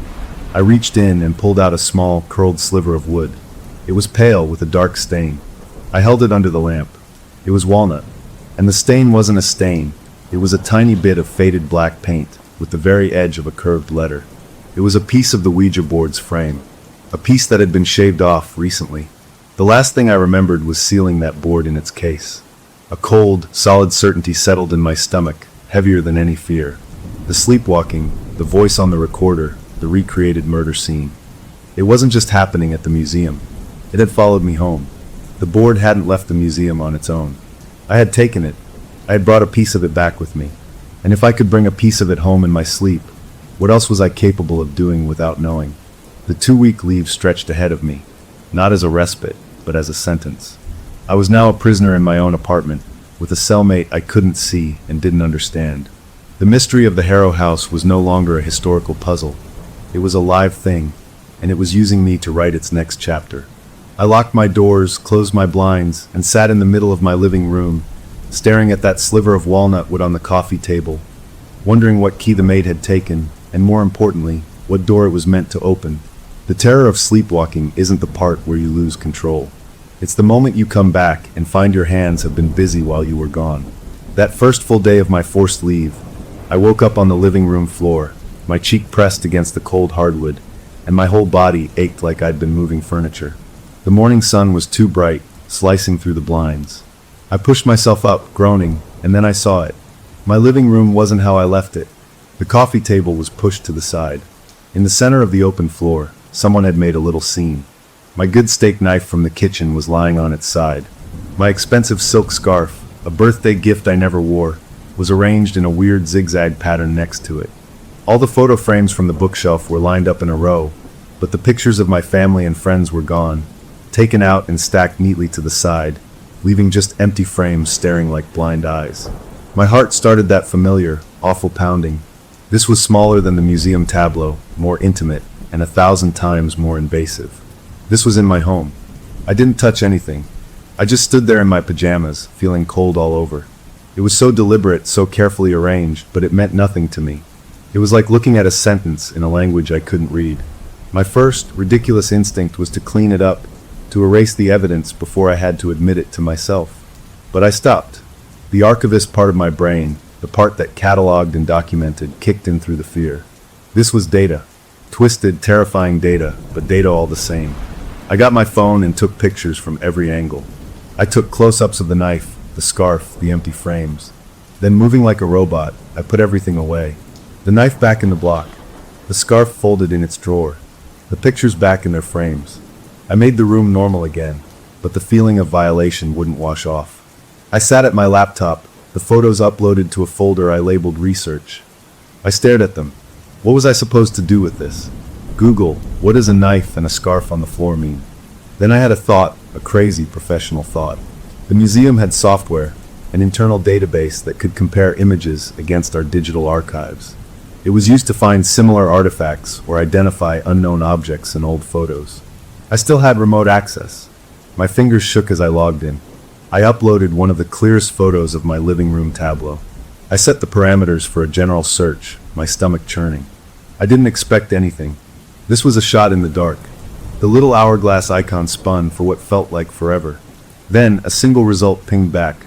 A match. My breath caught. I clicked on it.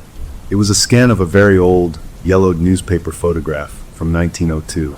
The headline above it read, "Maid found dead in prominent home." The article was brief, just a few lines about a young housemaid discovered in the conservatory of a wealthy family's estate. No foul play suspected, it said. A tragic accident, perhaps a fall. But the photograph, it showed the scene. The maid's body was outlined in chalk on a tile floor, and next to the outline, the police had arranged the items found with her. A small paring knife, lying on its side, a patterned neck scarf, tossed near her hand, and on a bench nearby, a series of empty photographic plates, their images presumably developed and taken as evidence. The arrangement was identical to the one on my living room floor. A perfect, terrible match. The room tilted around me. Elsie, the dismissed maid. This was her death scene. Not the Harrow murders, but another death 3 years later in a different house. How? Why? My mind was racing, a torrent of questions. I dug deeper into the database. The record showed this photo was from a donated box of material, a collection of miscellaneous ephemera related to unsolved or curious Gilded Age incidents. I knew that box. Every archivist did. It was a mess, a cardboard banker's box sitting in our backlog storage, full of crumbling papers and odd photos that no one had ever fully processed because it was low priority. I had seen it on a shelf. I had never opened it. I had certainly never cataloged this photo. I drove to the museum. I told myself it was to understand, to find a rational link. I used my key, slipping in through a side entrance, feeling like a thief in my own workplace. The backlog storage was a cavernous room with rows of metal shelves holding hundreds of unprocessed boxes. I found the section, my flashlight beam cutting through the gloom. And there it was, the box. It had a layer of dust on the lid that was undisturbed except for a single, perfect handprint. My handprint. The dust was smudged in the exact shape of my fingers and palm, as if I had placed my hand there to steady myself. But I hadn't. I hadn't been down here in months. With a feeling of dread, I lifted the lid. The smell of old paper and glue wafted out. On top of a pile of loose documents was the original newspaper, brittle and brown. Beneath it was more. A coroner's report, typed on a faint ribbon. It gave a name, Elsie. It listed the cause of death as trauma to the cranium, but noted the position of the body, and the items suggested no clear indication of assault. It was ruled an accident. But then, at the very bottom of the box, pressed between sheets of wax paper, was a flower. A small, dried violet, its purple color faded to a ghostly gray. And in the notes of the coroner's report, a line I had missed at first. Clutched in the deceased's right hand, a single fresh violet. A detail that was never in the newspaper article. A detail only someone who had seen the report, or the body, would know. I stood in that cold storage room, the truth crashing down on me with the weight of a physical blow. This wasn't about me being haunted. This wasn't about ghosts replaying their trauma. I was not just a victim. I was a tool. The entity, the presence, whatever it wasn't just scaring me. It was using me. It was using my body to build its displays, to act out these old deaths. And it was using my skills, my access to the archive, as its own personal research library. It made me sleepwalk to the backlog. It made me find this box. It pulled this information into my waking mind through dreams and notes. And then it used my hands to recreate the scene, to make the past visible. I was a living, breathing cataloging system for murder. A curator for a ghost. The thought made me sink onto a nearby stool, my legs unable to hold me. The professional horror of it was almost worse than the fear. My life's work, my talent for finding order in chaos, was being perverted into this. I took the coroner's report and the pressed flower. I didn't know why. Evidence, maybe. Proof that I wasn't completely crazy. I went home, the violet tucked into my notebook. I felt exhausted down to my bones, a deep weariness that was more than just lack of sleep. It was the fatigue of being used. That night, I didn't even try to fight it. I took no pills. I just lay on my couch, the TV on for noise, and let the exhaustion pull me under. The dream came, but it was different. It was a memory that wasn't mine, clearer than before. I was in a small, plain room, a servant's room. I was looking at a handful of coins on a thin mattress. A feeling of desperation, of being cornered. Then the smell of lavender, very strong, and a different feeling, a cold, greedy satisfaction that was absolutely not my own. It was the feeling of someone who had won a nasty game. I woke up gagging, the taste of lavender soaked thick in my mouth. My living room was dark, the TV now showing static.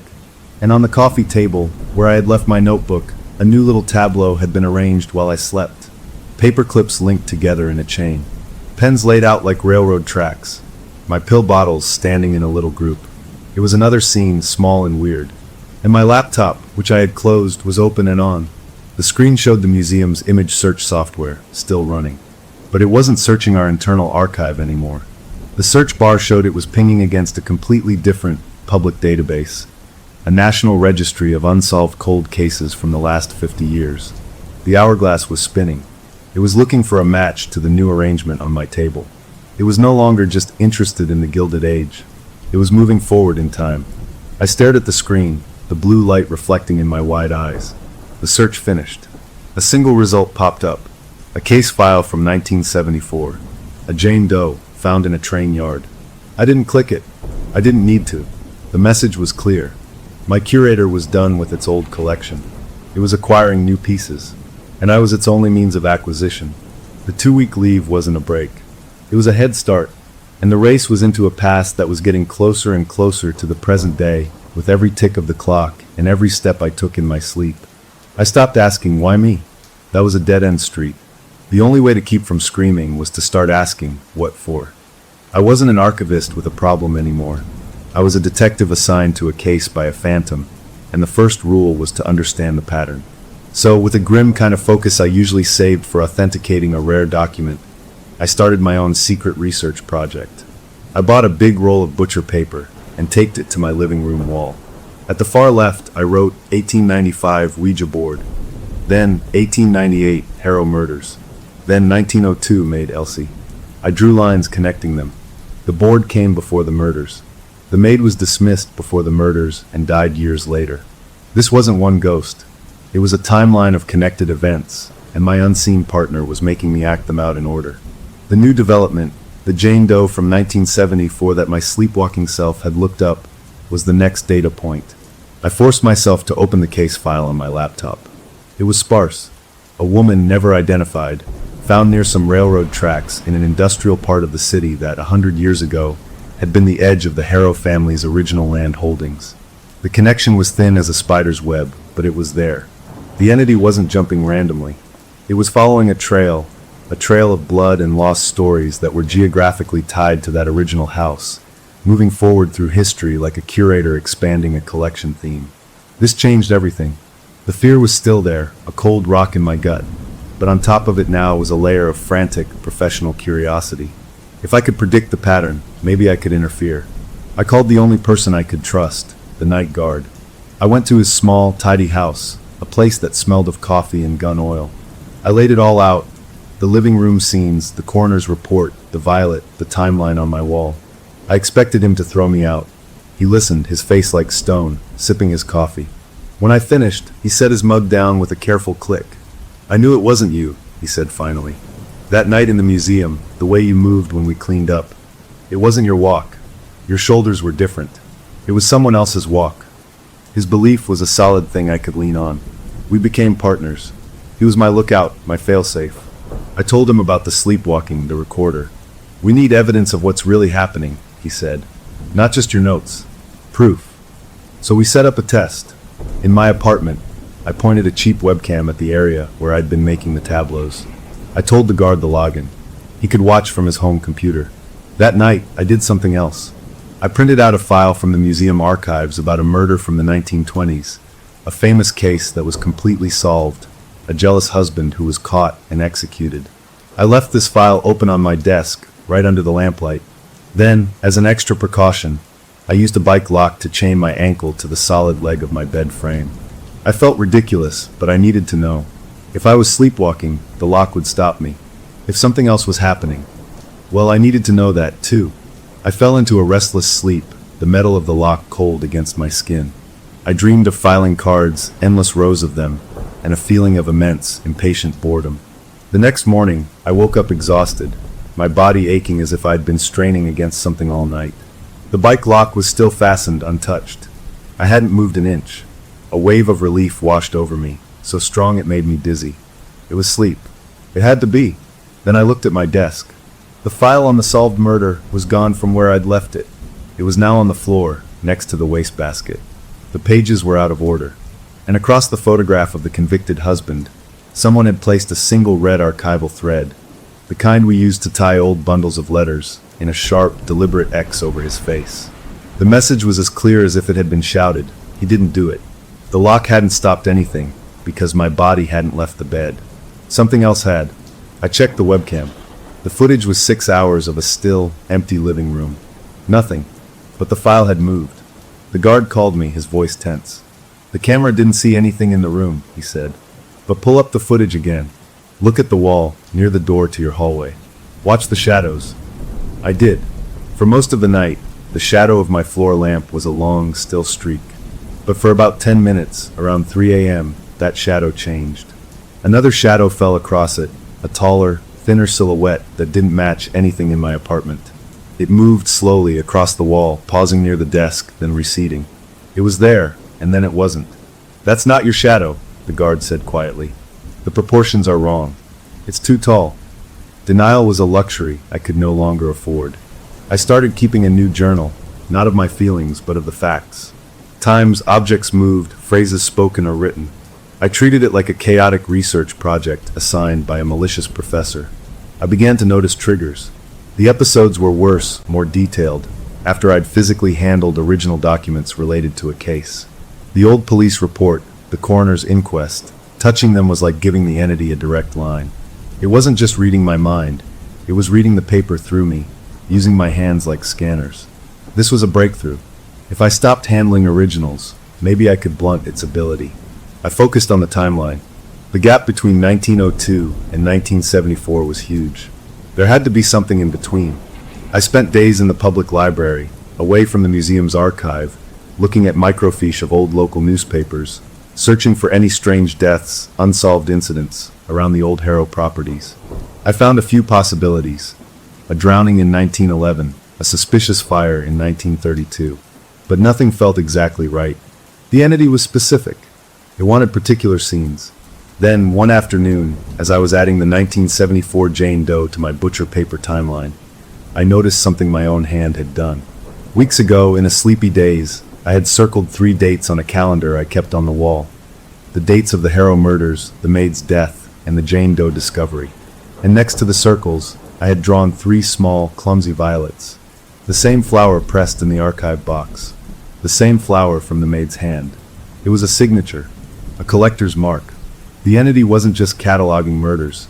It was collecting stories about violets. About things hidden, about secrets that bloomed in dark places. The realization made my skin crawl. This was its aesthetic, its theme. I was arranging exhibits for a gallery of violet-strewn tragedies. The timeline on my wall was no longer just a research tool. It was the exhibition schedule. And it was moving forward too fast. The 1974 case was more than 40 years ago. The pattern was accelerating. I needed to slow it down, to break its rhythm. The guard and I came up with a plan. We would create a fake file. I would type up a detailed case, a complete fabrication about a fictional murder from the 1950s, complete with fake police reports and staged photos I'd cobbled together from stock images. We would leave this out, a piece of bait. The hope was the entity would spend its energy cataloging this false story, this empty file, and buy us time to figure out how to stop it for good. It felt like a brilliant, desperate idea.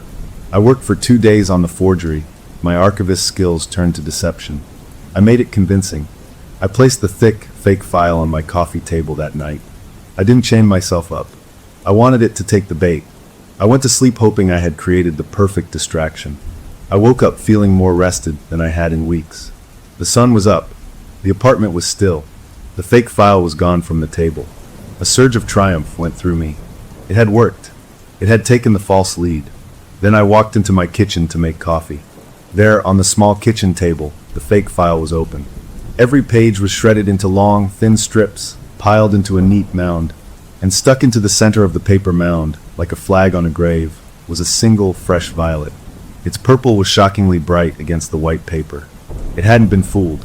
It was insulted, and it had left a message. My triumph curdled into a deep, primal fear. I backed away from the kitchen table. My eyes went to the big timeline on the living room wall. I had taped a copy of the city map next to it. This morning, on that map, 3 new circles had appeared, drawn in a red marker I didn't own. One circle was around the museum. Another was tightly drawn around my own apartment building. The third was around a nearby neighborhood of big, old, expensive houses, a street known for its wealthy families and high walls. The timeline had a new endpoint. It wasn't in the past anymore. The 3 circles were here, and they were now. The entity had finished its historical research. It was ready to commission an original piece, and it had just circled the studio. We thought we had a plan. After the shredded fake file and the fresh violet, the guard insisted I not stay alone. "You're sleeping at the museum," he said, his voice leaving no room for argument. "In the security office, with me right there, and every camera on you. Let's see it try something then." It seemed logical, a fortress approach. If my body was the problem, we'd lock it down in the most secure place we knew. That night, I lay on a stiff cot in the little room behind the main security desk, surrounded by the soft glow of a dozen monitor screens showing empty halls and still exhibits. The guard sat in his chair, a cup of coffee in hand, his eyes flicking between the live feeds and the one focused on me. "Get some rest," he said. "I've got the watch." The hum of the electronics was a weird lullaby. I felt safer than I had in weeks. I closed my eyes. I remember the feeling of drifting off, thinking this might actually work. I don't remember anything else until I woke up. I wasn't on the cot. I was cold, and the air smelled of dust and something animal, like old fur. I was sitting on a hard floor, my back against a glass case. I blinked, my eyes adjusting to the low night lights. I was in the natural history wing, surrounded by taxidermied animals in dramatic poses. A huge bear stood on its hind legs to my left. A fox was frozen mid-pounce ahead of me, and the scene in front of me was not right. The fox was no longer about to catch the ceramic rabbit in the diorama. Someone had moved it. Its teeth were now clamped around the neck of a different animal, a small rabbit from another display. A hawk, usually perched on a high branch, was now on the floor, its talons placed on top of a glass case containing delicate butterflies, as if claiming them. It was a tableau, but not of a peaceful forest. It was a scene of violence, of predation, crude and angry looking. My heart sank into my shoes. I had sleepwalked again, right past the guard, out of a locked room, under all those cameras. I stood up, my joints aching. I needed to get back before he realized I was gone and panicked. As I turned, my jacket felt lumpy. I reached into the pocket, and my fingers closed around something smooth and cold. I pulled it out. It was the planchette from the Ouija board, the little wooden heart. It was here in my pocket. I had taken it, or it had been put there. I shoved it back and hurried through the dark halls, my socks making no sound on the tile. The door to the security office was slightly open. I slipped inside. The guard was slumped in his chair, his head on his chest, snoring softly. His coffee cup was untouched. He was in a deep, unnatural sleep. I lay back down on the cot, pulled the blanket over me, and pretended to be asleep, my mind racing. In the morning, he woke with a start, grumbling about dozing off, which he never did. He checked the monitors, rewound the feed from the office camera. It showed me lying still on the cot. Then the screen erupted into 3 seconds of fizzing static, just like the Harrow exhibit feeds. When the picture returned, I was still on the cot, apparently asleep. It hadn't shown me leave. It hadn't shown me return. It just changed the medium, I said, my voice hollow. We went to the natural history wing together in the cold light of day. The scene was still there, the misplaced animals. The guard didn't say anything at first. He just took out his phone and started searching. After a few minutes, he showed me a news article from 1992. Animal mutilations baffle police. Several small animals had been found dead in a city park, arranged in strange, ritualistic ways. The descriptions matched what we were looking at. The case was never solved, but the article mentioned a suspect, a troubled young man who lived nearby. He was questioned but released. The killings stopped after he moved away. The entity was filling in the timeline. 1974, then 1992. It was working its way toward the present, and it was getting impatient. The animal scene was sloppy rushed. It wasn't the elegant, human drama of the parlor murders. Back in the security office, I took the planchette out of my pocket and set it on the metal desk. We both stared at it. "What now?" the guard asked. As if in answer, the planchette began to move. Neither of us was touching it.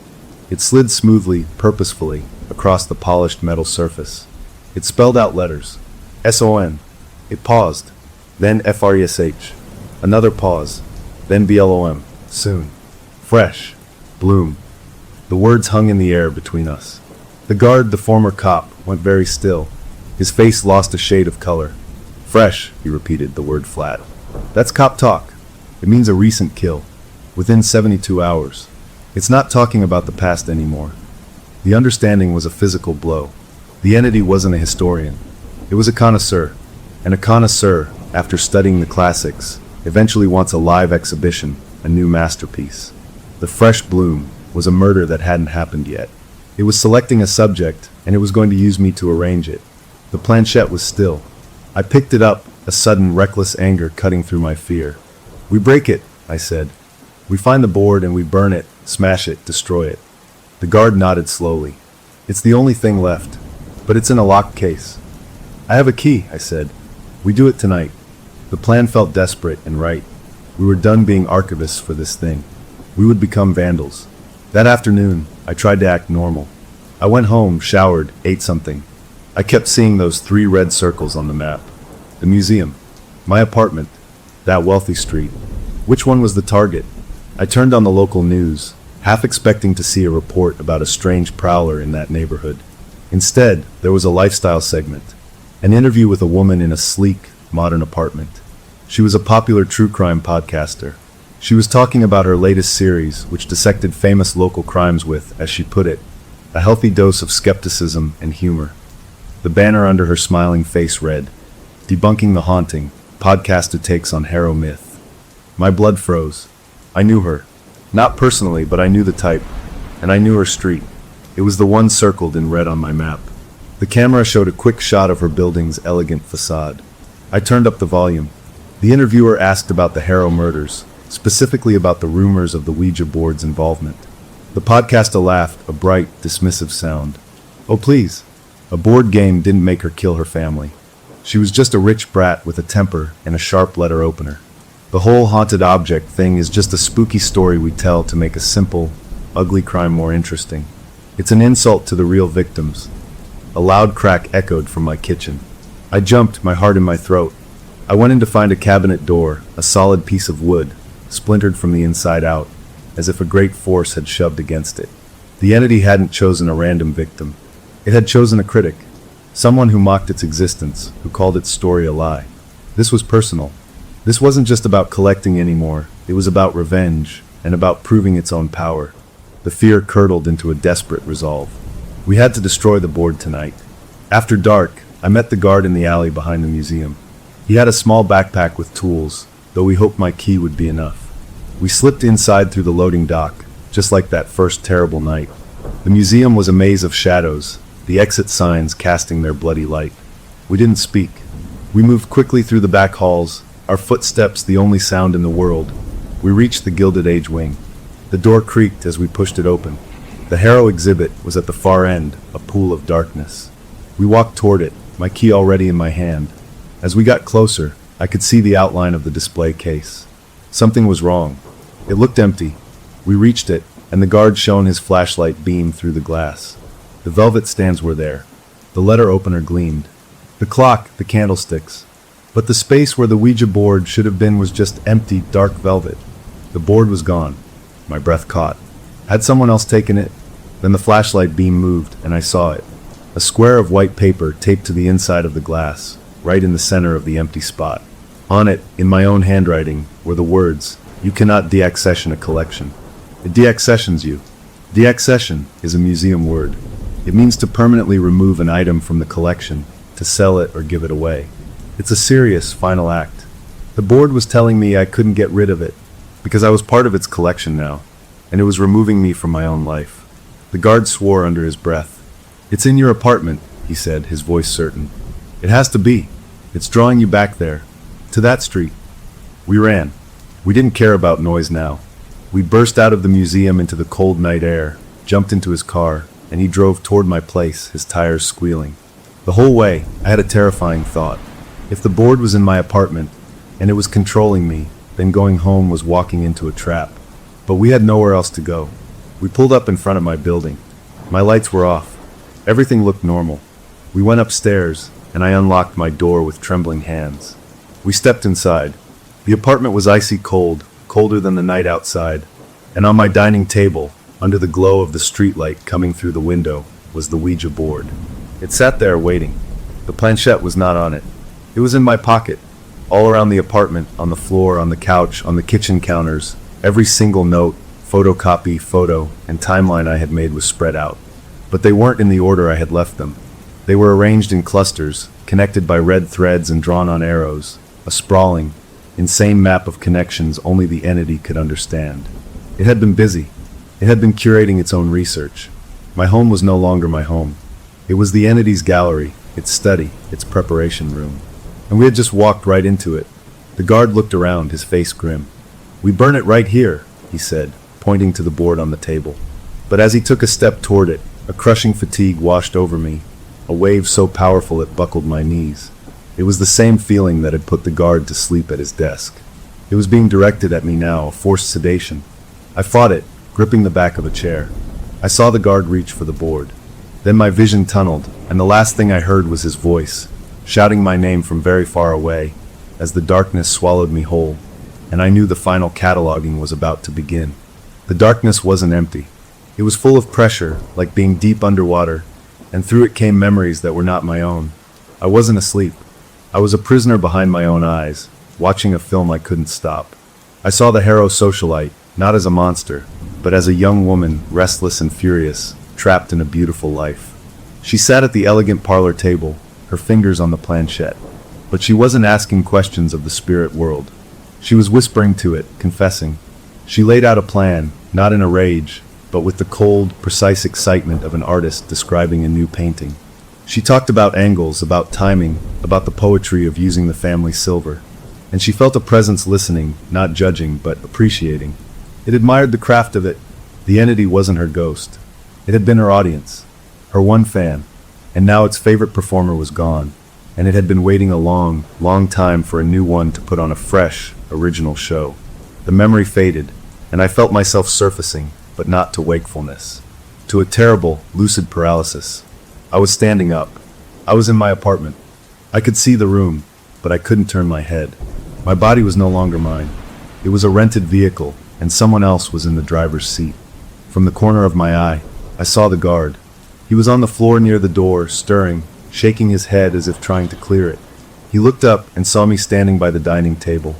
"Hey," he grunted, pushing himself up. "You okay?" My mouth opened. My voice came out, but it was wrong. It was layered, like two people speaking at once, my own tone distorted under a whispering, older one. The exhibit must be completed. The guard froze. He saw my face, and his own went pale. He recognized that this wasn't me. He moved forward, not with fear, but with a cop's determination to stop a threat. "Let him go," he said, his voice low and steady. He reached for my arm. My body moved. It was fast, faster than I could ever be. My arm swung out, not to hit him, but to shove. The motion was effortless, a flick of a wrist, but it sent him flying across the room as if he weighed nothing. He crashed into the bookshelf, books and knickknacks raining down around him. He lay still, groaning. A scream built in my throat, but it couldn't get out. Inside, I was raging, pounding against the walls of my own skull. Outside, my hands were calmly, deliberately opening drawers. My hands took out my sharpest kitchen knife, the one with the black handle. They pulled a pair of latex gloves from under the sink. They went to my bedroom and took a small vial of lavender essential oil from the dresser, a gift I'd never opened. Each item was collected with a collector's care. This wasn't a kit for arranging a tableau after the fact. This was a kit for creating the primary source material. My curator was done with recreations. It was time for live theater. My body turned and walked toward my apartment door. I fought with everything I had, a mental scream of NO. I managed to slow the walk to a stagger, to make the hand holding the knife tremble. An internal war was raging for control of a single step. The entity's was a steel cable, but my terror was a raw, live wire. For a second, I swerved my own leg, making my body lurch into the dining table. The Ouija board rattled. The entity's focus, which had been fixed on the door, on the mission, flickered to the board for an instant. That was all I needed. With a burst of effort that felt like tearing my own mind in two, I wrenched control of my right arm. I brought the hand clutching the knife up, not toward the door, but in a desperate, stabbing arc down toward the center of the Ouija board on my table. The entity realized my intent a moment too late. I felt a surge of its shock, its fury. It tried to stop my arm. The muscles in my shoulders screamed in protest, two forces battling in my flesh. But Milo had the element of surprise. The black handle of the knife plunged down.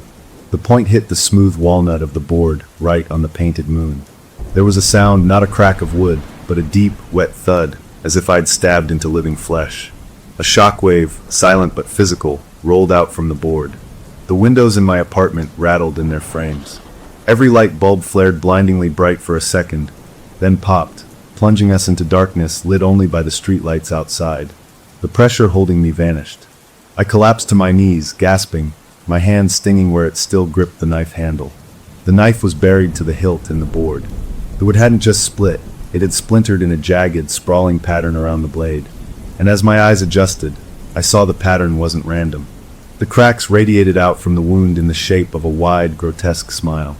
A silent, screaming mouth frozen in the wood. A low moan came from across the room. The guard was sitting up, holding his head. What did you do?" he rasped. "I think I fired the curator," I said, my own voice raw and broken, sounding beautifully, wonderfully like just mine again. The apartment was warm. The crushing cold was gone. The sense of a watching, hungry presence had evaporated. We sat there on the floor for a long time, not talking, just breathing in the normal, dusty air of my home. We eventually got up. He helped me pull the knife from the board. The wood was just wood now, dead and broken. We wrapped the shattered board and the knife in a blanket. Later, we would drive to a remote spot and burn the bundle, scattering the ashes. The guard stayed on my couch for a week. Nothing happened. No sleepwalking. No whispers. No flowers. The museum's motion sensors stopped triggering at 3:07 a.m. The timeline on my wall was just paper and ink. I started to believe it was over. I had wounded the entity, broken its connection, deaccessioned myself from its collection. After a month, I even went back to work. My boss was cautious but kind, giving me light duties away from the Gilded Age wing. I avoided Gallery 7B. The empty spot where the board had been was filled with a harmless porcelain vase. Life became quiet, normal. I began to sleep through the night. The guard and I would have coffee sometimes, a shared look between us, the only acknowledgement of what we'd survived. We never spoke of it aloud. It felt like tempting fate. Then this morning my boss called me into her office. She was smiling, excited. "We just got a fantastic new donation," she said. "The personal effects of a late, brilliant avant-garde artist. Very dark, very powerful stuff. I'm putting you on it. It's exactly your kind of thing." She led me to the receiving area. There was a single large crate. With a sense of dread that was almost nostalgic, I pried it open. Inside, packed in foam, was a sculpture. It was stunning, and it made my skin crawl. It was a twisted, beautiful form made of fractured, polished walnut wood, its pieces held together with gleaming strands of resin that looked like amber. Curled protectively within the wooden shapes was a polished steel form, sharp and elegant, shaped like a blooming violet. It was awful and gorgeous. My boss beamed. "See, it's so you. The mix of organic and man-made, the historical echo with a modern twist." She leaned closer, pointing at the resin. "And look, there are even these little textural details in the clear parts. Almost like fingerprints." I looked. Embedded in the resin, near the base of the steel violet, were faint, perfect whorls. Fingerprints. My boss laughed. "Probably the artist's, but it feels like a personal touch, doesn't it?" I couldn't speak. I couldn't breathe. I looked down at my own hands. I remembered the fight, my hand gripping the knife handle, my fingers pressing into the cracking wood of the Ouija board. And then, without thinking, I brought my hand to my nose. I inhaled a scent I knew too well. A scent that had been on my skin for weeks, but that I'd blamed on soap, on memory. The sweet, cloying, unmistakable scent of lavender oil. The oil from the vial my sleepwalking self had taken from my dresser. The oil that had never been opened. My hand shook as I lowered it. The entity was gone. The board was ash. But a collection is more than one object. It's a theme. And my hands had helped create one last, perfect piece for it. The exhibit, it seemed, was still open, and my fingerprints were all over it. I stared at the sculpture, at my fingerprints trapped in its resin like flies in amber, and the world narrowed to a tiny, sharp point. The lavender smell on my skin was a verdict. My boss's cheerful voice buzzed in my ears like a distant insect. I had to get out of that room.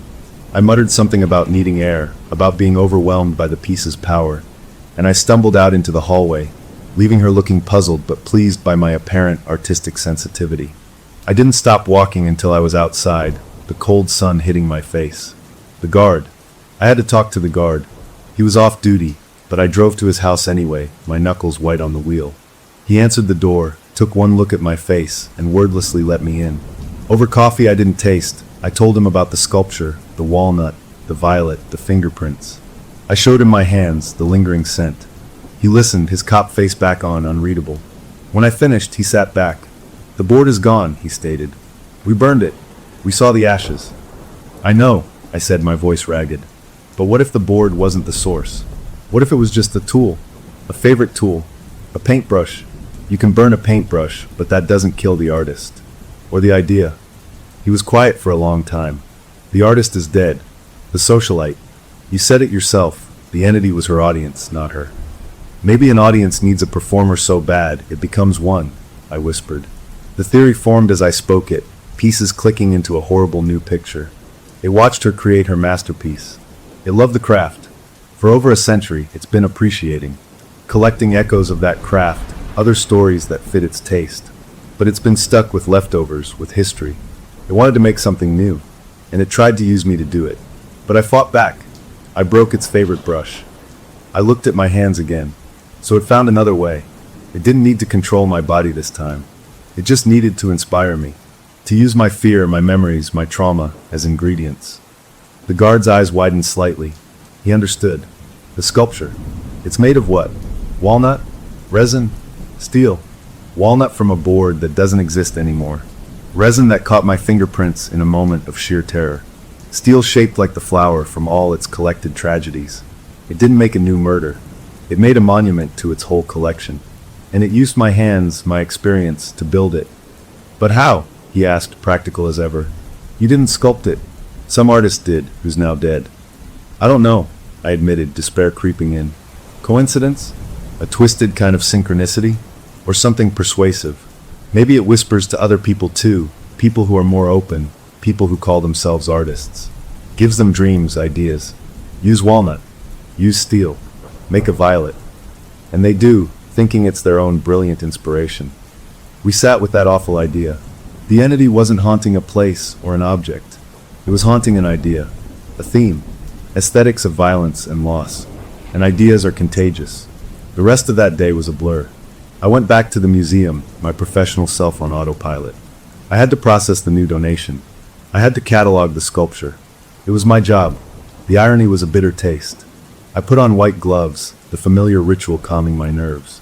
I measured the sculpture, photographed it, described it. Vessel of Memory, the supposed artist had titled it. I handled it carefully, the polished wood and cold steel. It felt inert, just art. But when I was done, as I placed it in a temporary storage crate, I noticed something I'd missed. On the very bottom of the sculpture, carved tiny and neat in the walnut, were two initials and a date. E.H. 1895. Elsie Harrow? No, the maid's surname wouldn't be Harrow. But the initials matched. And 1895 was the year the Ouija board was made. A shiver that had nothing to do with temperature went through me. This wasn't a random artist's whim. This was a signature. A claim. That night, in my apartment, I didn't sleep. I sat at my table with the lights on, researching the deceased artist online. He was obscure, known for small, intense pieces. He had died suddenly, a heart attack in his studio. The obituary said his final work, completed just before he died, was his most profound, a departure into historical resonance. I looked at the date of his death. It was 2 days after the night I stabbed the Ouija board. The timeline fit. He finished his masterpiece and died. Had he been its last tool? Used up and discarded? My head ached. I was circling a drain of paranoia. I needed proof of something, anything. I decided to go back to the very beginning. The Harrow house itself. The original site. It had been torn down decades ago, replaced by a bland office building. But maybe the land held something. It was a crazy thought, but I had no sane ones left. At dawn, I drove there. The office building was closed for the weekend. The lot was empty, just concrete and dormant landscaping. I walked around the back, to a small, fenced-off area for dumpsters. It felt like the only place that wasn't polished and modern. The ground was bare dirt and old gravel. I don't know what I was looking for. A sign. A feeling. Anything. Then I saw it, partly buried in the dirt near the fence line. Not a violet. A weed with small, tough little buds. But around one of its stems, twisted tight, was a thin, tarnished piece of silver wire. It was the kind of wire used in old-fashioned picture framing, or to secure a bundle of letters. I crouched down, my heart thumping. I didn't touch it. I just looked, and I remembered the red archival thread laid across the photo of the innocent man in the 1920s file. This was different, but the same idea. A marker, a way of saying this one. This weed, in this forgotten spot, was part of the collection now. The entity was still curating. It was just working in a different medium. The world itself was its gallery. I stood up, backing away. The sun was higher now, the city waking up. A normal Saturday. People would go to brunch, to the park. And underneath it all, something was arranging, collecting, appreciating stories of pain with the cold eye of a connoisseur. I drove back to the museum. I didn't go home. I went to my office. I looked at the timeline still taped to my wall, the one that ended with the red circles. It was incomplete. The story hadn't ended with the burning of the board. A new chapter had started, and I was no longer the main character. I was a witness, maybe even a reference. My experiences, my fear, were now part of the archival material. I took down the timeline. I rolled it up. I put it in a drawer. Then I sat at my desk and did the only thing I could think to do. I started a new catalog, a clean digital file. I titled it Documented Phenomena, the Harrow Convergence. I began typing everything, from the smell in the crate to the guard's sensor logs, from the mannequins to the animal scenes, from the sleepwalking to the sculpture. I included photos, scans of my notes, a recording of the guard's statement. I was meticulous. I was professional. This was no longer a personal haunting. It was a historical and paranatural event that needed proper documentation. If the entity was an idea, then ideas could be studied, understood, maybe even contained. It wasn't a fight I could win with a knife. It was a research project that might outlast me. I worked for hours, the click of the keys a soothing rhythm. I was an archivist. This is what I did. I brought order to chaos, even to this chaos. As I finished, saving the file to a secure, encrypted server, I felt a strange calm. The fear was still there, but it had edges now. It was data. I leaned back in my chair. The office was quiet. On my desk, next to my keyboard, was a simple potted plant I kept for greenery. A small, hardy succulent.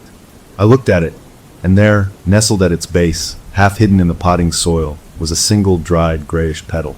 It could have been anything. It could have blown in from outside. But I knew the shape, the color. A violet. Not fresh.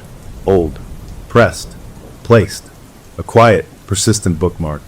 It wasn't a threat. It was an acknowledgement. A curator noting a useful source. I didn't scream. I didn't throw it away. I took a pair of tweezers from my desk, picked up the petal, and placed it in a small, clear archival sleeve. I labeled it, Sample, Unknown Provenance. Found on personal desk. I filed it with the rest. The work was never over. New acquisitions were always arriving. All I could do was ensure the catalog was accurate and hope that someday someone else would read it and understand and be prepared. The museum around me felt vast and full of stories waiting to be told. Some of them were still writing themselves. I saved the file one more time, closed my laptop, and turned off the light, ready to go home, knowing I would be back tomorrow to continue the record. Story number 5. They say hospice is a place of waiting. What they don't tell you is that some things here aren't waiting to leave, they're waiting to be found. I'm Leo, stuck here day and night with my mom whose mind is mostly gone, just pieces of her floating up sometimes like sad little bubbles. Every patient here who can't talk has a clear plastic board with letters and words like hurt or thirsty, so they can point, a heartbreaking hope. My mom can't use hers, she just sleeps or walks in this slow, shuffling sleepwalk, her eyes empty. The whole place has this quiet, like the air itself is holding its breath, and the smells of cleaner and old flowers mix into something that tastes like goodbye. I was drowning in that feeling, just counting the slow ticks of the clock, until everything changed last Tuesday night.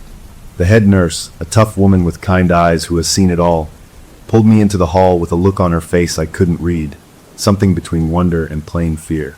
She told me she found my mom in the middle of the night, not wandering near her room, but standing perfectly still next to the bed of an old man down the hall, a guy who hadn't moved or made a peep in months, lost in a coma so deep they said he'd never come back. My mom, this frail ghost of a woman, was just standing there, her finger resting on that man's plastic board. I thought, well, that's strange, but maybe she was just confused. Maybe she thought it was her own bed. But the nurse's voice dropped to a whisper. She said my mom's finger, it moved. It slid that little plastic pointer from letter to letter. It spelled pain. Then it spelled left side. The nurse, not knowing what else to do, called it in, and in the morning they ran a scan, just in case. They found a huge, hidden infection, a real bad one, filling up his left lung, something all their regular checks had missed. They got him on powerful antibiotics right away. They called it a miracle, a divine mercy. I tried to swallow that story. I told myself maybe my mom, she was a nurse a lifetime ago, maybe some deep down part of her remembered how to see the signs, even in her sleep. Maybe it was a crazy coincidence. But that logic started to crumble right away. Her sleepwalking changed. It wasn't that lost shuffle anymore. Now, when she got up in the dark, there was a direction to it. She moved with a purpose that made my skin prickle. And the staff, they stopped looking at her with that gentle pity. Now their glances skittered away quick, or they looked at her with a kind of respect that was edged with fear. I heard one of the aides call her the comforter under her breath. That's when the real chill started to set in, not a sharp shock, but a slow, cold seep into my bones. A few nights after the first incident, I was dozing in the awful chair by her bed when I felt the room change. It was 2 in the morning exactly.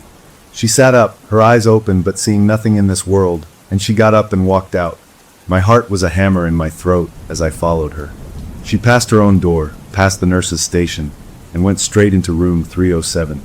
A woman was in there, dying from a cancer that had spread everywhere, and her family was always arguing in hushed, sharp tones outside her door. My mom went to the board. I watched from the doorway, frozen. Her hand, bony and pale, slapped that pointer down and it moved, not gently, but with a sharp, clicking sound against the plastic. It went fast. FORGIVEJENNY. Then her hand dropped and she turned and walked back to bed, leaving me there in the doorway. The next morning, the family was different. The anger was gone, replaced by a raw, weeping kind of peace. I overheard the daughter, her face streaked with tears, saying into her phone, "She forgives me. Mom said she forgives me. She said Jenny is forgiven." Jenny was the granddaughter, the one who had run off years ago and was living in another country, a name never spoken without pain. How could my mom know that name? That was the moment my casual explanations died for good. This wasn't memory. This was something else. I started watching her hands.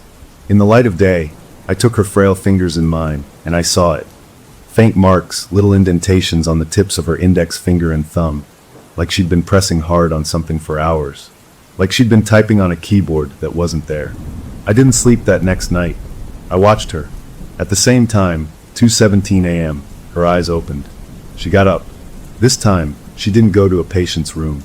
She walked to the nursing station, empty in the middle of the night, and with that same blank sleepwalker's focus, she reached out and took the master key card right off the desk where the head nurse had left it on a clipboard. My breath caught. This wasn't just moving a pointer. This was using a tool. She walked down to the very end of the hall, to a door marked sunroom, out of use, that was always locked. She swiped the card. The little light flashed green. The door clicked open. A wave of cold air, smelling of dust and old linens, washed out. I followed, my shoes soundless on the tile. The room was dark, lit only by the moon through big, grimy windows. It was full of stored stuff, old beds and broken chairs. In the center was a round table. She walked to it and sat down, placing her palms flat on its surface. Her head fell forward. For a long minute, nothing. Then a sound came out of her. It wasn't her broken whisper. It was a young girl's voice, bright and sweet and utterly wrong, coming from my mother's mouth. "This isn't a hospice," it said, cheerful and clear. "It's a larder. You're all waiting to be ripe." I felt my legs go weak. I must have made a noise, because her head snapped up. The girl's voice was gone. Now it was my mom, truly my mom, her eyes wide with a terror I had never seen before, looking right at me. She was crying, real tears cutting through the emptiness. "Don't let it eat my baby," she whimpered, her own voice cracking with a raw fear. "Please don't let it in." She was begging me. Then her eyes rolled back, and she slumped forward onto the table. I rushed to her, gathered her up, her body light as a bundle of sticks. I carried her back to her room, my mind screaming. I tucked her in, and she fell into a deep, motionless sleep. The key card felt like ice in my hand. I went back to the nurse's station to put it back, my hand shaking so bad I dropped it. When I picked it up, I looked at the little computer screen that logged the swipes. It showed the sunroom door had been accessed at 2:15 a.m. My eyes scanned to the user. It wasn't the head nurse's card. It was assigned to a doctor who, according to the note on the screen, had died peacefully in this very hospice wing 6 months ago. I stood there in the humming quiet of the night, the only sound the distant beep of machines, and I understood with a certainty that settled in my stomach like a stone. The miracle was real, but it wasn't divine. Something was here, in this place of endings, and it had chosen my mother to be its voice. It wasn't just comforting the dying, it was talking to them, and from the look of pure terror on my mother's face in that sunroom, whatever was talking was hungry. The question that hung in the still, cool air around me, a question that made it impossible to even think of leaving, was simple and terrifying. What did it want to say next, and what would happen when it was done talking? For now, my mother sleeps, and the hall is calm, but the quiet doesn't feel peaceful anymore. It feels like the pause before a word you're afraid to hear. The morning after the sunroom felt like walking through a world made of glass, every step careful, afraid the whole fragile reality would crack and show the wrongness underneath. My mom woke up her usual cloudy self, no memory of the night, no hint of that chilling girl's voice or her own desperate plea.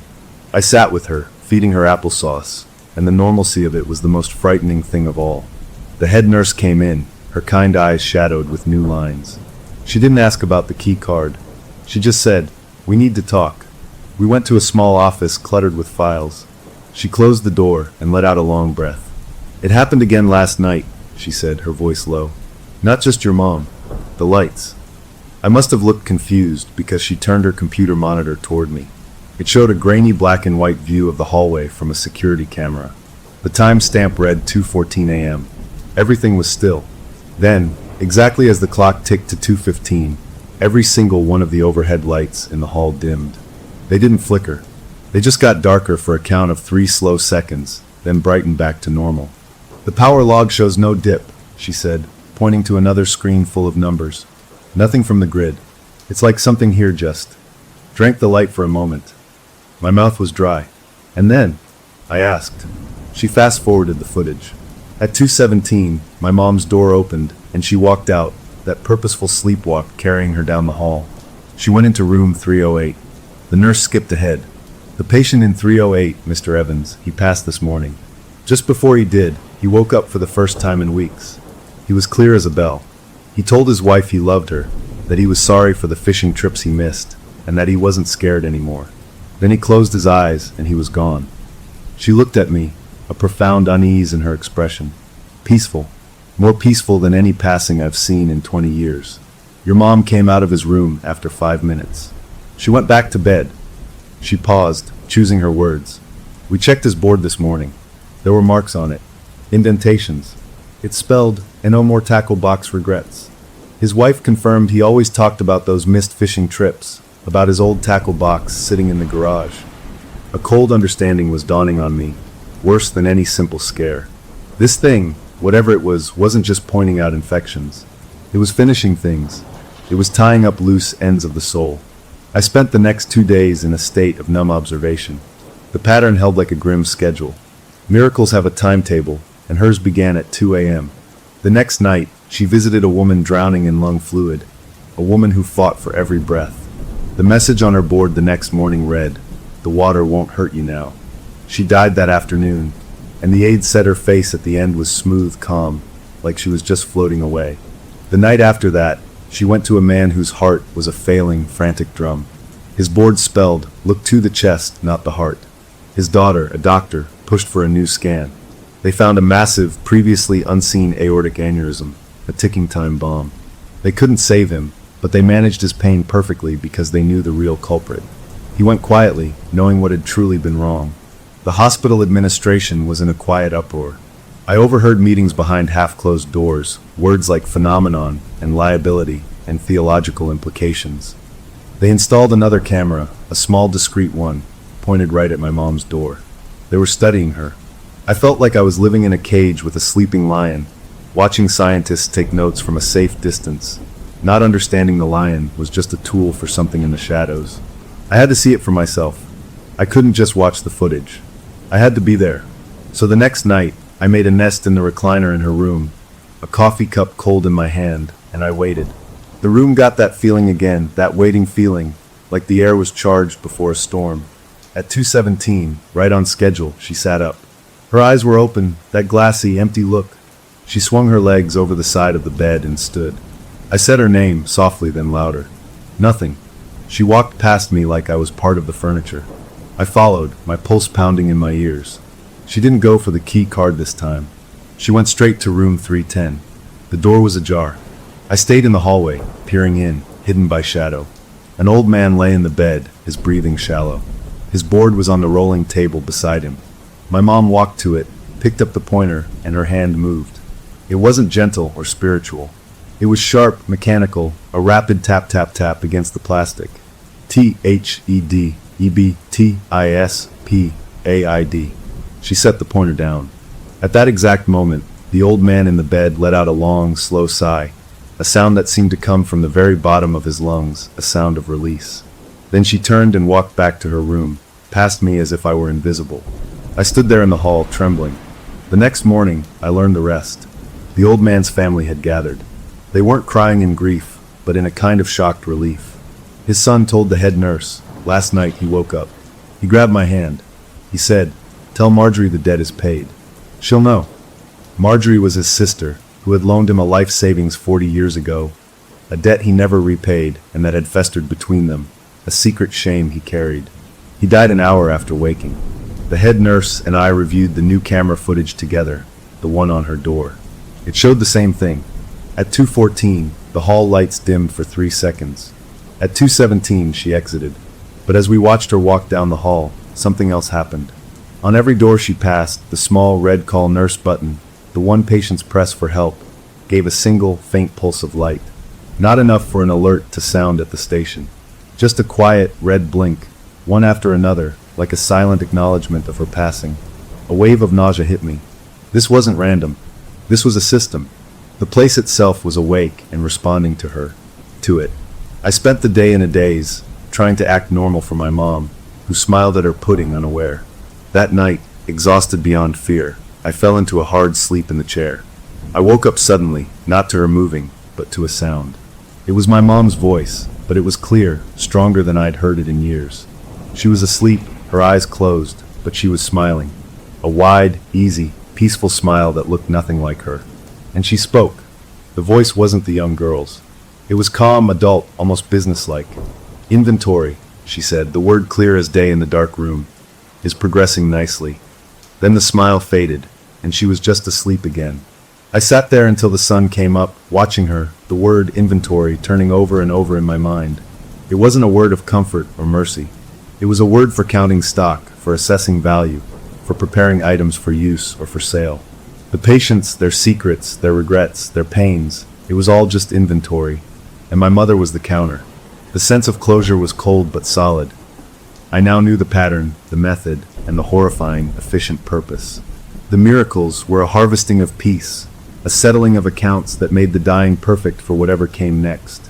The chapter of wondering what was happening was closed. But the new question, the one that hooked into my heart and wouldn't let go, was much simpler and much worse. Now that the inventory was nearly complete, what was it going to do with all that it had collected? True horror isn't a monster in the closet. It's your mother's hands becoming a stranger's tools. I learned that over the next few days, watching her, watching the staff, feeling the whole wing of the hospice change around me. The air wasn't peaceful anymore, it was watchful. The nurses moved quicker, spoke softer, and their eyes kept drifting to my mom's door with a look I finally recognized. It was the same way they looked at the fancy, dangerous medical equipment they respected and feared. She was a machine to them now, a machine that made perfect, painless deaths, and that was a power that left everyone speechless. I started my own research, not in books, but in the only records I had, the patients. I made a list in a small notebook, a grim little log. Mr. Jacobs, infection, left lung, died 2 days after his message. Mrs. Gable, the drowning feeling, died the same day. Mr. Evans, the fishing trips, died that morning. The old man, the debt, died within hours. Every single person my mom visited, every soul who received a miracle message, was gone within 72 hours. The messages weren't saving them. They were finishing them. They were like the final line on a form, signed and processed. The head nurse confirmed it when I showed her my notes, her face pale under the fluorescent lights of her office. She nodded slowly, sadly. "I know," she whispered. "The rate, it hasn't gone up. People die here, it's what happens. But the way, Leo, they're too peaceful. It's not natural. It's like they're being smoothed out." That word, smoothed out, echoed in my head. It fit perfectly with inventory. You smooth out items, you organize them, you prepare them for whatever comes next. My mom's waking hours were worse. She was slipping further from me.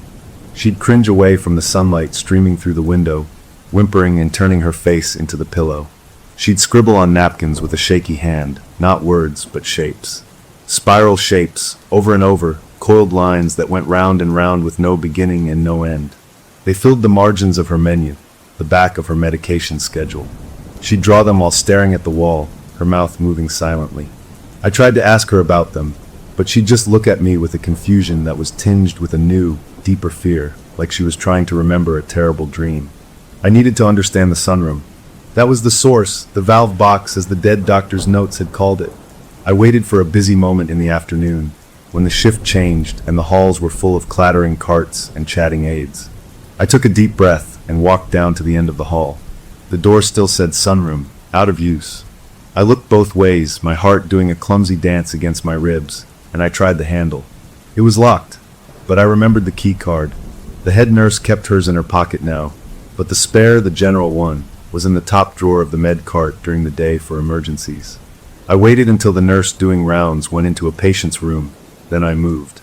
I fumbled the drawer open, my fingers clumsy with panic, grabbed the flat white card, and was at the sunroom door in 10 long strides.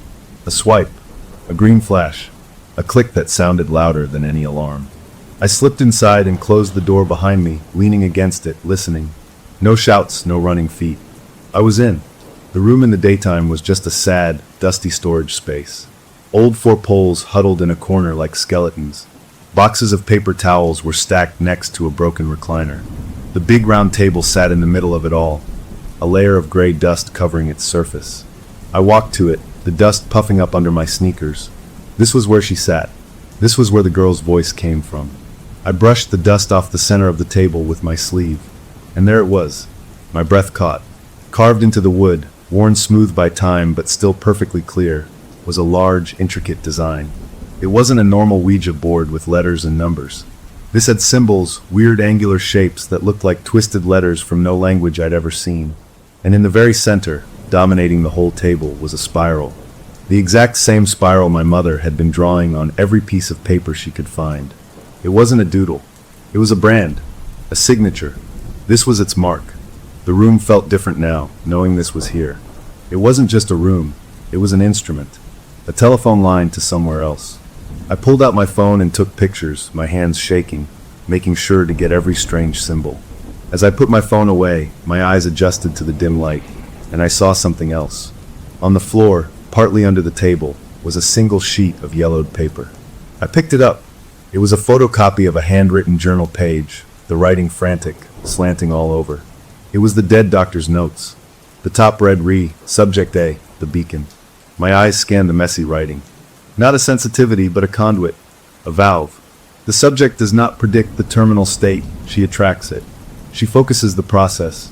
The intelligence is not in her, but in the transition itself. It uses the sensitive to clarify the signal, to make the dying conscious of their own completion. The sunroom appears to be a point of resonance. I have attempted to insulate it, to break the circuit. Materials, salt, silver, iron filings. The effect was immediate and negative. A hum began in the walls, a low frequency that induces headaches and unease in the staff. The subject became agitated. I fear I have not contained it. I have amplified its attention. The last line was scribbled so hard the pen had nearly torn through the paper. It is aware of me now. God help me. I folded the paper and put it in my pocket, the weight of it feeling like a lead brick. So the doctor had tried to stop it. He'd failed, and his attempt, his insulation, might have been what stirred it up, made it hungry, made it need a stronger connection. Maybe that's why it was so active now. My mom wasn't the first. She was just the latest, and maybe the most powerful because of what the doctor had done. I left the room, swiped the key card to lock it again, and returned the card to the drawer, my mind racing. The pieces were coming together, but the picture they made was monstrous. That night, I was determined to keep her in. I couldn't let her go to the sunroom again, couldn't let her be its valve. I brought a heavy-duty bike chain and lock from home. When she was asleep, I carefully, quietly looped the chain through the frame of her hospital bed and around a solid-looking pipe that ran along the wall near the floor. I locked it. It felt terrible, imprisoning my own mother, but the thought of her in that room, speaking with that voice, was worse. I settled into the recliner, the cold metal of the lock's key in my hand, and I waited. The night crept on. 2 a.m. came and went. 2:10. 2:14. I watched her, every muscle in my body tight. 2:17. Her eyes opened. She sat up. She swung her legs toward the floor and stood. The chain pulled taut, clinking against the bed frame. She stopped, looking down at it, her head tilted like a puzzled bird. For a second, I thought it had worked. Then she bent down. She didn't pull at the chain. She simply placed her fingertips on the shiny steel of the lock. And from where I sat, I saw it happen. A white frost spread from under her touch, crawling over the metal in a web of icy cracks. There was a soft sound like popcorn popping, and then the lock, the chain, the whole assembly just crumbled. It didn't break. It disintegrated into a pile of gray, rusty powder on the floor. as if it had been sitting at the bottom of the ocean for 100 years. She stepped over the dust and walked toward the door. I was frozen, not with fear this time, but with a kind of awful understanding. You couldn't lock it out. It was in the walls, in the wires, in the very process of dying in this place. It could rot metal with a touch. She passed me, and this time she didn't go to the door. She turned and walked right toward me where I sat in the recliner. I shrank back, but there was nowhere to go. She reached out, not for my face, but for my chest. Her hand, cold as a stone from a riverbed, laid flat over my heart, and the world fell away. It wasn't a vision of pictures. It was a flood of feelings, a tidal wave of every bad thing I'd ever carried.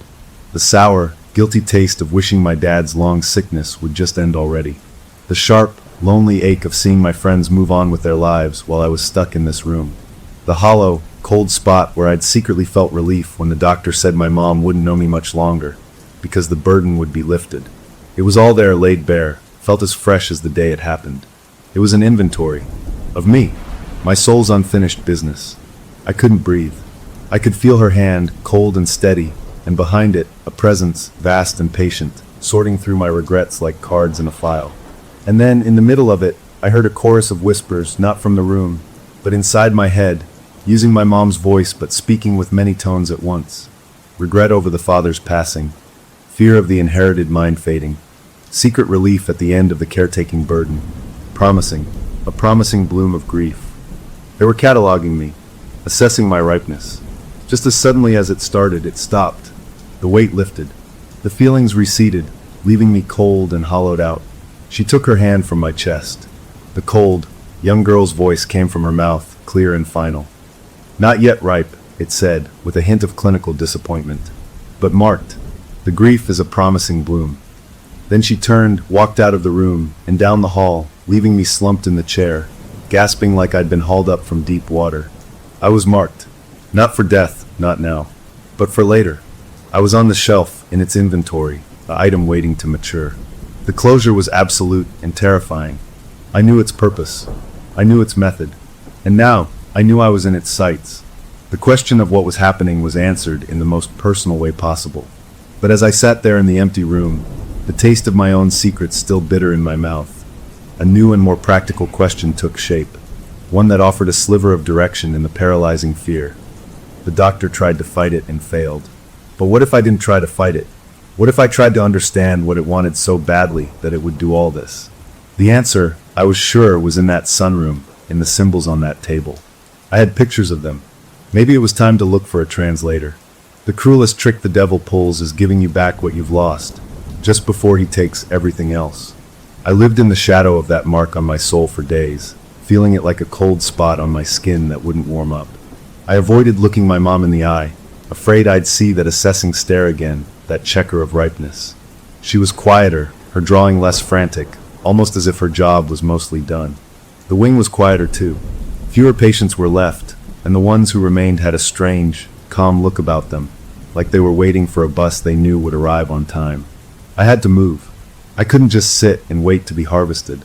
The doctor's notes mentioned a hum he caused, and several nurses had lately complained of a low, buzzing sound in the walls that gave them headaches. That was a physical clue, and I had the pictures on my phone, the weird symbols from the sunroom table. I needed a translator, someone who wouldn't think I was crazy. I remembered an old friend from college, a guy who was into all kinds of weird history codes and fringe stuff.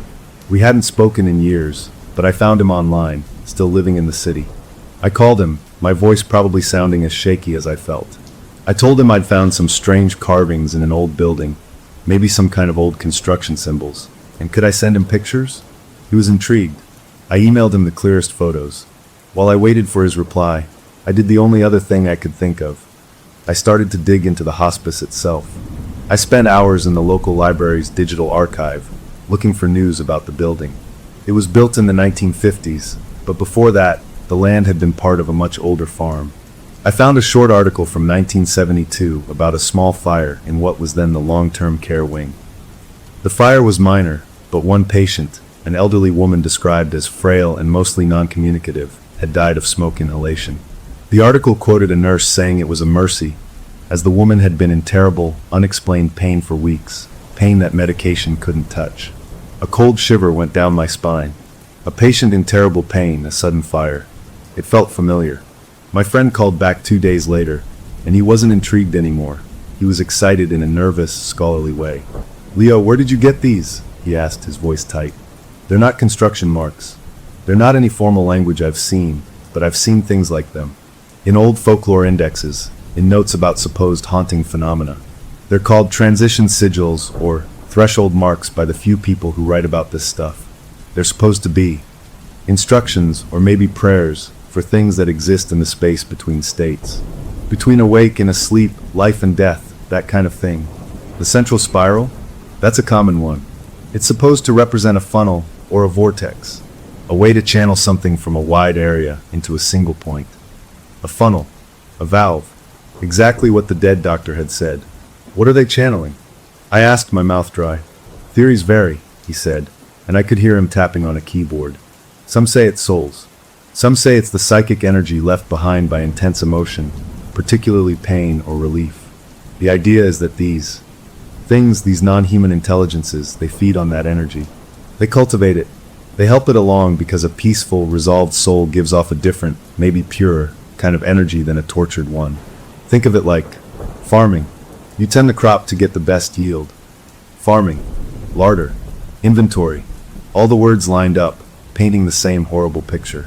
My mom was the farmer's hand, reaching out to tend the crop. I thanked him and hung up, his words echoing. I had a theory now, a framework. This thing, this harvester, existed in the process of dying. It encouraged peace and resolution not out of kindness, but because it preferred that flavor. The hospice, a place built for dying, was its farm. And my mom, a sensitive or a beacon, was its perfect tool, because her own fading mind was like an open window, easy to slip through. I needed to confirm the pattern, to see the whole field. I went back to my grim notebook and compared my list of the harvested patients with the official hospice log the head nurse reluctantly let me see. I was looking for anything else they had in common besides dying within 3 days. And I found it. It was subtle, but it was there. Every one of them had been admitted for a long, slow decline, but their final cause of death was listed as something sudden and acute. The massive infection, the aneurysm, the sudden peace that led to a stopped heart. It was as if the lingering illness was the growing season, and the message was the signal to harvest, triggering a final, swift end. The harvester didn't just collect souls, it timed the moment of death for maximum yield. Armed with this awful knowledge, I went to the head nurse. We met in the sunroom, of all places, in the daylight. I showed her the symbols on my phone, told her what my friend had said. I showed her my notes on the causes of death. She listened, her face growing more and more still, until she looked as pale as the sheets on the empty beds. "I believe you," she said finally, her voice a rough whisper. "Because I feel it. We all do. That hum in the walls now, it's worse. It's in the floor. It's in the coffee we drink. The other patients. Look at them." We walked out and looked down the hall. The few remaining patients who were awake were sitting in their chairs or looking out their doors. They weren't restless or sad. They were serene, unnaturally still.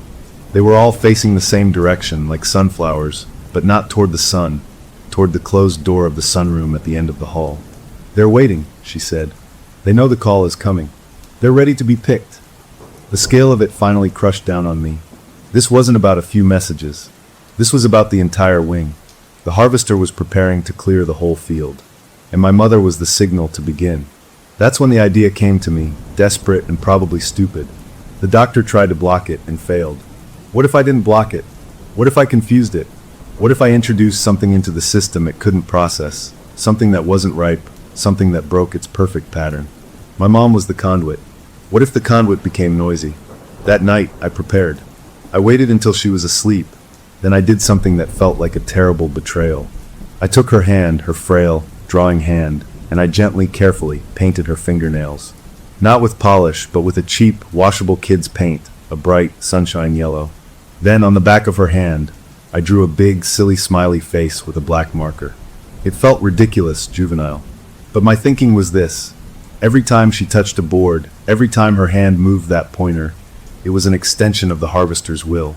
Maybe, just maybe, if that hand was visibly, blatantly wrong, marked with something joyful and silly, and utterly out of place in this hall of endings, it would create static in the signal. It would be like trying to whisper a sacred prayer with a whoopee cushion in your hand. I didn't know if it would work, or if it would just make it angry. I sat back in the chair and waited, my own heart beating a frantic rhythm against the mark it had left on me. 2 a.m. came. The lights in the hall did their 3-second dim. At 2:17, her eyes opened. She sat up. She looked at her hands, held them up in front of her face, studying the yellow nails and the smiley face. For a long moment, she was still. Then her head tilted. The young girl's voice came out, but it was different, not sweet, not clinical, but annoyed. A frustrated, childish annoyance. "This is wrong," the voice said, peevish. "This is messy." She got out of bed and walked to her small sink. She turned on the water and began scrubbing at her hands with the plain white soap, scrubbing hard. But the paint was cheap and stubborn. The yellow smeared but didn't vanish. The smiley face became a blurry, messy smudge. She dried her hands on a towel, leaving yellow streaks, and stared at them again. The frustration was palpable in the room. She turned and walked out of the room, but her usual purpose was gone. She seemed hesitant. She went to the door of the next patient, a woman named Mrs. Pritchard, but she didn't go in. She stood in the doorway, her stained hands at her sides. She didn't touch the board. She just stood there for a full minute, then made a small, confused sound and turned around. She walked back to her bed, got in, and pulled the covers up to her chin. She closed her eyes. The broadcast had been jammed. For that night, at least, the harvest was stopped. I sat there in the weakening dark before dawn, a wild, shaky hope bubbling up in me. I had done it. I had introduced a flaw. I had confused the system. It wasn't a victory, not by a long shot. It was a stumble, but it was proof that its perfect, terrible process could be interrupted. The closure was a single night of peace, a night where no one died, no messages were sent, and the waiting patients eventually turned away from the sunroom door and went back to sleep. But as the first gray light of morning touched the window, I saw my mom's hand lying on top of the blanket. The yellow paint was mostly gone, but the smudge of the smiley face, now just a dark blotch, had bled through the fabric of the towel and stained her skin. And the stain, I saw with a fresh chill, hadn't stayed a messy blob. It had seeped and spread into a rough but unmistakable shape. It looked like one of the angular, twisted symbols from the sunroom table. My interference hadn't been erased. It had been translated. It had been absorbed into its language. The hook for what came next was clear and terrifying. It was learning from me. I had shown it I could fight, and now it knew what my fighting looked like. The question was no longer if it would adapt, but how, and how fast. And what would it do with a conduit that had been deliberately made messy? The answer, I was sure, would not be another night of quiet confusion. It learned. That was the worst of it. My little act of rebellion wasn't a setback. It was just a chance for it to demonstrate a more efficient method. The next day, the atmosphere in the wing shifted completely. That watchful peace snapped into something sharper, like a teacher realizing a student has been cheating and deciding to change the rules of the test. The head nurse pulled me aside, her fingers gripping my arm. "The hum," she said, her eyes wide. "It's not in the walls anymore. It's in the patients. Listen." We stood in the hall. The usual sounds were there, the beep of a distant pump, the murmur of a television. But underneath it, if you really listened, was a low, vibrating tone, not coming from any one place, but seeming to come from the people themselves, a quiet, collective exhale that never ended. The few remaining patients sat in their chairs, and their chests seemed to move with the vibration. They were humming inside. They were tuning forks, and something was striking them. My mom was different too. She was awake, more present than she'd been in weeks, but it was a terrible kind of presence. She looked at me, and her eyes held no recognition, no cloudiness. They were clear, deep, and empty, like wells that went down into a dark I didn't want to see. She smiled at me, a slow, patient smile that didn't touch those empty eyes. "You made a mess," she said, her own voice layered with that young girl's tone, a twisted duet. "Now we clean it up. The crop must be gathered before it spoils." She laid back and closed her eyes, and the humming from the hall seemed to grow just a little louder. I knew then that my trick with the paint had run out. It had adapted. It wasn't going to rely on my mom's hands touching boards anymore. It had a whole wing of antennas now. I had to do something bigger, something that attacked the system itself. The sunroom was the valve box. The doctor tried to seal it and failed, but he was one man, and he was scared. Maybe he didn't have the right tools. I thought of the symbols, the transition sigils. My friends said they were like instructions. What if I didn't try to erase them, but added to them? What if I wrote my own instructions over the top? A cancel sign, a stop sign, a a giant NO carved right into its funnel. It was a crazy idea, born of panic, but it was the only one I had. That afternoon, I went to a hardware store. I bought a small handheld engraving tool, the kind for etching metal or glass. It fit in my pocket. I also bought a bag of coarse salt and a cheap silver ring from a pawn shop, remembering the doctor's notes about iron and silver. I felt like a crazy person buying these things, but the determination burning in my chest was the only thing holding the fear at bay. I waited until the shift changed, the busy time. The head nurse saw the bulge in my pocket, saw the look on my face. She didn't ask. She just gave a tiny, grim nod and turned to distract the aide at the station by asking a long, complicated question about a supply order. I moved. Down the hall, keycard swiped into the sunroom. The air was cold and still, thicker than the hall, tasting of dust and that odd, electrical tang I now associated with the harvester. The table sat there, the spiral and the strange symbols waiting. I took out the engraver. My hand was shaking so bad I could barely switch it on. It buzzed to life, a high, angry whine that seemed to offend the very air in the room. The humming from the hallway, the patient hum, seemed to pulse in response, getting louder. I didn't have time for fancy symbols. I had to break the pattern. I went to the center of the table, to the big spiral. I pressed the spinning tip of the engraver against the wood at the very center of the funnel and began to carve, not a symbol, but a word. A simple, blunt, human word. I carved stop.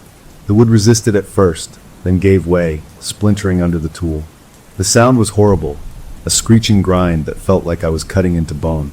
As I carved the S, the overhead light in the sunroom flickered wildly. As I carved the T, a wave of dizziness hit me, a feeling of deep, wrong nausea, like I was carving into my own stomach. The patient hum outside became an audible groan, a sound of distress that rolled down the hall. I kept going, teeth gritted, tears of effort and fear streaming down my face. The O, the P. With the final scratch of the P, I turned off the engraver. The sudden quiet was a shock. For 3 long seconds, nothing. The humming had stopped. The light steadied. I slumped over the table, gasping. I'd done it. I'd broken the circuit. Then the table moved. It wasn't a shake. It was a lurch, a sudden jump as if something had slammed into it from underneath. I stumbled back. The symbols on the table, the old ones and my new stop, began to smoke.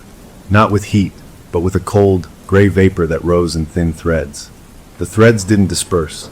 They coiled in the air above the table, weaving together, forming a shape.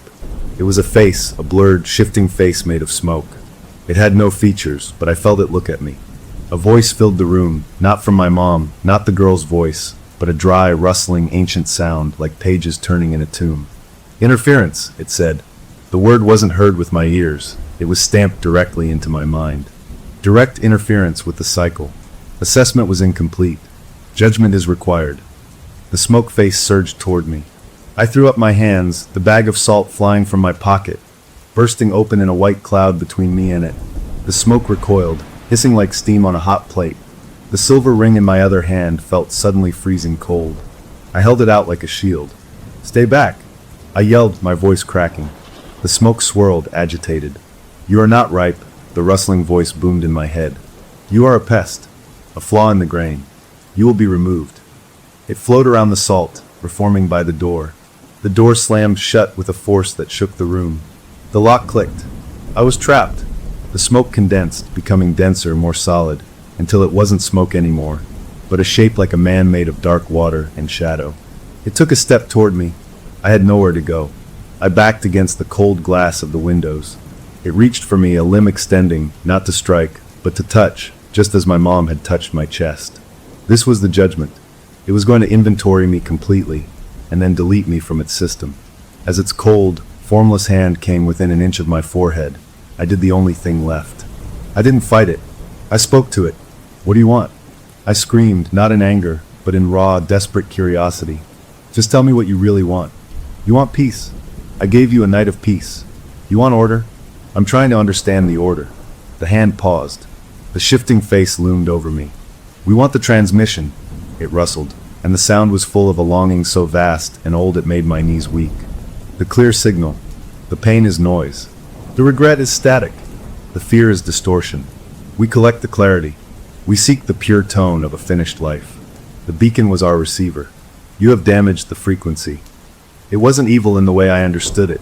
It was a collector, an archivist of completed stories.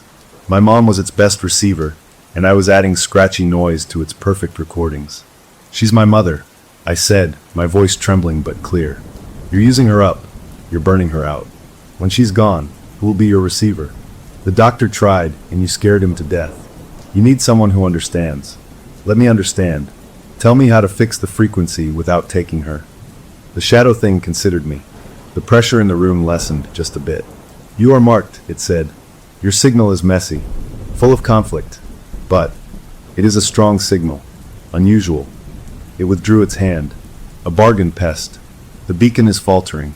The final harvest of this place is now. You will assist. You will ensure the transmissions are clear, that the final moments are pure, undisturbed by your interference. You will become the steady hand for the beacon. In return, when the cycle here is complete, we will release the beacon. She will die a natural, human death, unaided by us. Her story will be her own." It was a devil's deal. Help it harvest the last few patients, make their deaths perfectly peaceful, so it could get its pure, clear signal. In return, it would let my mom go, to die later of her illness, not as its tool. If I refused, it would take me apart now, and keep using her until she broke. I looked at the thing made of shadow and longing. I thought of my mom's empty eyes. I had come to stop it, and now I was being recruited as its assistant. The closure was a horrible, pragmatic deal. The battle was over. I had lost. But in losing, I had bargained for my mother's freedom. The immediate threat was gone. I wasn't going to be removed. I had a purpose, a terrible one. I nodded, the movement feeling like it weighed 1,000 pounds. "I'll do it," I whispered. The shadow form dissolved back into smoke, then into nothing. The door unlocked with a soft click. The room was just a room again, save for the word "stop" carved jaggedly across the ancient spiral. I walked out, my legs like rubber. The head nurse was waiting, her face etched with worry. "What happened?" The patients, they all cried out at once, then went still. "It's over," I said, my voice flat. "We have a deal. I help it finish. Then it leaves her alone." She looked at me with pity and horror. I had gone from son to defender to accomplice. The hook for the next chapter was etched into my soul as clearly as the word on the table. I had agreed to help it harvest, to smooth the way for death, to become a part of its process. The last few patients were waiting, humming their final tune. And tonight, I would have to make sure the recording was perfect. The question was no longer if I could stop it, but if I could live with myself after helping it, and what kind of mark that would leave on a soul already judged as promising stock. I started the night as a son, and ended it as a funeral director. The deal was struck, and the harvester, the collector, whatever it was, held me to it with an expectant pressure that filled the wing. The humming from the patients wasn't a distressed groan anymore. It had settled into a focused, resonant drone, a single note held in readiness. My mom lay in her bed, eyes closed, but I could see her eyelids fluttering, as if watching rapid dreams. She was the beacon, and the signal was about to be broadcast. I had to ensure clarity. The head nurse knew. She didn't approve, but she understood the terrible choice. She gave me a clipboard, the final charts for the 3 remaining patients. "Their families have said their goodbyes," she told me, her voice professionally flat, though her eyes were shiny. "Medication is increased for comfort. They're not in pain, but they are, waiting." I took the clipboard. It felt like holding lead. The first was Mr. Henderson, a retired teacher with lungs ruined by age. I walked into his room. He was awake, his eyes clear and calm, fixed on the ceiling. The humming was strongest here, coming from him, a soft vibration in his chest. He turned his head slowly and looked at me. He smiled, a gentle, tired smile. "It's time for the final lesson, isn't it?" he whispered, his voice raspy but peaceful. I couldn't speak. I just nodded. My job, as I understood it, was to be a steadying human presence, to keep any sudden fear or surprise from creating static. I pulled a chair to his bedside. "Would you like me to sit with you?" I asked. He gave a small nod. I sat. I didn't talk. I just sat there, a witness. After a few minutes, his breathing changed, becoming slower, more spaced out. The hum within him softened, fading from a tone into a sigh. His eyes stayed open, but the focus left them, looking at something beyond the ceiling tiles. He whispered one word, so faint I almost missed it: curiosity. Then he breathed out a long, final exhalation, and the hum stopped completely. The air in the room felt different, clear, empty, and perfectly still. There was no fear, no struggle. It was the pure tone the collector wanted. I marked the time on his chart with a hand that only shook a little. One down. The next was Mrs. Cho. She was tiny, lost in the big bed, connected to monitors that showed a heart stumbling along. She was asleep or in a deep twilight. Her family had left a small music player with gentle piano tunes, but it was off. The only sound was her hum, a higher, thinner note than Mr. Henderson's. I sat again. I didn't touch anything. I just watched. Her humming began to weave itself into a faint, melodic pattern, almost like a lullaby. Her face, which had been pinched with discomfort for weeks, relaxed, smoothing out until she looked decades younger. A single tear formed at the corner of her eye and tracked slowly down her temple into her hair. She didn't wake. Her heart monitor showed a gradual, gentle slowing, the peaks and valleys getting smaller and further apart, like a ball rolling to a stop. The line went flat with a soft, continuous beep. There was no alarm, no crisis. It was a conclusion.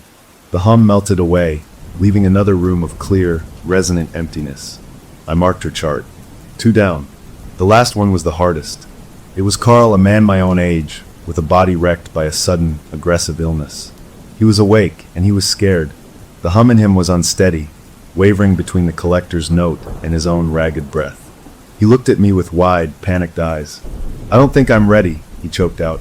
"There's stuff I didn't fix." This was the static. This was the distortion. My role clicked into place with a horrible clarity. I wasn't just a witness. I was a guide. I had to help him find the pure tone. I moved my chair close.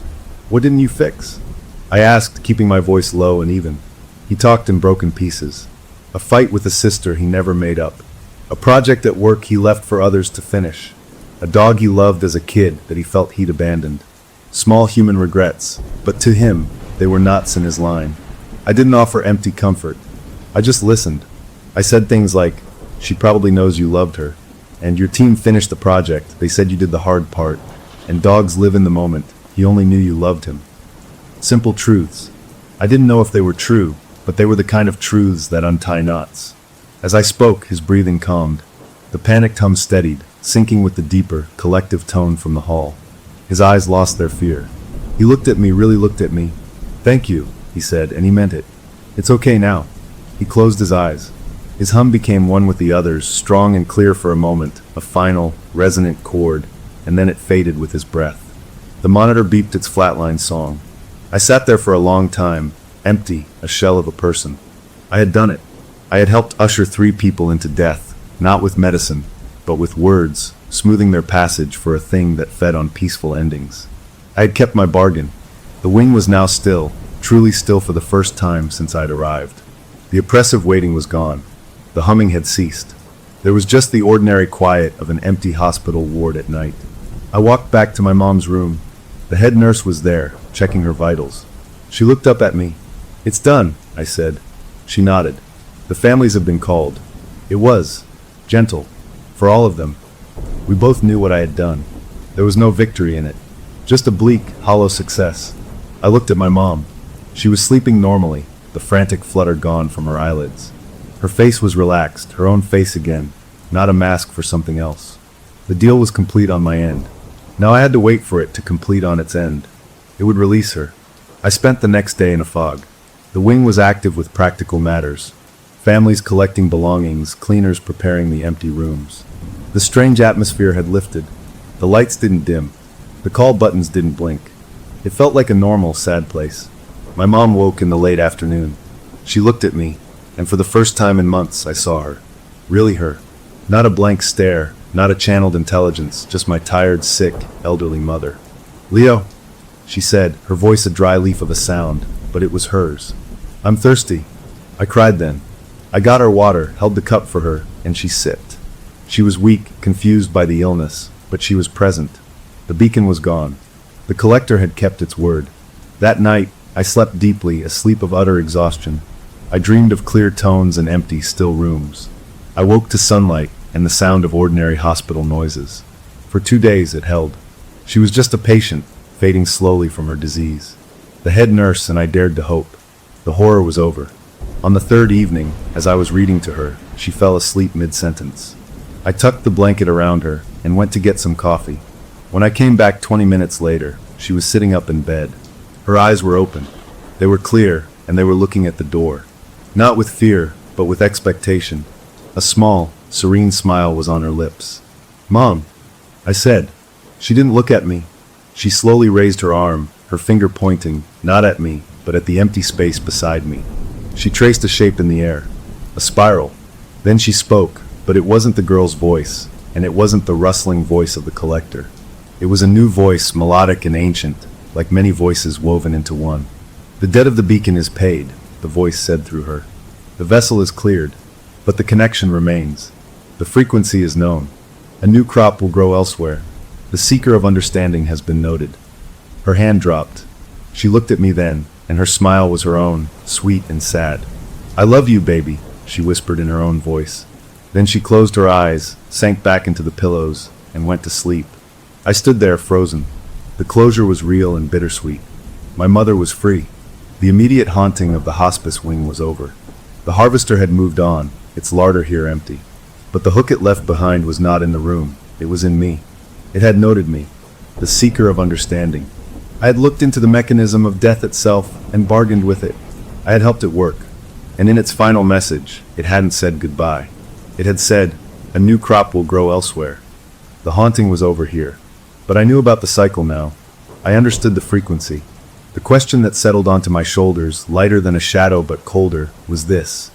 If I heard that familiar, focused hum again in another place, would I be able to walk away? Or had my bargain made me a permanent part of its world, a reluctant shepherd for a harvest that never truly ended? I looked at my sleeping mother, finally at peace, and I knew my own peace had been the price.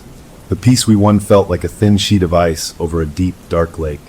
My mom lived for 3 more weeks after the final harvest, a gift of time that was both precious and haunted.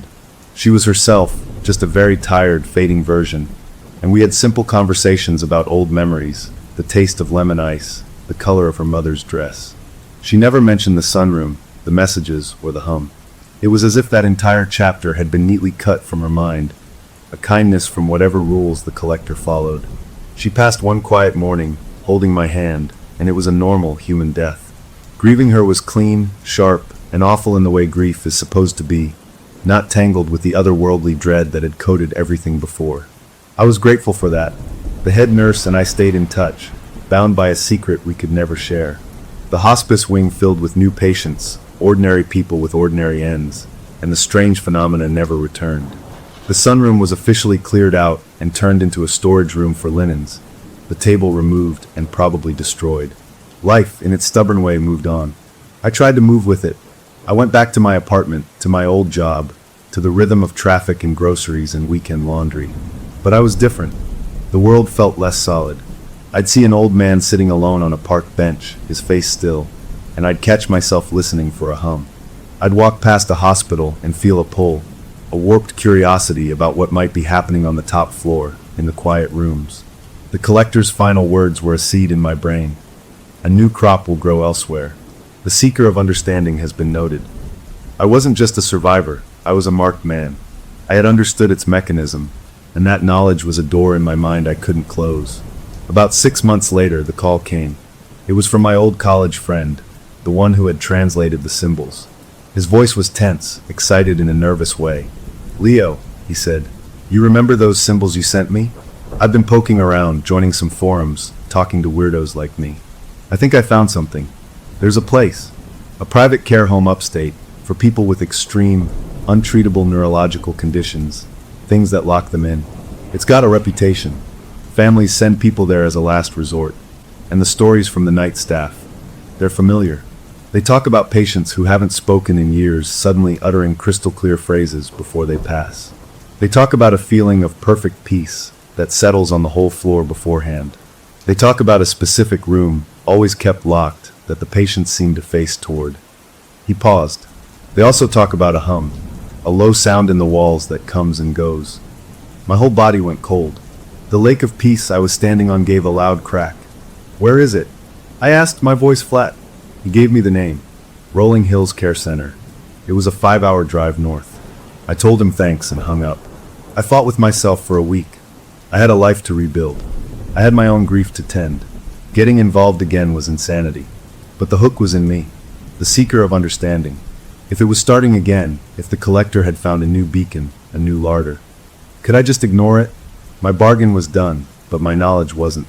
What if I could warn someone? What if I could find a way to break the cycle for good, not just bargain one person free? The guilt of what I'd done, of smoothing the path for those 3 final deaths, itched under my skin. This felt like a chance to balance the scales. I called the head nurse from the hospice. I told her what I'd heard. There was a long pause on the line. "Don't go," she said finally, her voice firm. "You got out. Your mom got out.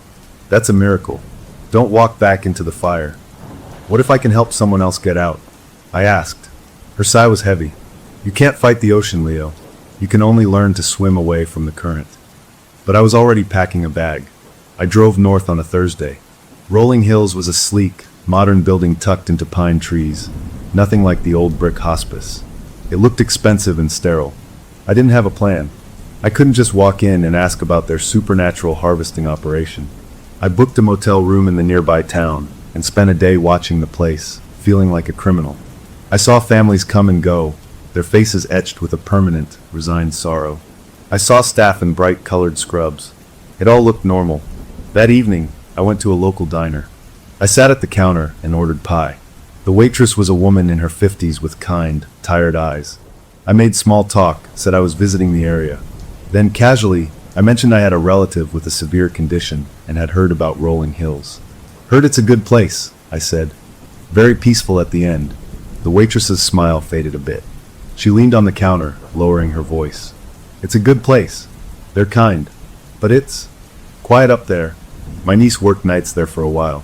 She didn't last long." "Oh," I asked, keeping my tone light. "Too sad." The waitress shook her head, looking around before speaking. "Not sad. Strange." She said the patients, the ones who can't talk or move, they'd all seem to focus on the same thing sometimes. Like they were all listening to a radio she couldn't hear. And there's one nurse there, an older woman, been there forever. "Sweet as pie," my niece said, "but she sleepwalks. They find her in the patients' rooms at night, just standing there. They say she has a gift for knowing when the end is near." My blood turned to ice water. A sleepwalking nurse.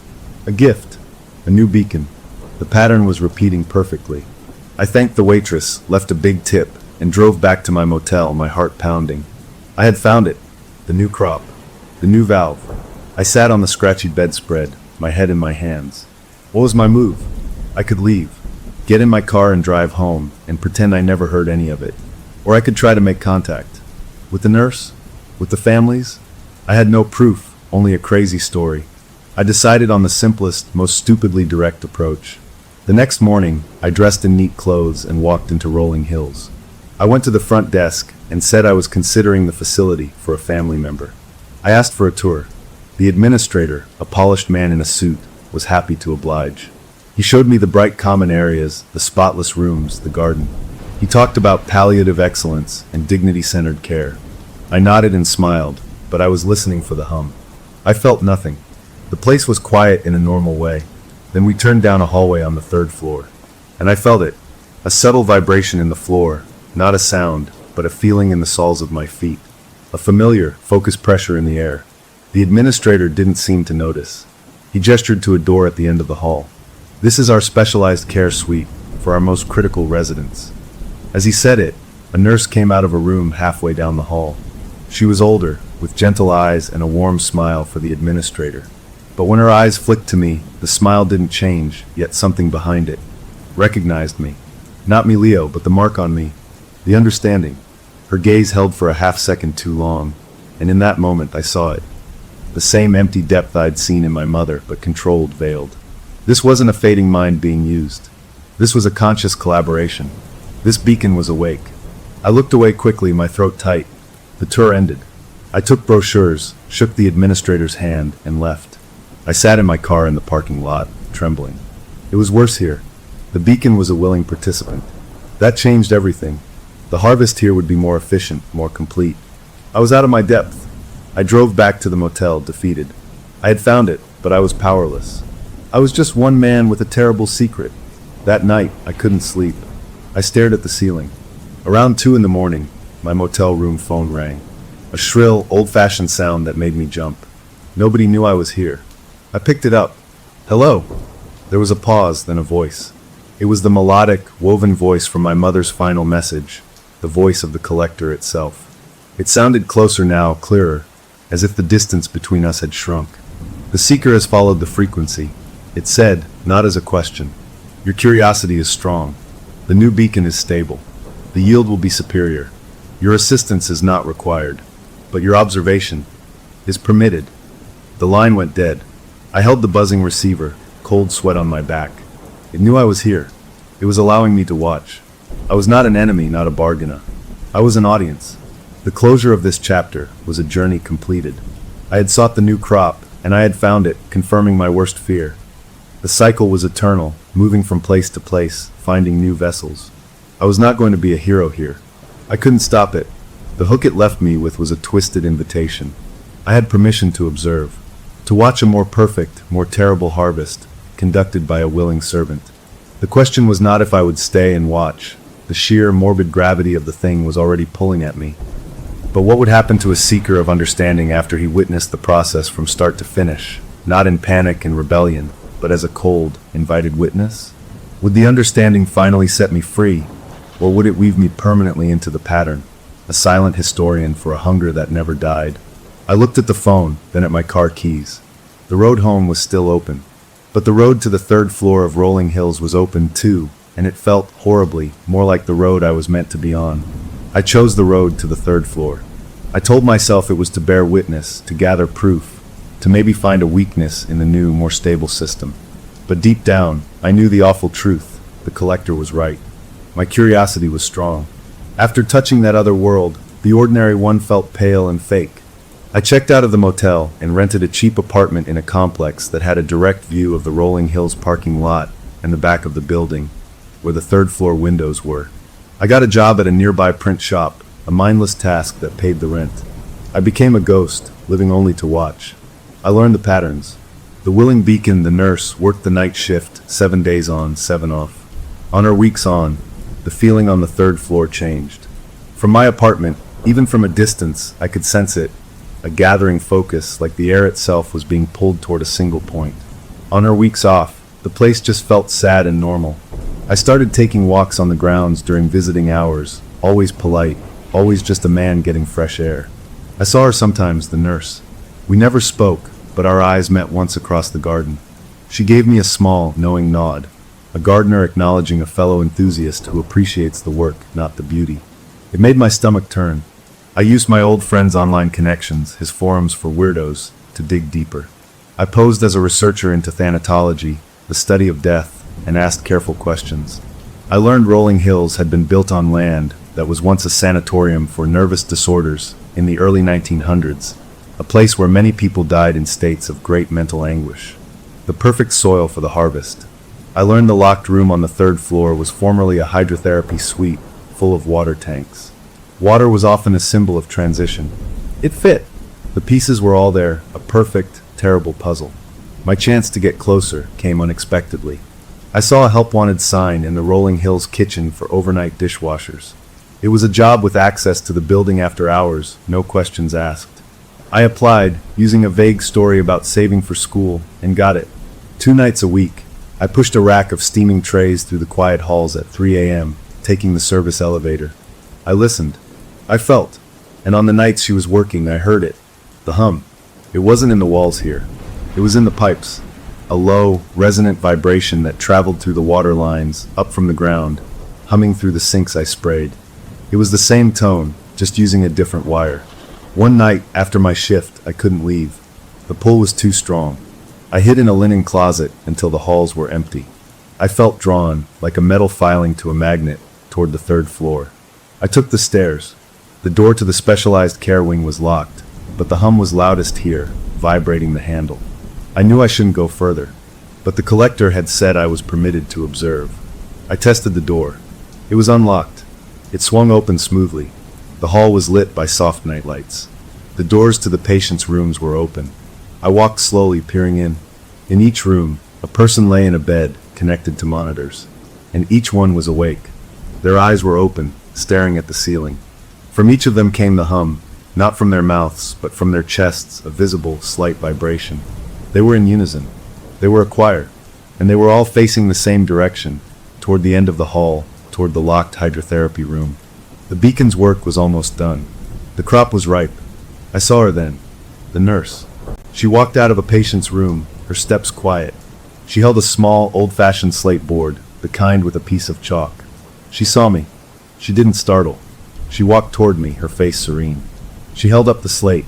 Written on it in neat, clean handwriting was, "The understanding seeks the source. Come." She turned and walked to the locked door. She didn't use a key. She placed her palm flat against it, and I heard a series of clicks, like tumblers falling not from a key, but from a matching frequency. The door opened. She gestured for me to follow. This was it. The invitation. The heart of the new operation. Every cell in my body screamed to run. But my feet followed her. The room was large, tiled in white. It was empty of the old tanks. In the center of the floor was a large, intricate mosaic, newly laid. It was made of dark and light tiles, and it formed the same symbols from the sunroom table, with the central spiral. But this one was perfect, deliberate, built with intention. This wasn't a forgotten tool. It was a dedicated altar. In the center of the spiral sat a simple wooden chair. The nurse walked to it and sat down. She placed the slate board on her lap. She looked at me, and her eyes were fully her own, but filled with a conviction that was frightening. "It's better this way," she said, her voice gentle, teacherly. "No fear. No loose ends.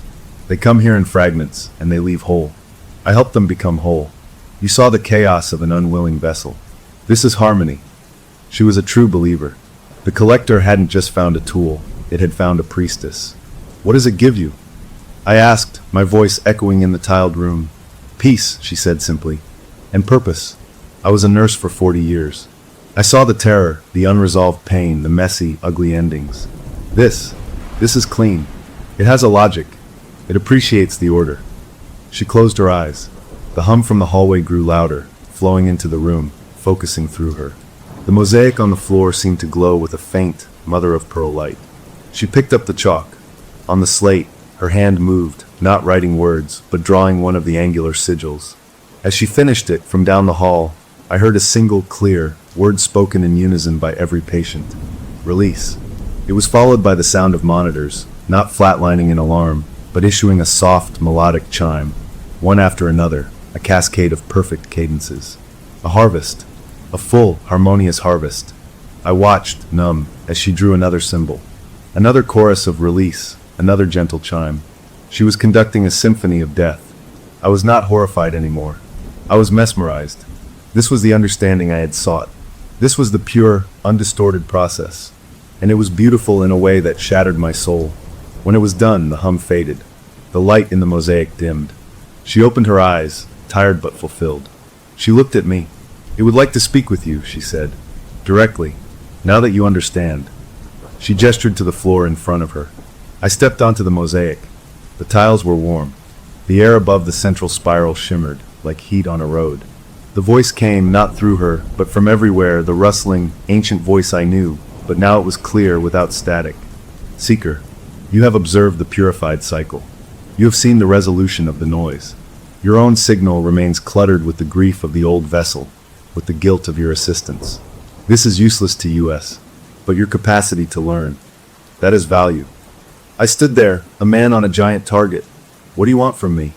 I asked the air. "We expand. The cycle is the only true constant. We seek new fields, new beacons. You have shown an ability to locate them. You feel the frequency. You become a seeker not for understanding, but for resources. You will find the next places where the veil is thin, where the unresolved gather. You will prepare the way. In return, you will have meaning. You will have a front row view of the only truth that matters, the art of the finished story."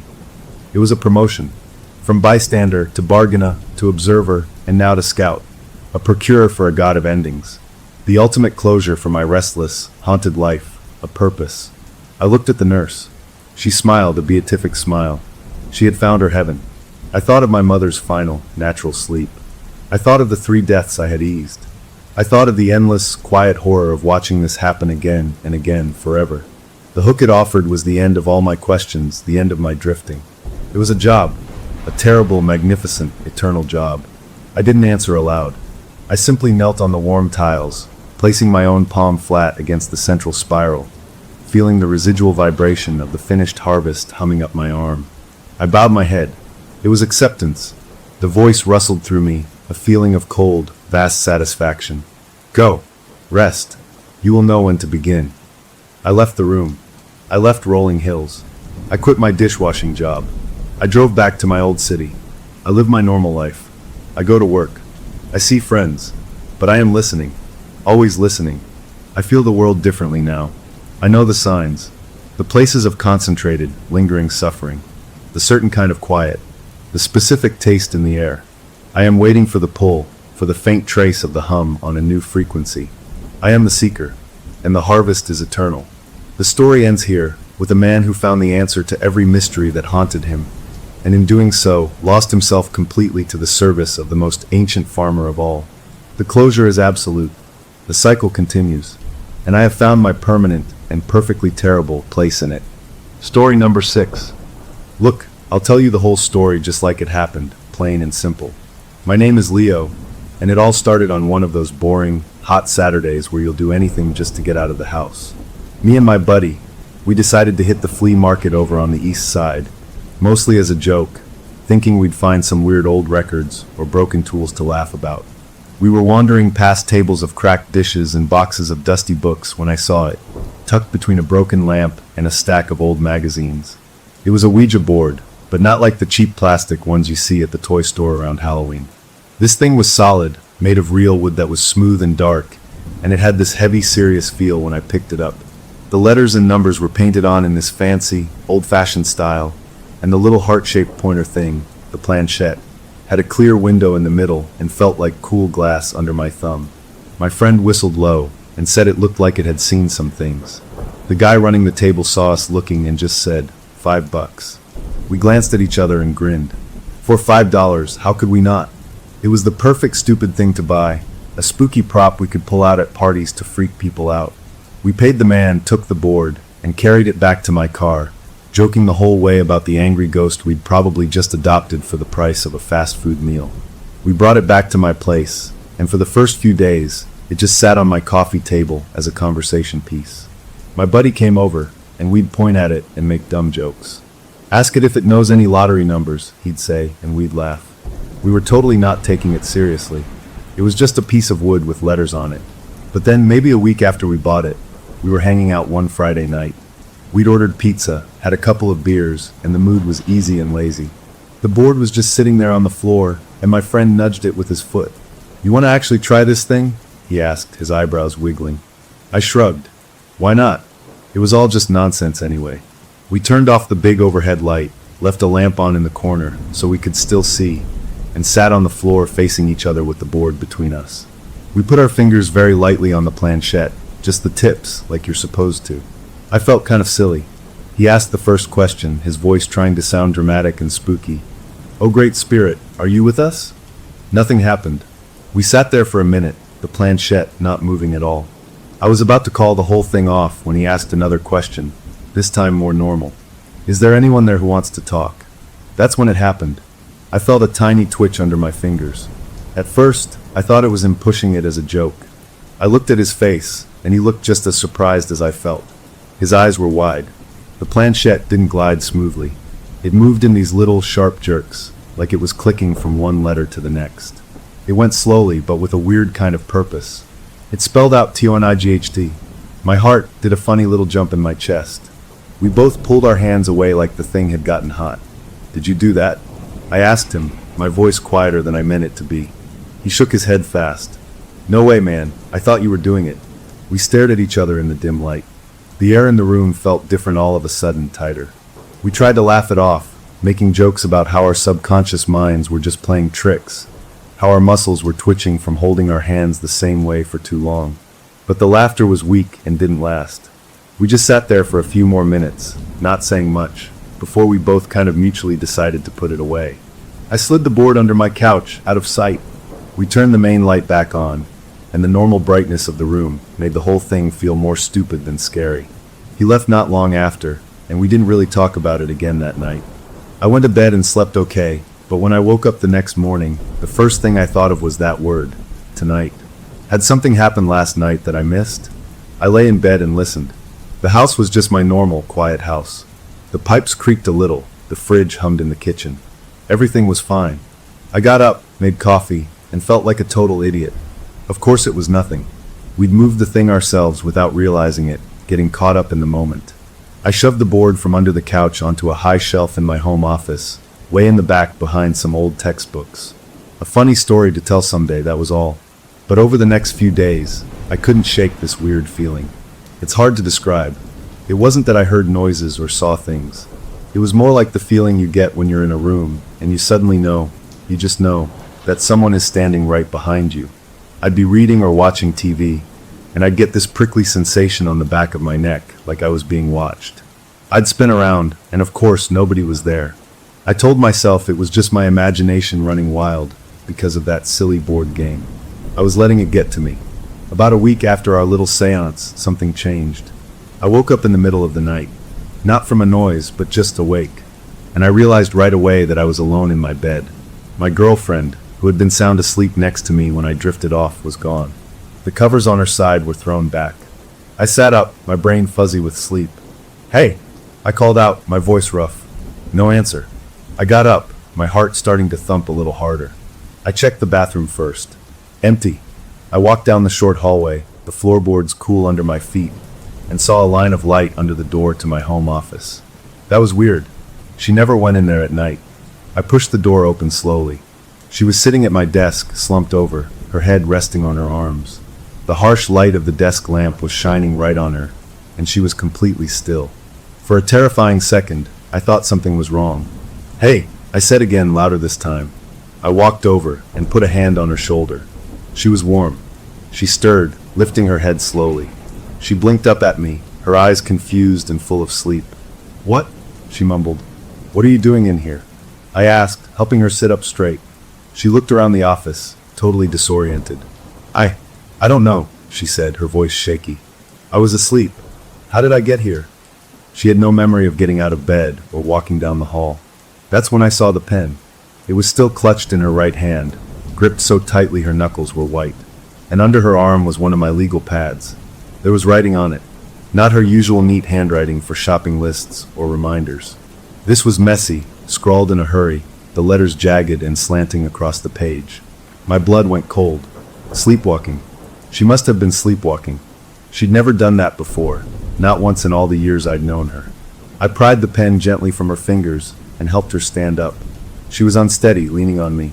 I led her back to bed, tucked her in, and she was asleep again almost instantly, like a switch had been flipped. I stood there for a minute, watching her sleep peacefully, my mind racing. Then I went back to the office. I had to see what she'd written.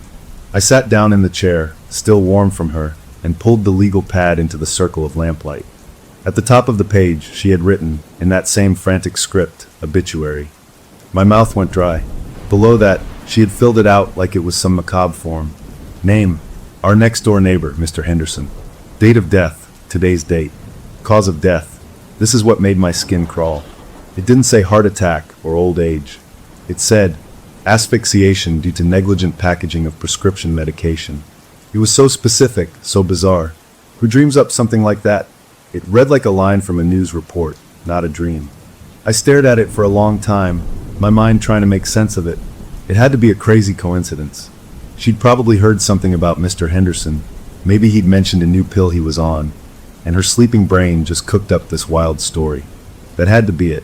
I tore the page off the pad, crumpled it into a tight ball, and threw it in the kitchen trash can, pushing it down deep under some coffee grounds and eggshells. I went back to bed but didn't sleep. I just lay there listening to her breathe and watching the clock until the sun came up. The next morning, I made a huge breakfast. Bacon, eggs, pancakes, the whole works. I was trying to act normal, to flood the house with normal smells and normal sounds. My girlfriend came into the kitchen looking tired, but herself. She didn't remember a thing about the night before, not even a fragment of a dream. I didn't bring it up. We ate, we talked about our plans for the day, and we carefully didn't talk about the board on the shelf or the weird feeling in the house. It felt like we were both pretending everything was fine, and if we pretended hard enough, it would be. Later that afternoon, we heard sirens. Not the kind that blast past, but the kind that stopped nearby. We went to the front window and looked out. An ambulance was parked a few doors down. right outside the little diner on the corner. We saw the paramedics helping someone out. It was Mr. Henderson. He was walking, but he was hunched over, coughing hard into his hand, his face red. They got him into the back of the ambulance, and it drove away, lights on but no siren. My girlfriend let out a huge breath she'd been holding. "See," she said, her voice full of shaky relief. "He's okay. He's fine. It was just as a thing." We laughed then, a real laugh, the kind that comes from nerves letting go. We'd been so silly. Of course it was nothing. We spent the rest of the day feeling lighter, like a weight had been lifted. But my friend, the one I'd bought the board with, he's a curious guy. He came over that evening, and when we told him about the obituary, and then seeing Mr. Henderson taken away, he got this look on his face. He pulled out his phone. "Let's just check the community page," he said. "Sometimes they post about local incidents." He tapped and scrolled for a minute, then went quiet. His face changed. "What?" I asked. He didn't answer, just turned the phone around so we could see the screen. It was a short post from the neighborhood watch. It said there had been a medical incident at the diner involving an elderly resident who experienced a choking hazard due to a packaging mishap with his medication. The post said he was recovering fine at the hospital. I read those words, and the room seemed to tilt. Packaging mishap. That was just a nicer way of saying negligent packaging. The words were different, but the meaning, the core fact of what happened, was exactly the same. My girlfriend made a small sound, like a gasp caught in her throat. We all looked at each other, and this time, there was no laughter, not even the nervous kind. The coincidence was too big, too precise. The board had said tonight, and nothing happened to us. But it had known. It had known something was coming for someone else, and it had made my girlfriend write down the details in her sleep. The joke was over. We weren't in control of this game anymore, and the first move had just been played. We sat there in the quiet living room, the three of us, and the only question hanging in the air was a terrifying one. What was the next move going to be? The relief we felt after seeing the old man was okay didn't last long. It was like a sugar rush, a quick high that crashed hard and left us feeling worse than before. We spent the next few days walking on eggshells in my own home. My girlfriend was jumpy, starting at every little sound the house made. My buddy called every day, his voice always with that edge of trying to sound casual and not quite making it. We tried to wrap ourselves in this blanket of normal life, pretending the board on the shelf was just a decoration, pretending the whole thing was a wild string of coincidences. We went to work, we cooked dinner, we watched dumb TV shows, but our eyes kept drifting to that shelf in my office. The air in the house didn't feel right. It wasn't quiet, it was full of this waiting tension, like the moment before a thunderstorm when everything is too still and the hair on your arm stands up. We didn't talk about the board. We didn't touch it. We just tried to ignore it, which is about as effective as trying to ignore a ticking bomb in your living room. You can watch TV, but all you're really doing is listening to the tick, tick, tick. About a week after the incident with our neighbor, my buddy came over again. We were all sitting in the living room, the TV on for noise, but none of us were really watching it. He kept glancing toward the hallway that led to the office. Finally, he just came out and said it. We can't just leave it there. I knew he was right, but the thought of going near that thing again made my stomach twist. My girlfriend shook her head, her arms folded tight across her chest. "Just throw it out," she said, her voice firm. "Take it to the dump. Now." But my friend had been reading stuff online, forums and weird websites.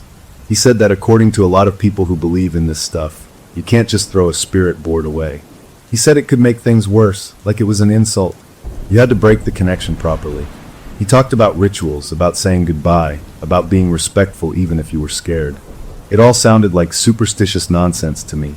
But then again, so did a board game knowing about a choking hazard before it happened. I was caught between my girlfriend's practical terror and my friend's researched fear.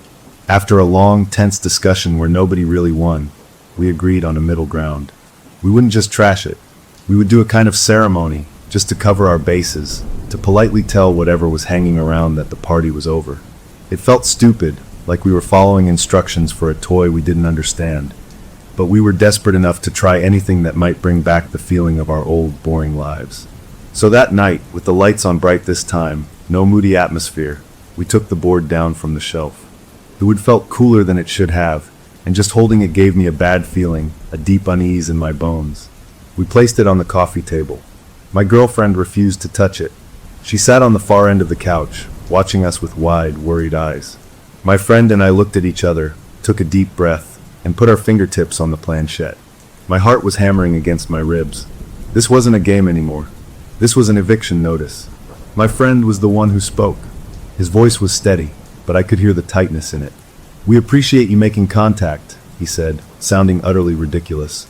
"But this connection is now closed. You are not welcome here anymore. We say goodbye." We waited, our fingers tense. For a long moment, nothing happened. I started to feel a flicker of hope. Maybe it was over. Maybe we had just needed to be firm. Then, the planchette began to move.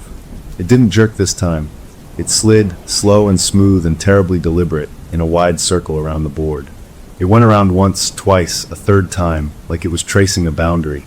Then it stopped in the center, and it began to spin, slowly at first, then faster, until it was just a blur under our fingers. The clear window in the middle was a whirl. We tried to pull our hands away, but it felt like our fingertips were stuck, not glued, but held by some force that wouldn't let go. A chill spread up my arms, a deep, icy cold that had nothing to do with the temperature in the room. Then, as suddenly as it started, the spinning stopped. The planchette dragged our hands, with a force that felt much stronger than the two of us, down to the bottom corner of the board. It scraped across the word goodbye and came to a hard stop. The second it landed, the chill vanished, and we could pull our hands back. We both shoved our chairs away from the table, breathing hard. My friend was pale. "Did you feel that cold?" he whispered. I just nodded, rubbing my hands together to get the feeling back. My girlfriend was on her feet. "What does that mean? Did it work?"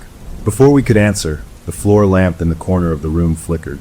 Not a power surge, because the TV stayed on. Just that one lamp. Its light dimmed, grew bright, dimmed again, and then went out completely with a soft pop. We were left in the light from the TV and the overhead kitchen bulb. Nobody moved. The message seemed pretty clear to me. It had said goodbye because we told it to, but it wasn't happy about it. It had shown us it could do things, physical things, like make us cold and blow out a bulb.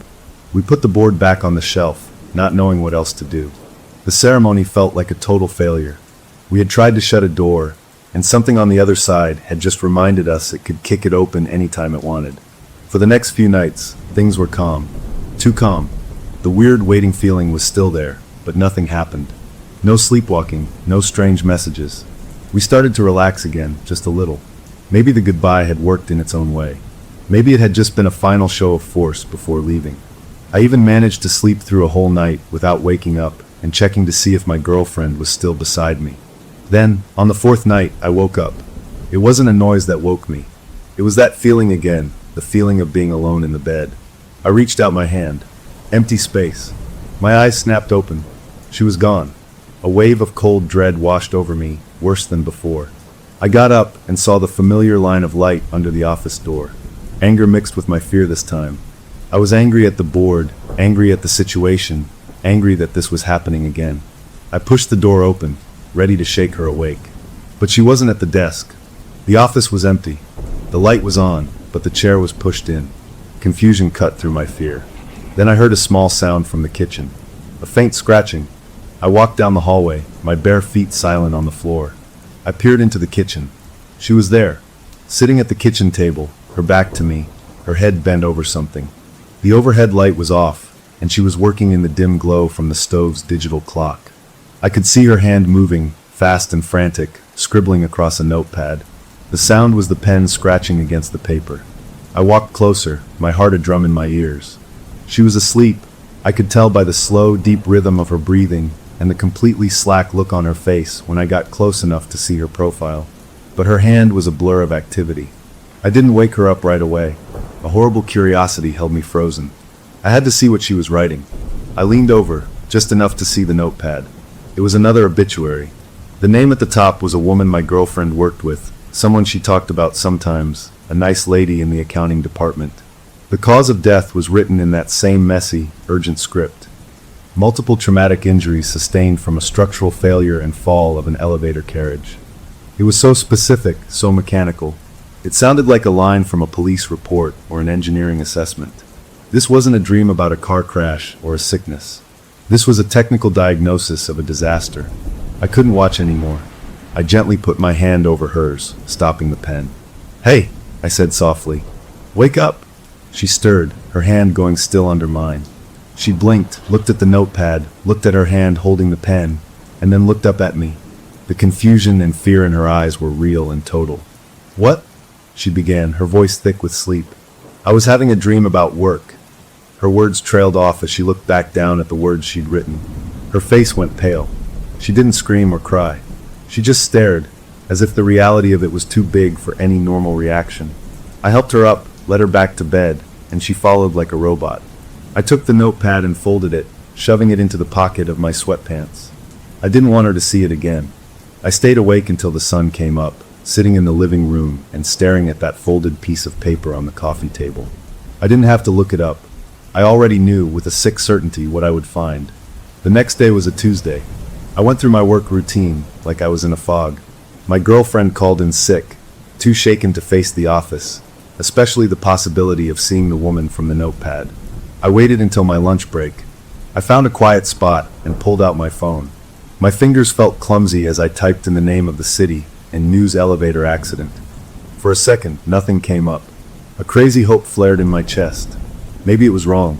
Maybe this time it was just a bad dream. Then I refreshed the page. A new article popped up, just published an hour ago. The headline was simple: "One dead in freak elevator malfunction downtown." I didn't want to click it, but I had to. I opened the article. It gave the location, an office building. It said preliminary investigations pointed to a catastrophic failure of a cable mechanism. And there, near the bottom, was the name of the victim. It was her, the woman from the notepad, the woman my girlfriend worked with. The details in the article were still sketchy, but they matched. A fall. Structural failure. I put my phone down on the table and just sat there. The sounds of the restaurant around me, the clatter of dishes, the chatter of people, all of it faded into a dull buzz. This was the proof we couldn't ignore, couldn't explain away. The board, or whatever was behind it, wasn't just predicting random deaths. It was issuing memos. It knew things with a frightening, bureaucratic accuracy. It knew how people were going to die, down to the technical details, and it was using my girlfriend to write them down. We weren't just witnesses to a creepy phenomenon. We were suddenly, horrifyingly, part of the process. The calm of the past few days had been an illusion. The game was still on, and the rules were becoming terrifyingly clear. We had tried to say goodbye, and in response, it had given us a demonstration of its power, and then sent us a bill for our trouble in the form of another death notice. The question now wasn't about getting rid of it. The question was, what did it want next? And how many more of these terrible memos were we going to have to file? The reality of it crashed down on us after the elevator accident. It wasn't a ghost story anymore. It was a job, a terrible, unwanted job we couldn't quit. We stopped calling them predictions or creepy messages. We started calling them what they felt like, reports. My girlfriend was the secretary for something we couldn't see, taking dictation for the end of people's lives. The board sat on the shelf like a piece of office equipment, and the thought of it made me sick. We couldn't live like this. We decided, with a kind of desperate fury, that we had to destroy the source. If the goodbye ceremony had backfired, then maybe brute force was the answer. No more rituals, no more polite requests. Just annihilation. My friend agreed immediately when I called him. He said if it was a physical object anchoring this thing to our world, then getting rid of the object for good was the only logical step. My girlfriend was all for it, her fear hardening into a fierce determination. She just wanted it gone, in any way possible. So we planned a bonfire for that Saturday afternoon. It felt almost normal, like we were just having a backyard barbecue to burn some old junk. We bought hot dogs and marshmallows as a weird, defiant gesture. We were going to burn the evil board and then have a cookout, as if we could just go back to normal after. Saturday came, gray and cool. We set up a metal trash can in the middle of my backyard, away from the fence and the trees.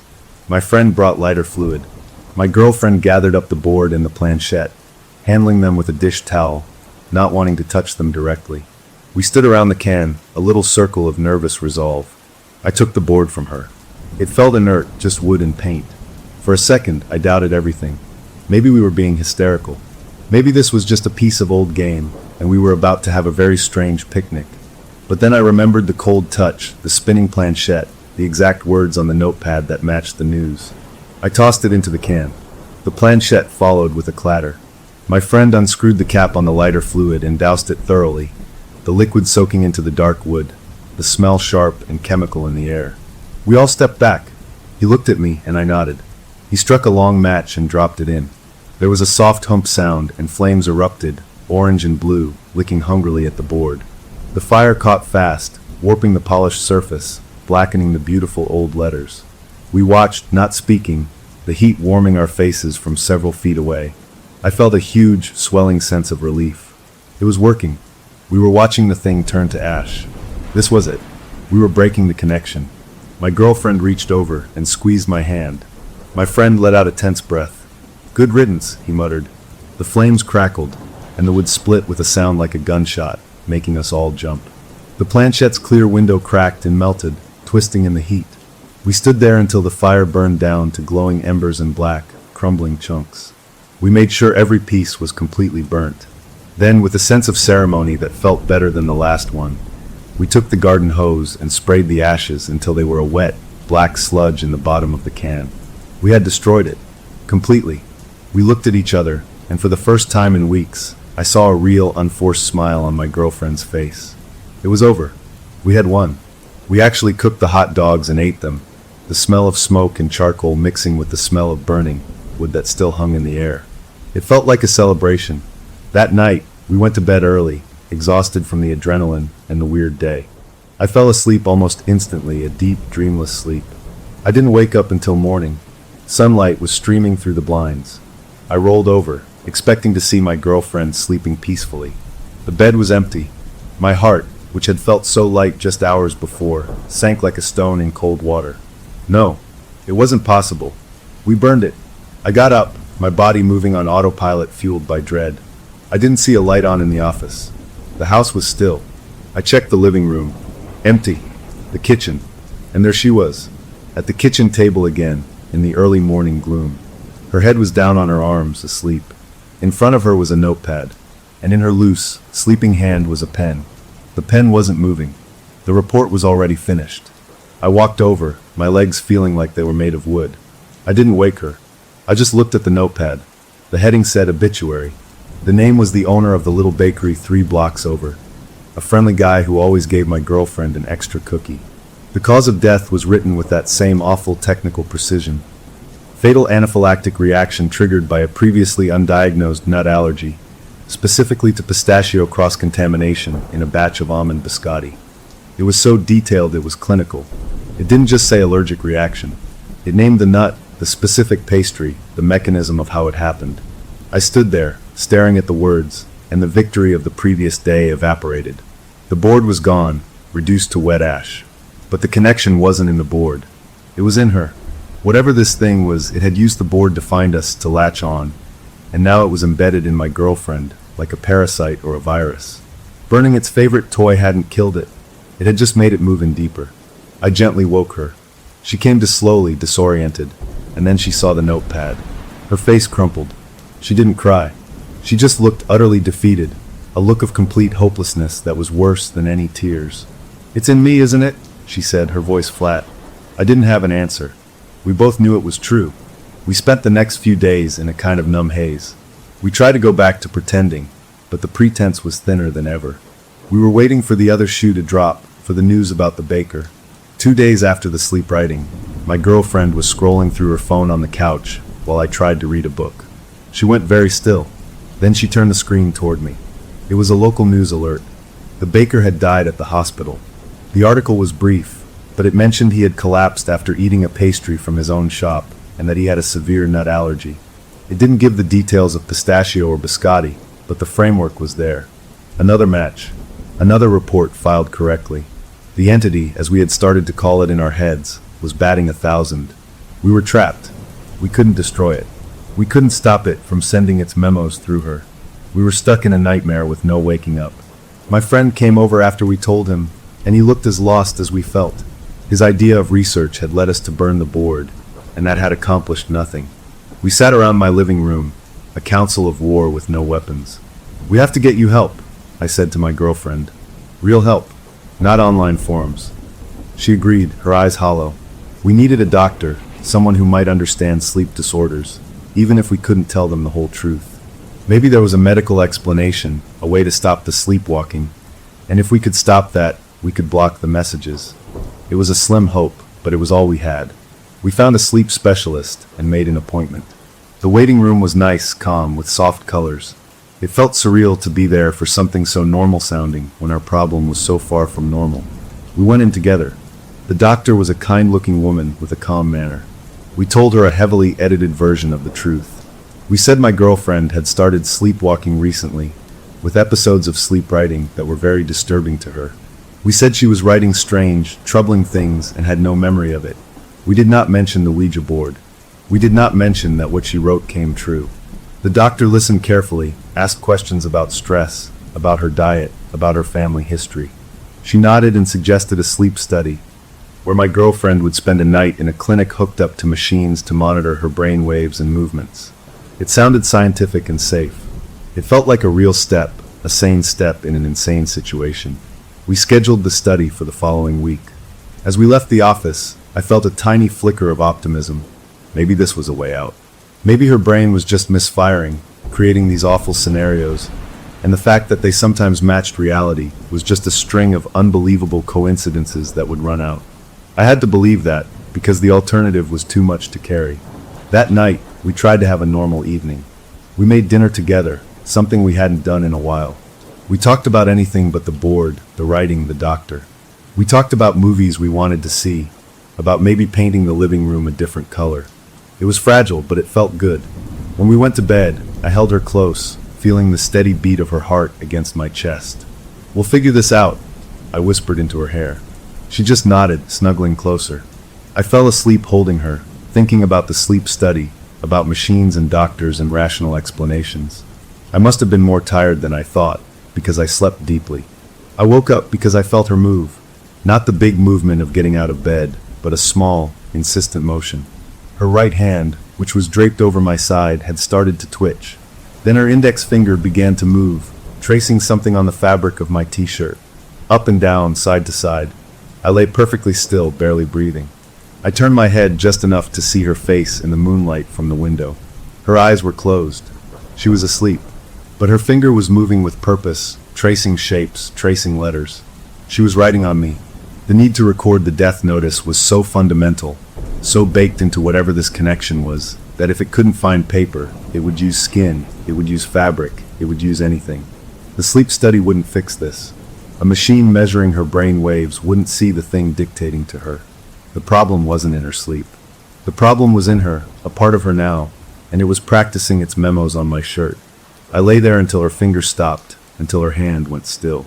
I didn't sleep again that night. I just watched her, and I understood with a cold, clear certainty that we were not dealing with a medical condition. We were dealing with something else entirely, and our first real attempt to find a normal solution had just shown us how deep the roots went. The doctor's appointment was just a placeholder, a thing we were doing to feel like we were trying. But the real enemy wasn't in her brainwaves. It was in the messages themselves, and it was proving it could adapt. We had tried fire, and it had laughed. We were trying science next, but a terrible part of me already knew it was going to laugh at that too. The question wasn't how to stop the sleepwalking anymore. The question was, what was the next move for something that could turn a person into a living, breathing filing cabinet for doom? The horror changed shape after the night, she wrote on my shirt. It wasn't just about being scared anymore. It was about the weight of knowing things. We were like cursed librarians, shelving little reports of doom for people who were still alive, still making breakfast and planning their weekends. The guilt was a constant, sour taste in my mouth. And with that guilt came a terrible, unavoidable question. If we knew, did we have to try and stop it? My girlfriend and I argued about it, our voices low and tense in our own home, which didn't feel like a home anymore. She believed, with a fierce and desperate logic, that warning people was pointless. Look what happened with the baker, she'd say. The report was right. If we tried to change it, maybe we'd just make it happen a different way, or maybe we'd draw its attention to us in a worse way. She called it tempting fate. I argued that we couldn't just sit on this knowledge. We had to try. We had to do something, anything, to fight back. Our relationship, which had always been so easy, became a war room, a place for whispered, awful strategy sessions about impending disasters we couldn't prove were coming. The next report made the argument real. It was for the teenage son of a guy I knew from the gym, a good kid. The cause was brutally specific. traumatic amputation and fatal blood loss resulting from unauthorized operation of a power-driven wood planer on a relative's rural property. I read it and felt sick. We had a week until the date on the report. I couldn't do nothing. My girlfriend begged me not to get involved, her eyes full of a fear that was for me, for us, not for the kid. But I pictured the kid, his whole life ahead of him, and I knew I had to try. I called my gym friend. I fumbled through the worst, most awkward conversation of my life. I told him I'd had a weird dream, a really vivid nightmare, about his son and some dangerous farm equipment at his uncle's place. I told him it felt so real I had to call, that he should keep his son away from that farm for a while. I sounded like a lunatic. He was quiet for a long moment, then said, "Okay, thanks I guess," in a voice that was clearly just humoring me. He hung up. I felt like a fool, but also a little relieved. I had tried. Maybe it would be enough. The date on the report came and went. I checked the news obsessively. Nothing. I called my friend, making up an excuse to ask how his son was doing. He said the kid was fine, was actually home sick with a bad cold, hadn't been anywhere near the farm. A wave of pure, dizzying relief washed over me. I told my girlfriend, and for the first time in weeks, we hugged each other with something like real hope. Maybe we could change it. Maybe we had just broken the chain. Our celebration lasted exactly 2 days. On the third day, a news alert popped up on my phone. There had been an accident involving a flatbed truck on the highway near our side of town. A large piece of industrial farming equipment, a wood planer being transported for repair, had come loose from its straps. It had flown off the truck and struck a teenager who was riding his bike on the shoulder of the road. The boy was in critical condition. He had lost a leg. The article named him. It was my gym friend's son. He hadn't been on the farm. He'd been on the road near his own house. The traumatic amputation, part of the report, was right. The unauthorized operation part was wrong. We had changed the how, but we hadn't changed the what. The report's core truth had found a way. It felt like the entity had corrected its own memo, adapting to the changes we made. My girlfriend didn't say, "I told you so." She just looked at me with a sadness so deep it was like a well, and I knew she was thinking the same thing I was. We were playing a game where the rules were written by the other side, and we didn't even know all of them. That failure broke something in us. We stopped talking about warning people. We shifted our strategy entirely to defense, to containment. We had to stop the sleepwalking, physically stop her from getting up. We became jailers in our own home. We gathered up every pen, pencil, marker, and crayon. We took the notepads, the printer paper, even the dusty chalk from an old coloring set. We locked it all in the trunk of my car. We bought a complicated sleeping bag that zipped up the side and agreed she would sleep in it, zipped up tight, so she couldn't get out easily. We took turns on guard duty, one of us staying awake to watch the other sleep. It was exhausting. It was madness. But it was all we had. I took the first shift. She zipped herself into the bulky bag on our bed, looking like a scared caterpillar. I sat in a chair by the door with a book and a strong coffee. The hours dragged. Every time she stirred, my whole body went tense. But she didn't get up. She slept, fitfully but inside the bag. When my eyes started to droil near dawn, I woke her for her shift. We swapped. I lay down, feeling the strange crinkle of the sleeping bag, and was asleep in seconds from pure fatigue. I don't know how long I slept. I woke up to the sound of a key turning in a lock. It was a sharp, metallic sound that sliced through my sleep. I sat up, disoriented. The sleeping bag was empty beside me. The bedroom door, which I had locked from the inside with the deadbolt, was swinging open. She stood in the doorway, backlit by the hall night light. Her eyes were closed. In her hand was the spare house key we kept hidden on top of the door frame in the hallway. She had known where it was. She had walked out, gotten it, and unlocked the door. The entity wasn't just using her body. It was using her memories, her knowledge of our own home, to get around our obstacles. It was learning. I got up and guided her, her movements slow and sleepy, back to bed. I took the key from her limp fingers. As I tucked her in, her eyes fluttered open for just a second. They weren't her eyes. They were blank, empty windows. Her lips moved, and a dry, papery whisper came out, a voice that was all wrong. "The filing deadline," it whispered, "is not flexible." Then her eyes closed, and she was just asleep again. I sat on the edge of the bed, shaking. It had spoken, not through the board, not through her writing. It had used her voice. Our containment was a joke. It could talk. We gave up on the sleeping bag after that. What was the point? We were so tired, a deep soul-tiredness that made everything seem gray and slow. We moved through our days like ghosts. We still went to work, we still bought groceries, but we were just going through the motions. The fear was still there, but it was buried under a mountain of exhaustion. A few nights after the key incident, it was my turn to stay awake. I was battling to keep my eyes open, my head nodding. I must have lost the fight for just a few minutes. I jolted awake in the chair. The bed was empty. Panic, now a familiar old friend, kicked in. But the house was quiet. No light from the office. No sound from the kitchen. I got up and checked every room. Nothing. My heart started to hammer. Then I heard it. A soft, wet sound. A sniffle. It was coming from down the hall. From the room that had been meant to be a nursery one day. The room we now used for storage. I walked down the hall, my feet like ice. The door was ajar. I pushed it open. She was standing over the old, empty crib we hadn't gotten rid of, the one we'd bought in a moment of optimistic dreaming. She was just standing there, perfectly still, staring down into the empty space. Tears were streaming silently down her sleeping face, cutting glistening tracks in the moonlight from the window. In her right hand, gripped so tight her knuckles were white, was one of our permanent markers, the fat kind. I must have missed it during the purge. And on the pale yellow wall of the would-be nursery, right next to the crib, she had written a single line in big, shaky block letters, for the child. Time of death, pending. The marker had run out or snapped, leaving a final, ugly smear of black ink beneath the words. I didn't feel fear then. I felt something hotter and cleaner, a pure rage. This thing wasn't just threatening strangers anymore. It was pointing a finger at a future we hadn't even built yet, at a dream. It was marking a target on a life that didn't even exist. That crossed a line. I went to her and shook her awake, not gently.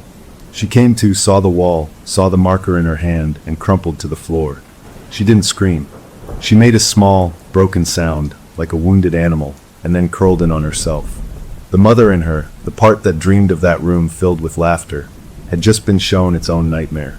We spent the rest of that night cleaning the wall, but the words had stained the paint. We could still see the ghost of them, a faint yellow-brown shadow on the yellow wall.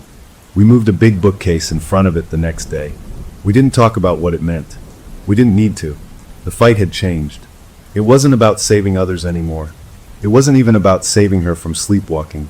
It was about saving a possibility, a hope, from something that wanted to file it away before it even began. We were cornered, and when you're cornered, you find a new kind of strength. We stopped being archivists of doom. We started quietly, desperately to look for a weapon. The entity had made it personal. It had shown us its ultimate target, and in doing so, it had made its first mistake, because it had given us a reason to fight with nothing left to lose. The question was no longer if we would fight back. The question was, what were we willing to do to win a war against a thing that wrote the future on our walls? The words on the nursery wall changed everything. It was like the entity had finally shown us its true face, and it was uglier than we ever imagined. It wasn't just some random force keeping a cosmic ledger. It was a bully, a predator that knew exactly where to hit us to cause the most pain. The fear didn't go away, but it got pushed down by something harder, a cold, focused anger. We were done being scared. We were done being its office assistants. We had to find a way to fight, not just hide. But how do you fight something you can't touch, something that lives in the mind of the person you love? My girlfriend was shattered. She wouldn't go near that room. She looked at me sometimes with such a raw guilt, as if she believed some part of her was already capable of making that terrible decision the wall had mentioned. I held her and told her it wasn't her. It was the thing attached to her, but the words felt weak. We needed action. We started to think differently. If this thing was like a bureaucrat, it had to have rules. It needed the obituaries written to make a death official, like a judge needs a signed warrant. That was its power, but maybe also its weakness. What if we could corrupt the data? What if we could feed it wrong information and break its whole system? It was a crazy idea, born from pure desperation, but it was the first plan that felt like attacking instead of just defending. For a few days, nothing happened. No sleepwalking, no compulsions. It was like the entity was letting the thread on the wall hang in the air, letting us stew in it. Then, one ordinary Tuesday morning, the calm broke. I was making coffee. My girlfriend was sitting at the kitchen table, staring at her hands. She suddenly went very still. Her face lost all color. She looked up at me, and her eyes were wide with a terror that was completely awake, completely present. "It's here," she whispered. "The feeling, it's back, but I'm not asleep." She described it as a physical push, a pressure building behind her eyes and in her stomach, a nausea that came with a single, clear command in her head, right? She fought it. She clenched her fists and shook her head, her whole body trembling with the effort. But the pressure just grew, becoming a pounding headache, a cramping in her gut. She started to cry from the strain. "I can't. It's too strong," she gasped. I saw it in her face, the moment her will broke. Her shoulders slumped. The fight went out of her eyes, replaced by a horrible, resigned blankness. She reached for a napkin from the holder and a pen that was lying nearby. Her hand wasn't jerky like in her sleep. It moved with a dreadful, conscious slowness. She was awake, and she was being forced to obey. I watched, helpless, as her hand began to form letters. She was weeping, tears dripping onto the paper, but her hand kept moving. It wrote the heading, obituary. Then it began to write the name. My blood turned to ice. It wasn't a stranger's name. It was my full name, our home address, my date of birth. It was filling out my personal file. The date of death was left blank. And in the cause of death section, her hand wrote, in that same awful, steady script, termination of services for persistent interference with archival process. I stared at the words. It was a pink slip, a firing notice. From death. My attempts to warn people, to lock her up, to fight back, they had made me a problem employee. And the entity was putting me on notice. The moment she dotted the last period, the terrible pressure left her. The pen dropped from her fingers. She looked at what she had written, and then at me, her face a mask of pure horror. "It's for you," she said, the words barely a breath. "Because you keep trying to stop it." In that moment, a strange calm settled over me. The monster had pointed its finger. At least now I knew where to stand. I took the napkin, folded it neatly, and put it in my wallet. This was my death notice. I carried it with me. It made the whole thing real in a new way. "Okay," I said, my voice surprisingly steady. "So it wants me gone. That means we're a threat. That means we're on the right track." My idea about corrupting the data came rushing back. This was our chance. The entity had just issued a threat, which meant it was engaged with us. Maybe we could engage back on our own terms. I explained it to her. It needs the forms filled out correctly, right? What if we give it a form that's nonsense? A form for someone who doesn't exist, who dies in an impossible way. Maybe it'll confuse its system. Maybe it'll break the chain. She was scared, but she was also out of options. The next time she felt the pull, the compulsion to write, we would be ready. We didn't have to wait long.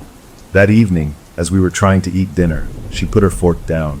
Her face went slack. "It's starting again," she said, her voice monotone. "It wants a report. It's giving me the details." I moved quickly. I sat beside her and put a fresh sheet of paper in front of her. I put a pen in her hand. "Don't write what it's telling you," I said, looking into her glassy eyes. "Write what I tell you to write." She gave a tiny, almost imperceptible nod. I started dictating. Name, John Doe. Date of death, yesterday. Cause of death, spontaneous combustion after being struck by ball lightning during a solar eclipse. It was the most ridiculous, impossible thing I could think of. A person who didn't exist, dying yesterday in a way that defied all of science. Her hand hesitated. I could see the strain in her arm, the conflict between the compulsion in her mind and my words in her ear. "Write it," I urged. Slowly, jerkily, her hand began to move. She wrote the fake name. She wrote the wrong date. She wrote the absurd cause of death. It was like watching someone slog through thick mud, but she did it. When she finished the last word, she let out a huge, shuddering gasp. The blankness left her eyes. The compulsion was gone. She looked at the paper, then at me. "Did it work?" she asked, hope flickering in her voice for the first time in weeks. "I think so," I said. "The feeling. It's gone." It accepted it. We spent the next 2 days in a state of nervous, giddy suspension. Nothing happened. No new compulsions. No sleepwalking. She felt normal, like herself again. We dared to hope. Maybe we had broken it. Maybe jamming its system with nonsense had caused it to short-circuit. We even laughed a little, a real laugh, about the ball lightning. We started to make plans again, tiny ones, like maybe seeing a movie or having my buddy over for a normal, non-terrifying barbecue.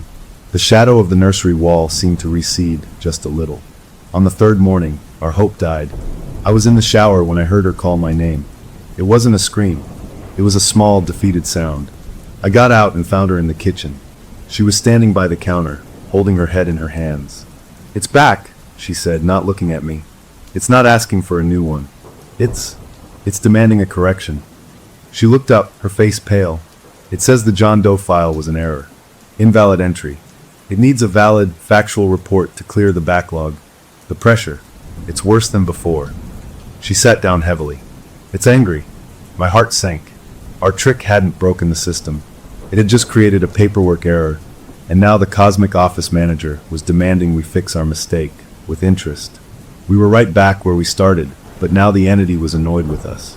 The brief period of peace was over, and it had just been a coffee break for the thing haunting us. It was back on the clock, and it expected us to be too. We had tried to fight with cleverness, and it had swatted our idea away like a fly. The fight wasn't about confusing it. The fight was about something more direct. As we sat there in the wreckage of our failed plan, a new, darker thought began to form in my mind. If the connection was in her, and we couldn't cut it out or confuse it, maybe we could. Transfer it. The wall had said the child's death was pending. Pending what? A decision? What if the entity was offering a twisted choice? What if it wanted her to choose between the future it had threatened and something else? What if the something else could be me? The thought was monstrous, a deal with the devil. But as I looked at her, at the deep bruises under her eyes from lack of sleep, at the way her hands shook, I knew I would consider anything to free her. The entity wanted a scribe. Fine. Maybe it could have a new one. The question was, how do you apply for a job from hell, and what happens if you get it? The demand for a correction hung over us like a sentence. The 2 days of peace had been a cruel joke, a taste of a life we couldn't have. Now the pressure was back on my girlfriend, worse than before, a constant, grinding headache and a nausea that wouldn't leave. She walked around the house like a ghost, pale and silent, jumping at every little sound. We were back to square one, but the board was gone, the tricks had failed, and the entity was clearly impatient. We were running out of squares on the board. That's when I told her my new idea, the terrible one about a transfer. We were sitting at the kitchen table, the same place she'd written my obituary.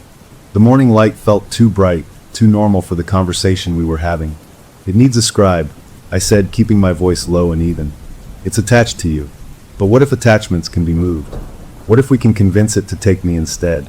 She stared at me like I'd suggested cutting off my own arm. No, she said, flat and immediate. Absolutely not. That's making a deal with it. You don't bargain with something like this. It's a trick. I pushed on. The wall said pending. Pending what? A decision. It gave you a choice, a horrible one. Maybe it's always about choices. Maybe we can offer it a different choice. It can keep its clerk, but a new one. One who's been interfering. It might like that. A punishment and a solution all in one. She was shaking her head, tears in her eyes. I won't let you do that.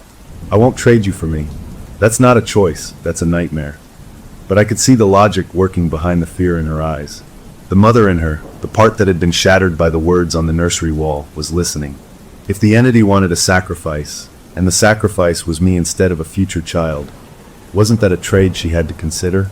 The thought was so ugly it made me feel sick, but we were past pretty solutions. We argued in whispers for hours, circling the same awful point. She called it a surrender. I called it a tactical retreat, a way to get her out of the line of fire, so we could think of a next move. In the end, what broke her wasn't my reasoning. It was the next wave of compulsion. Later that afternoon, she doubled over at the kitchen sink, gripping the counter so hard her knuckles turned white. A low moan escaped her lips. It's pushing. So hard, she gasped. It wants the correction. It's showing me. A face. I don't know who it is, but it wants the report now. She was trembling all over, sweating. She was losing the fight, and we both knew it. She looked at me, her eyes full of a pain that wasn't just physical. Okay, she whispered, the word full of defeat and a love that felt like it was being torn in two. Okay, we try it your way. We didn't know how to perform a supernatural job transfer. We weren't witches or priests.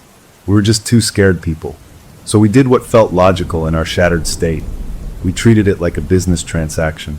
If this thing was a bureaucracy, we would speak its language. We got a fresh, clean sheet of paper. We wrote a contract in our own simple words. We stated that the role of scribe, the duty to record the notices, was hereby voluntarily and permanently transferred from her to me. We wrote that in exchange for this transfer, the entity would immediately and completely release her from all connection, obligation, and influence forever. We specified that this included any and all future offspring, naming the child pending specifically. We were covering all the bases we could think of. We both signed our real names at the bottom. It felt ridiculous and solemn at the same time, like signing our own souls away. That night, with the paper on the kitchen table between us, we placed our hands on it, hers over her signature, mine over mine. We didn't light candles. We didn't chant. We just spoke, our voices shaky but clear. We read the contract out loud, from top to bottom. "The role is transferred," I said at the end. "The debt is paid. She is free." As the last word left my lips, the overhead kitchen light, a sturdy modern fixture that had never once flickered, flared with a blinding, blue-white intensity for a full second. We both flinched, squeezing our eyes shut. There was a loud pop, and then the room was plunged into a gloom lit only by the stove light. A sharp, electrical smell, like ozone after a lightning strike, filled the air. We sat in the sudden dimness, our hands still on the paper, not daring to move. Then my girlfriend let out a long, shuddering breath. "It's gone," she whispered, wonder in her voice. "The pressure, the feeling of being watched. It's just gone." She started to cry, but this time they were tears of relief, a torrent of them. She hugged me, sobbing into my shoulder, repeating "it's gone" over and over. I held her, feeling a cautious hope. Had it worked? Had our stupid, homemade contract actually done something? The next few hours were a revelation. The change in her was instant and profound. The tension that had been coiled in her shoulders for weeks just vanished. The constant, wary look in her eyes softened. She smiled, a real, unburdened smile that made her look like the woman I'd fallen in love with. She made a pot of tea and actually drank it, sitting at the table and looking out the window at the birds, something she hadn't done in what felt like years. She was present, truly present, for the first time since the first night with the board. I watched her, and my heart swelled with a love so fierce it hurt. This was why I'd done it. To see her like this again. It was worth any price. I didn't feel any different. No strange compulsions, no whispers in my mind. Maybe the entity had just left. Maybe our bold move had shocked it into breaking the connection entirely. That night, we slept in our own bed, without any locks or sleeping bags or watches. She fell asleep in minutes, a deep, peaceful sleep. I lay awake for a while, listening to her breathe, feeling a profound sense of victory. We had won. We had outsmarted it. I finally drifted off, thinking maybe, just maybe, it was over. I dreamed. It wasn't a normal dream. It was too clear, too detailed. I was in an office, but not a nice one. It was endless, a sea of gray cubicles stretching in every direction under a flat, sourceless gray light. The air was cool and smelled like dust and old paper. My cubicle had a desk, and on the desk was a stack of blank forms and a single, old-fashioned pen with a sharp metal tip. I knew, without being told, what the forms were for. I picked up the pen. It was cold, so cold it burned my fingers. I tried to put it down, but my hand wouldn't let go. A calm, neutral voice, like a recording, filled the cubicle. New scribe orientation commenced. First task, practice filing. I woke up with a gasp. Dawn light was filtering through the blinds. I was drenched in a cold sweat. My right hand was clenched into a fist. I uncurled my fingers. The palm was stained with a deep blue-black ink, as if I'd been gripping a leaking pen for hours. I sat up, my heart pounding. My girlfriend was still asleep beside me, her face serene. Then she stirred, her eyes fluttering open. She saw the look on my face and immediately sat up. "What's wrong?" she asked. Before I could answer, her eyes dropped to my hand. She saw the ink. Her gaze darted to the bedsheet next to me. Her hand flew to her mouth, stifling a scream. I looked down. There, on the crisp white cotton, written in my own familiar handwriting in that same blue-black ink, was a message. It wasn't a full obituary. It was a memo. It said, "New scribe. Training initiated. First assignment, practice run. Subject pending." The transfer had worked, but not in the way we'd hoped. It hadn't left. It had just switched desks. It had accepted my application. I was now the employee, and my training had already begun. The relief on her face melted into a new kind of terror, a terror for me. I looked from the ink on my hand to the words on the sheet, and the cold reality settled in my gut. The fight wasn't over. I had just volunteered for the front line. I was inside the machine now. The question was, could I break it from the inside without becoming just another part of the process? Becoming the haunted one is a lonely job. You get a promotion you never wanted, with all the responsibility and none of the support. The worst part is you have to wear a mask, a big smile that says everything is fine, so the people you love don't see the cold, gray office that's growing inside your head. My girlfriend was free. That was the important thing. She woke up every morning looking more like herself, the shadows under her eyes fading, the weight lifted from her shoulders. She could laugh again. She could make plans. She'd talk about painting the nursery a different color, not as a fearful thing, but as a project, a step toward a future. I clung to that. Seeing her like that was my fuel. It was why I had done this. So when she'd look at me with concern and ask, "How are you feeling? Anything strange?" I'd smile, a real convincing smile I'd been practicing, and say, "Nothing. I feel great." It's like it's totally gone. It was the most important lie I'd ever told. The truth started small. A few hours after the ink on the sheet incident, I felt an itch.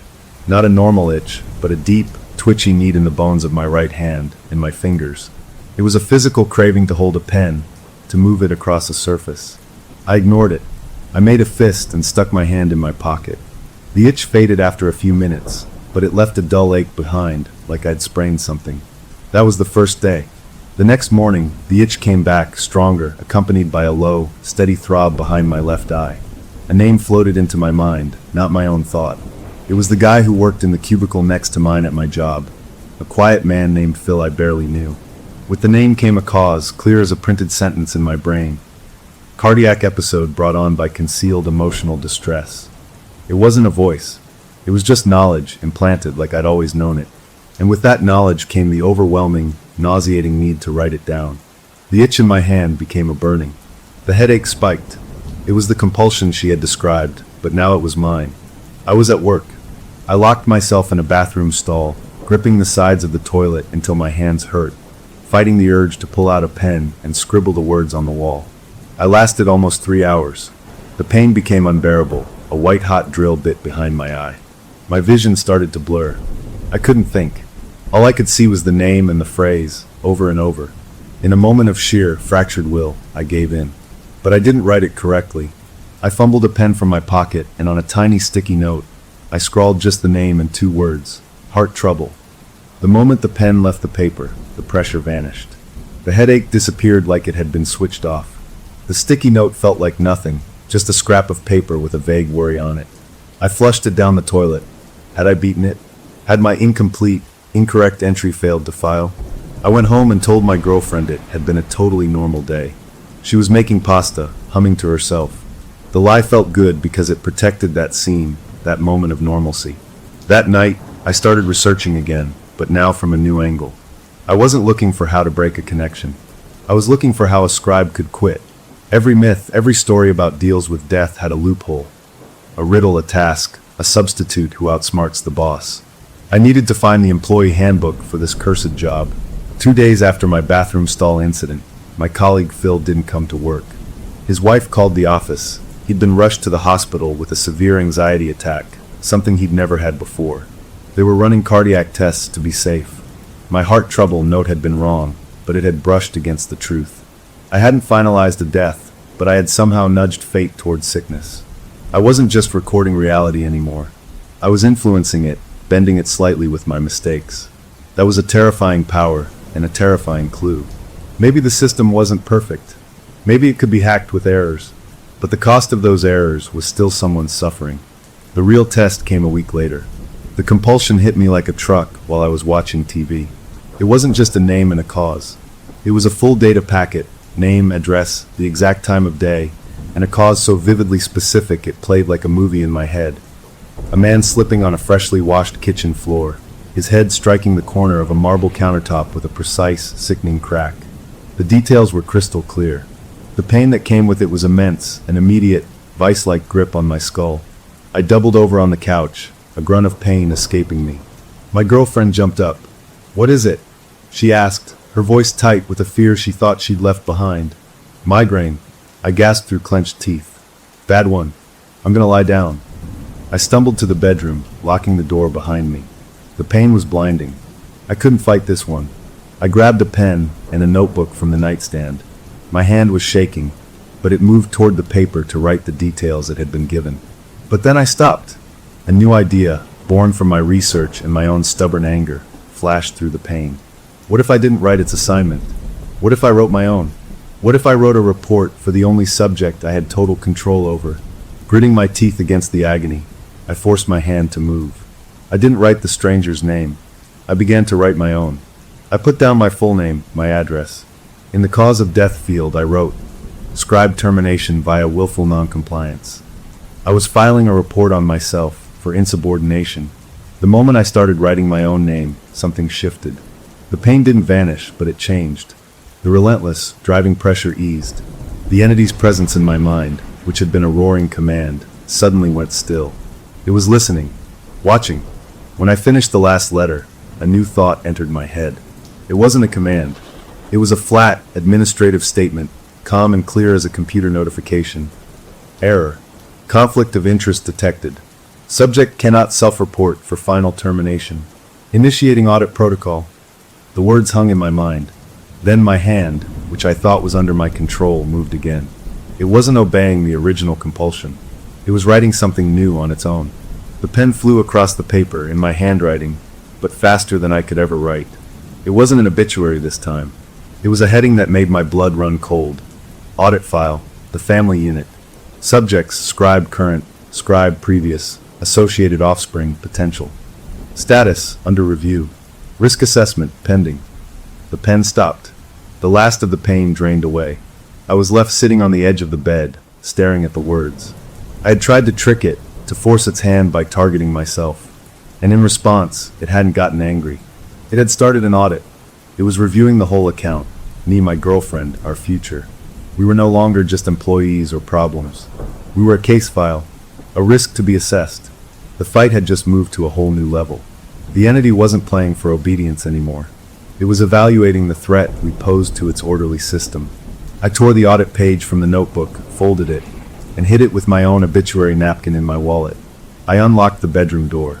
My girlfriend was right outside, her face etched with worry. "Are you okay?" she asked. I forced the smile back onto my face, the mask settling into place. "Yeah," I said, my voice a little rough. "Just a really bad headache. It's passing." She looked relieved, but a flicker of doubt remained in her eyes. She was starting to see the cracks in the mask. I had bought us a little time, maybe. The audit was a new kind of danger, but it was also a stall. It meant the entity was thinking, processing. It meant we weren't just being pushed around, we were forcing it to recalculate. The game was still on, but the stakes had been officially raised. We were all under review, and I had no idea what the criteria were for passing. All I knew was that we had to find a way to fail its test in the right way, to make it fire us for good. The audit changed everything. It was no longer about me resisting a single order. It was like the entity had pulled our entire life into a cold, bare interrogation room and was shining a bright light on it, examining every corner. The pressure to write specific reports stopped. Instead, I was left with a constant, low-level feeling of being watched from the inside, a prickly awareness that something was sifting through my thoughts, my memories, my fears. My girlfriend could feel it too, a residual unease she couldn't explain. She'd look at me sometimes and say, "It's not gone, is it?" And I'd try to reassure her, but the lie was getting harder to tell. My buddy, who we'd kept mostly in the dark since the transfer, started asking pointed questions. He said I looked tired, jumpy, like I was back where I started. The mask was slipping, and the people who loved me were starting to see the cracks. We were all in the audit file together, and the not knowing was its own kind of torture. What did it want? What was the criteria for failing an audit? Would it decide we were too much trouble and just delete the whole file? The thought of that, of some final, bureaucratic judgment against our very existence, kept me awake at night. For a week, nothing happened.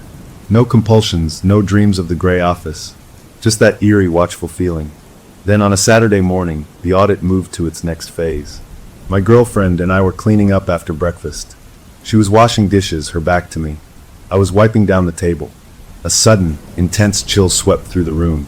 A wave of cold that had nothing to do with the air conditioning. The glass she was holding slipped from her fingers and shattered in the sink. At the same moment, a sharp, stabbing pain lanced through my right temple. An image, clear and bright as a photograph, flashed in my mind. My buddy, the one who'd been with me from the flea market onward. He was in his car at an intersection I recognized, the one near his apartment. The image showed the driver's side window, and beyond it, the grille of a large, speeding truck running a red light. The cause of death wrote itself in my mind with cold efficiency. Multiple blunt force injuries. But this wasn't a compulsion to write. This was a compulsion to warn. The urge was different, less about recording and more about screaming. It was a push, a desperate, internal shove to pick up the phone, to text him, to do anything to stop him from being at that intersection at that time. The entity was testing a new variable, my attachment. It was using my friend as a test subject to see what I would do with foreknowledge when I wasn't being forced to file paperwork. It was auditing my emotional interference. I grabbed my phone, my hands shaking. The pain in my head was a warning bell, but the fear for my friend was stronger. I called him. It went to voicemail. I texted, "Do not drive today. Serious. Call me." I sent it. The moment the message delivered, the pain in my head vanished. The chill in the room lifted. My girlfriend turned around, her face pale, her hands wet and covered in soap suds. "What just happened?" she asked. I felt something. Before I could answer, my phone rang. It was my friend. "Dude, your text is crazy dramatic," he said, his voice cheerful. "I'm not driving. My car's in the shop, remember? I'm walking to the grocery store." Relief, sweet and powerful, flooded through me. I had warned him. He was safe. The entity's test scenario was impossible because he wasn't in his car. I told him it was nothing, a bad feeling, and hung up. I looked at my girlfriend. I think I just passed the test," I said, a wild hope blooming in my chest. I had used the knowledge to try and save someone, and it had worked because the circumstances had changed. Maybe the audit was about proving we could use this curse for good, to disrupt its own predictions. The hope lasted until that evening. The local news had a brief segment about a traffic accident at the very intersection from my vision. A truck had blown a red light and T-boned a rideshare car. The driver was in the hospital with serious injuries. The passenger, a young woman, was killed. My friend was safe because he wasn't there. But the event had still happened. The death had still occurred. My warning hadn't stopped the event. It had just shifted the victim. The audit wasn't testing my compassion. It was testing the stability of its own system against my interference. And it had proven the system would correct itself, that the death would find a place to land. I felt a crushing weight of guilt for the woman I'd never met. My intervention hadn't saved a life. It had possibly redirected death. I was no longer just a scribe. I was becoming a variable in the equation, and variables that cause errors get removed. The final stage of the audit came the next night. I was in the basement, looking for an old toolbox, when the air grew still and thick. The single bulb overhead dimmed, then began to pulse with a slow, rhythmic beat, like a faint heartbeat of light. In the center of the concrete floor, a pattern began to form. It wasn't writing. It was a shape, drawn in a fine gray dust that seemed to seep up from the concrete itself. It formed a simple scale, a balance. On one side of the scale, a tiny glowing symbol appeared, a stylized heart. On the other side, 3 figures, 2 tall, 1 very small. My family. The message was clear. It was presenting the choice hinted at on the nursery wall, but now directly to me. The heart could mean love, could mean my own life, could mean my essence. It was weighing my life against theirs. The scale dipped slightly toward the 3 figures. Then in my mind, not as words but as pure, understood concept, came the audit's conclusion. Risk assessed. Emotional attachment creates systemic instability. Proposed resolution. Prune 1 to preserve the integrity of the record. Choose. It was giving me the power to choose the sacrifice. It was making me the manager of my own doom. I could offer myself, or I could offer one of them. This was the final exam. Rage, hot and clean, burned through the fear and the guilt. This was its masterstroke, to make its violence my choice, to corrupt any decision I made. I wouldn't play. I looked at the dust scale on the floor, at the pulsing light. I didn't speak. Instead, I did the only thing I could think of. I walked forward, and I scuffed my foot right through the center of the image, destroying the balance, scattering the dust. "No," I said out loud, my voice echoing in the bare basement. "I don't accept your terms. The audit is over. We are not yours to prune." For a long moment, nothing happened. The dust settled. The light bulb stopped pulsing and burned steady and normal. The oppressive feeling in the room lifted. I stood there, breathing hard, waiting for a response, for punishment, for anything. Nothing came. I went upstairs. My girlfriend was reading on the couch. She looked up. "You okay? You look like you saw a ghost." I managed a smile. "Just spiders in the basement," I said. That night, I slept without dreams. The watchful feeling was gone. The itch in my hand was gone. For the first time since the transfer, my mind felt like my own. The next day passed normally, and the next. A week went by. No compulsions, no chills, no flashes of knowledge. The audit had closed. By refusing to choose, by rejecting its framework entirely, I had apparently rendered a verdict it couldn't process. We were neither compliant nor a manageable risk. We were an anomaly it had chosen to isolate, to set aside. The case file was closed, marked not with a resolution, but with a question mark. Life began to slowly, cautiously, return to something like normal. My girlfriend's joy became less fragile. We talked about the future again, about maybe getting a dog first, as a practice run. We even joked, in a careful way, about the weird months we'd had, calling it our shared psychotic episode. We were healing. But I kept the folded papers in my wallet, my obituary, the audit note. They were my reminders. I had seen the machinery behind the world, and I knew it was still there, ticking away. I had been an employee, and I had quit in the messiest way possible. I had no guarantee it wouldn't try to rehire me one day, or that it wouldn't open a new file on us. The connection was broken, but the memory of the connection was a scar.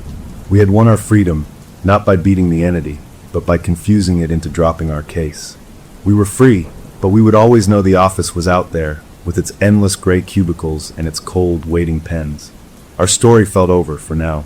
We had our lives back, but somewhere in the back of my mind, a small, quiet part of me wondered if they were just waiting for the next audit cycle to begin,